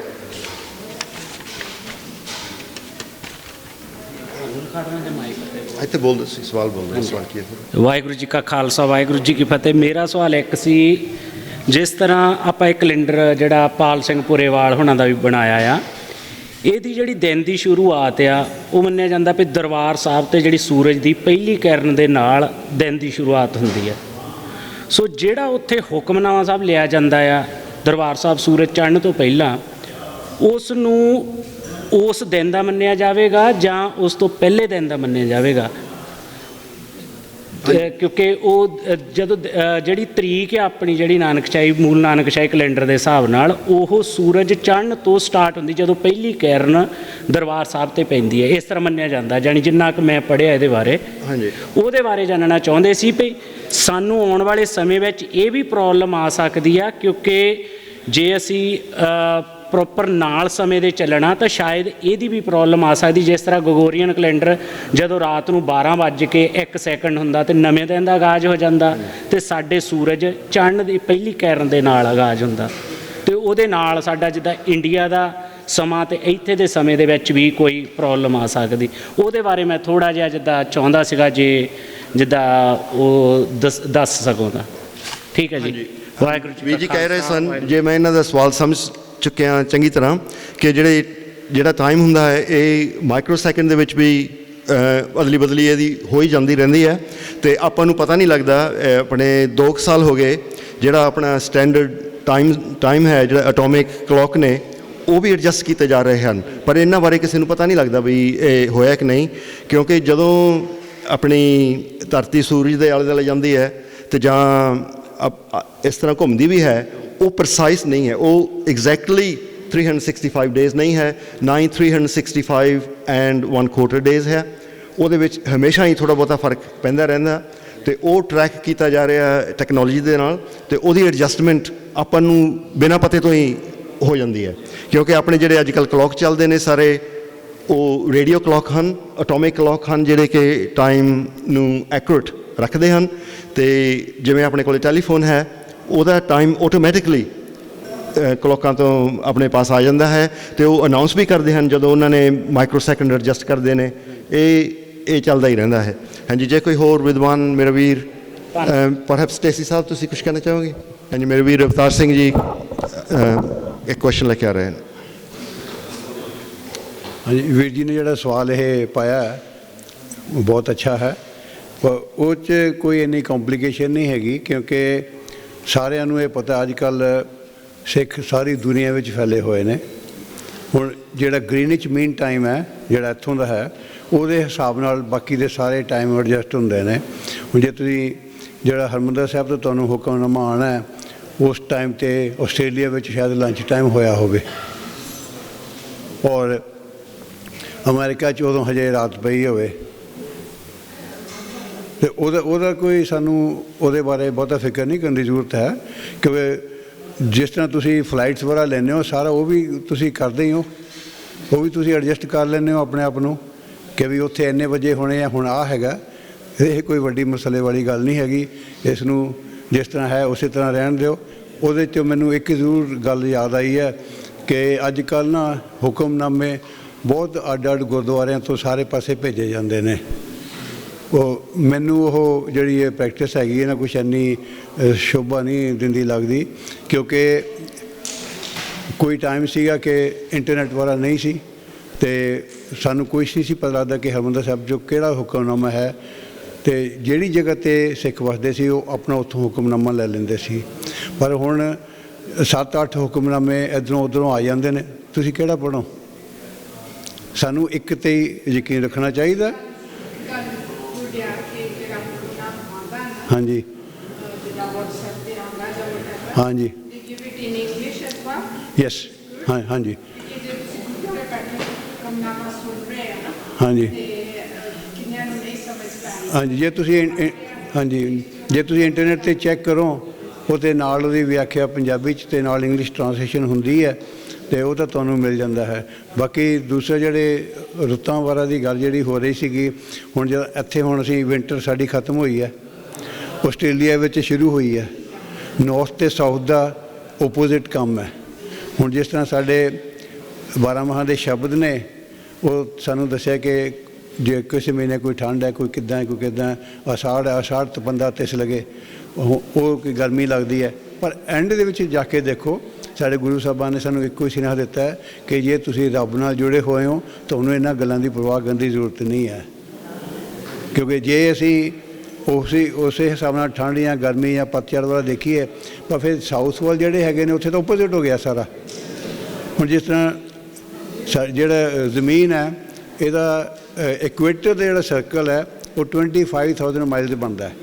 ਜੇ ਤੁਸੀਂ ਟੋਪਿਕ ਆਫ ਕੈਂਸਰ 'ਤੇ ਜਾਂਦੇ ਹੋ ਉਹ 22,000 ਕੁਛ ਰਹਿ ਜਾਂਦਾ ਹੈ ਇਸੇ ਤਰ੍ਹਾਂ ਟੋਪਿਕ ਆਫ ਕੈਪਰੀਕੌਨ 'ਤੇ ਔਰ ਜੋ ਉੱਪਰ ਤੁਸੀਂ ਆਰਕਟਿਕ ਸਰਕਲ 'ਤੇ ਜਾਂਦੇ ਹੋ ਉੱਥੇ ਸਿਰਫ 9,000 ਹੈ ਇਸੇ ਕਿ ਉੱਥੇ ਦਿਨ ਬਹੁਤ ਲੰਬੇ ਹੁੰਦੇ ਨੇ ਅਤੇ ਰਾਤਾਂ ਵੀ ਬਹੁਤ ਲੰਬੀਆਂ ਹੁੰਦੀਆਂ ਨੇ ਸਰਦੀਆਂ ਵਿੱਚ ਉੱਥੇ ਦਾ ਟਾਈਮ ਦਾ ਕਿੰਨਾ ਫਰਕ ਪੈਂਦਾ ਉੱਥੇ ਦਾ ਹਰ ਇੱਕ ਚੀਜ਼ ਦਾ ਜਿਹੜਾ ਸਿਸਟਮ ਹੈ ਨਾ ਉਹ ਚੇਂਜ ਹੋ ਜਾਂਦਾ ਜਿਹੜੀ ਸੱਭਿਅਤਾ ਹੈਗੀ ਹੈ ਤਕਰੀਬਨ ਟ੍ਰੋਪਿਕਸ ਦੇ ਵਿੱਚ ਰਹੀ ਹੈ ਉੱਥੋਂ ਸਾਰਾ ਕੁਛ ਪ੍ਰਫੁੱਲਤ ਹੋਇਆ ਔਰ ਉਹਦੇ ਹਿਸਾਬ ਨਾਲ ਸਾਰੇ ਸਿਸਟਮ ਬਣੇ ਨੇ ਪਰ ਜਦੋਂ ਅਸੀਂ ਉੱਪਰ ਜ਼ਿਆਦਾ ਜਾਂਦੇ ਜਾਂ ਥੱਲੇ ਆਉਂਦੇ ਹਾਂ ਉੱਥੇ ਸਾਨੂੰ ਫਿਰ ਐਡਜਸਟ ਕਰਨਾ ਪੈਂਦਾ ਇੰਨੀ ਕੁ ਤਾਂ ਅਸੀਂ ਉਹ ਕਰ ਹੀ ਸਕਦੇ ਹਾਂ ਉਹਦੇ ਵਿੱਚ ਕੋਈ ਇੰਨੀ ਵੱਡੀ ਗੱਲ ਨਹੀਂ ਹੈ ਇਹਨਾਂ ਕਹਿੰਦਾ ਦਸ ਖਿਮਤ ਜਾਚਕ ਹੈ ਵਾਹਿਗੁਰੂ ਖਾਲਸਾ ਵਾਹਿਗੁਰੂ ਜੀ ਫਤਿਹ ਹਾਂਜੀ ਮੇਰੇ ਵੀਰ ਅਵਤਾਰ ਸਿੰਘ ਜੀ ਦਾ ਬਹੁਤ ਬਹੁਤ ਧੰਨਵਾਦ ਜੋ ਕਿ ਇਸ ਸਵਾਲ ਉੱਤੇ ਚਾਨਣਾ ਕਰਕੇ ਗਏ ਹਨ ਹਾਂਜੀ ਜੇ ਕੋਈ ਹੋਰ ਸਵਾਲ ਨਹੀਂ ਹੈ ਤਾਂ ਮੈਂ ਫਿਰ ਚਿੱਠੀ ਪੜ੍ਹਨ ਜਾ ਰਿਹਾ ਜੋ ਕਿ ਆਪਣੇ ਸ਼੍ਰੋਮਣੀ ਪ੍ਰਬੰਧਕ ਕਮੇਟੀ ਅੰਮ੍ਰਿਤਸਰ ਸਾਹਿਬ ਵਿਖੇ ਭੇਜੀ ਜਾ ਰਹੀ ਹੈ ਉਹ ਇਸ ਪ੍ਰਕਾਰ ਹੈ ਪ੍ਰਧਾਨ ਸਰਦਾਰ ਹਰਜਿੰਦਰ ਸਿੰਘ ਜੀ ਧਾਮੀ ਸ਼੍ਰੋਮਣੀ ਗੁਰੂ ਪ੍ਰਬੰਧਕ ਕਮੇਟੀ ਅੰਮ੍ਰਿਤਸਰ ਸਾਹਿਬ ਵਿਸ਼ਾ ਖਾਲਸਾ ਪੰਥ ਦੇ ਇਤਿਹਾਸਿਕ ਦਿਹਾੜਿਆਂ ਦੀਆਂ ਤਰੀਕਾਂ ਪੱਕੀਆਂ ਕਰਨ ਸੰਬੰਧੀ ਬੇਨਤੀ ਸਤਿਕਾਰਯੋਗ ਪ੍ਰਧਾਨ ਜੀਓ 7 ਮਈ 2023 ਦਿਨ ਐਤਵਾਰ ਇੰਗਲੈਂਡ ਦੀਆਂ ਸੰਗਤਾਂ ਵੱਲੋਂ ਇੱਕ ਕਾਨਫਰੰਸ ਫਿਰ ਦੁਬਾਰਾ ਕੀਤੀ ਗਈ ਹੈ ਜਿਸ ਵਿੱਚ ਸਿੱਖ ਕੌਮ ਨੇ ਇਤਿਹਾਸਿਕ ਦਿਹਾੜਿਆਂ ਨਾਲ ਸੰਬੰਧਿਤ ਹਰ ਸਾਲ ਬਦਲ ਕੇ ਆ ਰਹੀਆਂ ਤਰੀਕਾਂ ਸੰਬੰਧੀ ਡੂੰਘੀ ਚਿੰਤਾ ਪ੍ਰਗਟਾਈ ਹੈ ਇਸ ਸੰਬੰਧੀ 26 ਫਰਵਰੀ 2023 ਦਿਨ ਐਤਵਾਰ ਨੂੰ ਇੰਗਲੈਂਡ ਦੀਆਂ ਸੰਗਤਾਂ ਵੱਲੋਂ ਇੱਕ ਕਾਨਫਰੰਸ ਕੀਤੀ ਗਈ ਸੀ ਜਿਸ ਸੰਬੰਧੀ ਆਪ ਜੀ ਨੂੰ ਪਹਿਲਾਂ ਵੀ ਇੱਕ ਮੰਗ ਪੱਤਰ ਭੇਜਿਆ ਜਾ ਚੁੱਕਾ ਹੈ ਉਸ ਮੰਗ ਪੱਤਰ ਦਾ ਜਵਾਬ ਅਜੇ ਤੱਕ ਉਡੀਕ ਰਹੇ ਹਾਂ ਪਰ ਉਸ ਦਾ ਆਪ ਜੀ ਵੱਲੋਂ ਅਜੇ ਤੱਕ ਕੋਈ ਜਵਾਬ ਨਹੀਂ ਆਇਆ ਇਸ ਕਾਨਫਰੰਸ ਵਿੱਚ ਇਸ ਵਾਰ ਫਿਰ ਇੰਨੀ ਚਿੰਤਾ ਪ੍ਰਗਟਾਈ ਗਈ ਹੈ ਕਿ ਨਾਲ ਸਮੁੱਚੀ ਸਿੱਖ ਕੌਮ ਵਿੱਚ ਧੜੇਬੰਦੀਆਂ ਵੱਧ ਰਹੀਆਂ ਹਨ ਜੋ ਕੌਮ ਲਈ ਬਹੁਤ ਘਾਤਕ ਸਿੱਧ ਹੋ ਰਹੀਆਂ ਹਨ ਜੀ ਵਾਹਿਗੁਰੂ ਜੀ ਕਾ ਖਾਲਸਾ ਵਾਹਿਗੁਰੂ ਜੀ ਕੀ ਫਤਿਹ ਮੈਨੂੰ ਤਾਂ ਐਵੇਂ ਖੜਾ ਕਰ ਦਿੱਤਾ ਕਦੇ ਬੋਲਿਆ ਨਹੀਂ ਸਟੇਜ 'ਤੇ ਨਾ ਸਟੇਜ ਕੀਤੀ ਹੈ ਮੈਂ ਤਾਂ ਸਿਰਫ ਭਾਈ ਰਜਿੰਦਰ ਸਿੰਘ ਵਡਾਏ ਹੋਣਾ ਦਾ ਇਹਨਾਂ ਦੇ ਸਾਥੀਆਂ ਦਾ ਜਿਹੜਾ ਚੱਕਿਆ ਤੁਹਾਡਾ ਸਾਥ ਜ਼ਰੂਰ ਦੇਵਾਂਗੇ ਵੱਡਾ ਪ੍ਰੋਗਰਾਮ ਕਰਾਵਾਂਗੇ ਗੁਰਦੁਆਰਾ ਸਿੰਘ ਸਭਾ ਡਰਬੀ ਸਹੀ ਆ ਜਿੱਦਾਂ ਇਹਨਾਂ ਨੇ ਭੱਜ ਦੌੜ ਕੀਤੀ ਆ ਹੁਣ ਮੈਦਾਨ ਛੱਡ ਕੇ ਭੱਜੇ ਹੋਏ ਨਾ ਅਸੀਂ ਤੁਹਾਡੇ ਨਾਲ ਹੋਵਾਂਗੇ ਤੇ ਬਾਕੀ ਭੈਣਾਂ ਸਾਰੇ ਜਾਣਦੇ ਆ, ਇੱਧਰ ਆਪਣੇ ਵੀ ਸਿੰਘ ਕਾਫੀ ਪੁਰਾਣੇ ਆ, ਕਦੇ ਸਟੇਜ ਤੇ ਨਹੀਂ ਬੋਲਿਆ, ਭਾਈ ਕੁਲਵੰਤ ਸਿੰਘ ਜੀ ਢੇਸੀ ਸਾਰੇ ਇੱਥੇ ਰਹਿੰਦੇ ਆ। ਬਾਕੀ ਸਾਰਿਆਂ ਨੂੰ ਬਹੁਤ ਬਹੁਤ ਧੰਨਵਾਦ। ਵਾਹਿਗੁਰੂ ਜੀ ਕਾ ਖਾਲਸਾ, ਵਾਹਿਗੁਰੂ ਜੀ ਕੀ ਫਤਿਹ। ਵਾਹਿਗੁਰੂ ਜੀ ਕਾ ਖਾਲਸਾ, ਵਾਹਿਗੁਰੂ ਜੀ ਕੀ ਫਤਿਹ। ਹਾਂਜੀ, ਸਮਾਪਤੀ ਤੋਂ ਪਹਿਲਾਂ ਇੱਕ ਵਾਰੀ ਫੇਰ ਮੇਰੇ ਵੀਰ ਜਿੰਨੇ ਵੀ ਬੁਲਾਰੇ ਸਾਡੇ ਸਾਥ ਹਨ ਉਹਨਾਂ ਦਾ ਬਹੁਤ ਬਹੁਤ ਧੰਨਵਾਦ, ਅਤੇ ਸਮੂਹ ਸੰਗਤ ਦਾ ਬਹੁਤ ਬਹੁਤ ਧੰਨਵਾਦ ਜੋ ਕਿ ਇਸ ਮੁੱਦੇ ਦੇ ਵਿੱਚ ਵੱਧ ਚੜ੍ਹ ਕੇ ਹਿੱਸਾ ਲੈ ਰਹੇ ਹਨ।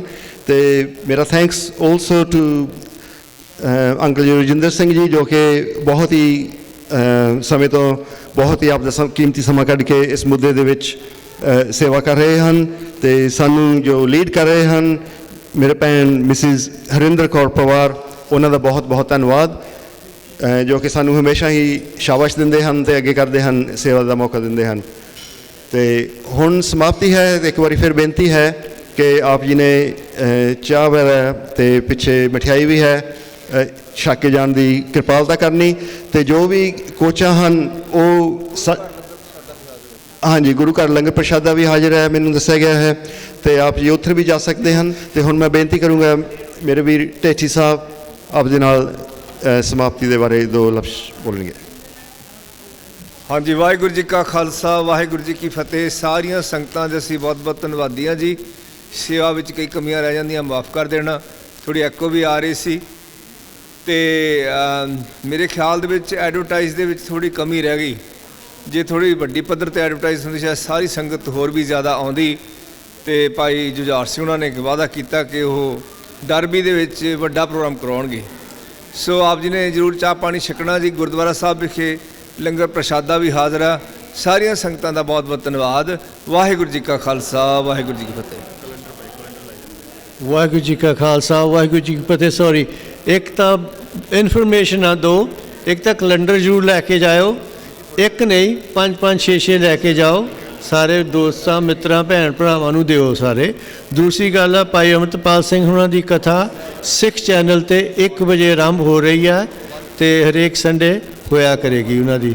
ਜੇ ਕਿਸੇ ਨੇ 1:30 ਵਜੇ ਤੋਂ ਲੈ ਕੇ 2:30 ਵਜੇ ਤਾਈਂ 1 ਘੰਟਾ ਸਿੱਖ ਚੈਨਲ 'ਤੇ 1:30 ਵਜੇ ਤੋਂ ਲੈ ਕੇ ਐਵਰੀ ਸੰਡੇ 2:30 ਵਜੇ ਤੱਕ। ਠੀਕ ਹੈ ਜੀ। ਵਾਹਿਗੁਰੂ ਜੀ ਕਾ ਖਾਲਸਾ, ਵਾਹਿਗੁਰੂ ਜੀ ਕੀ। ਕੈਲੰਡਰ ਜ਼ਰੂਰ ਲੈ ਕੇ ਜਾਓ, ਇੱਕ ਨਹੀਂ 5-5 4-4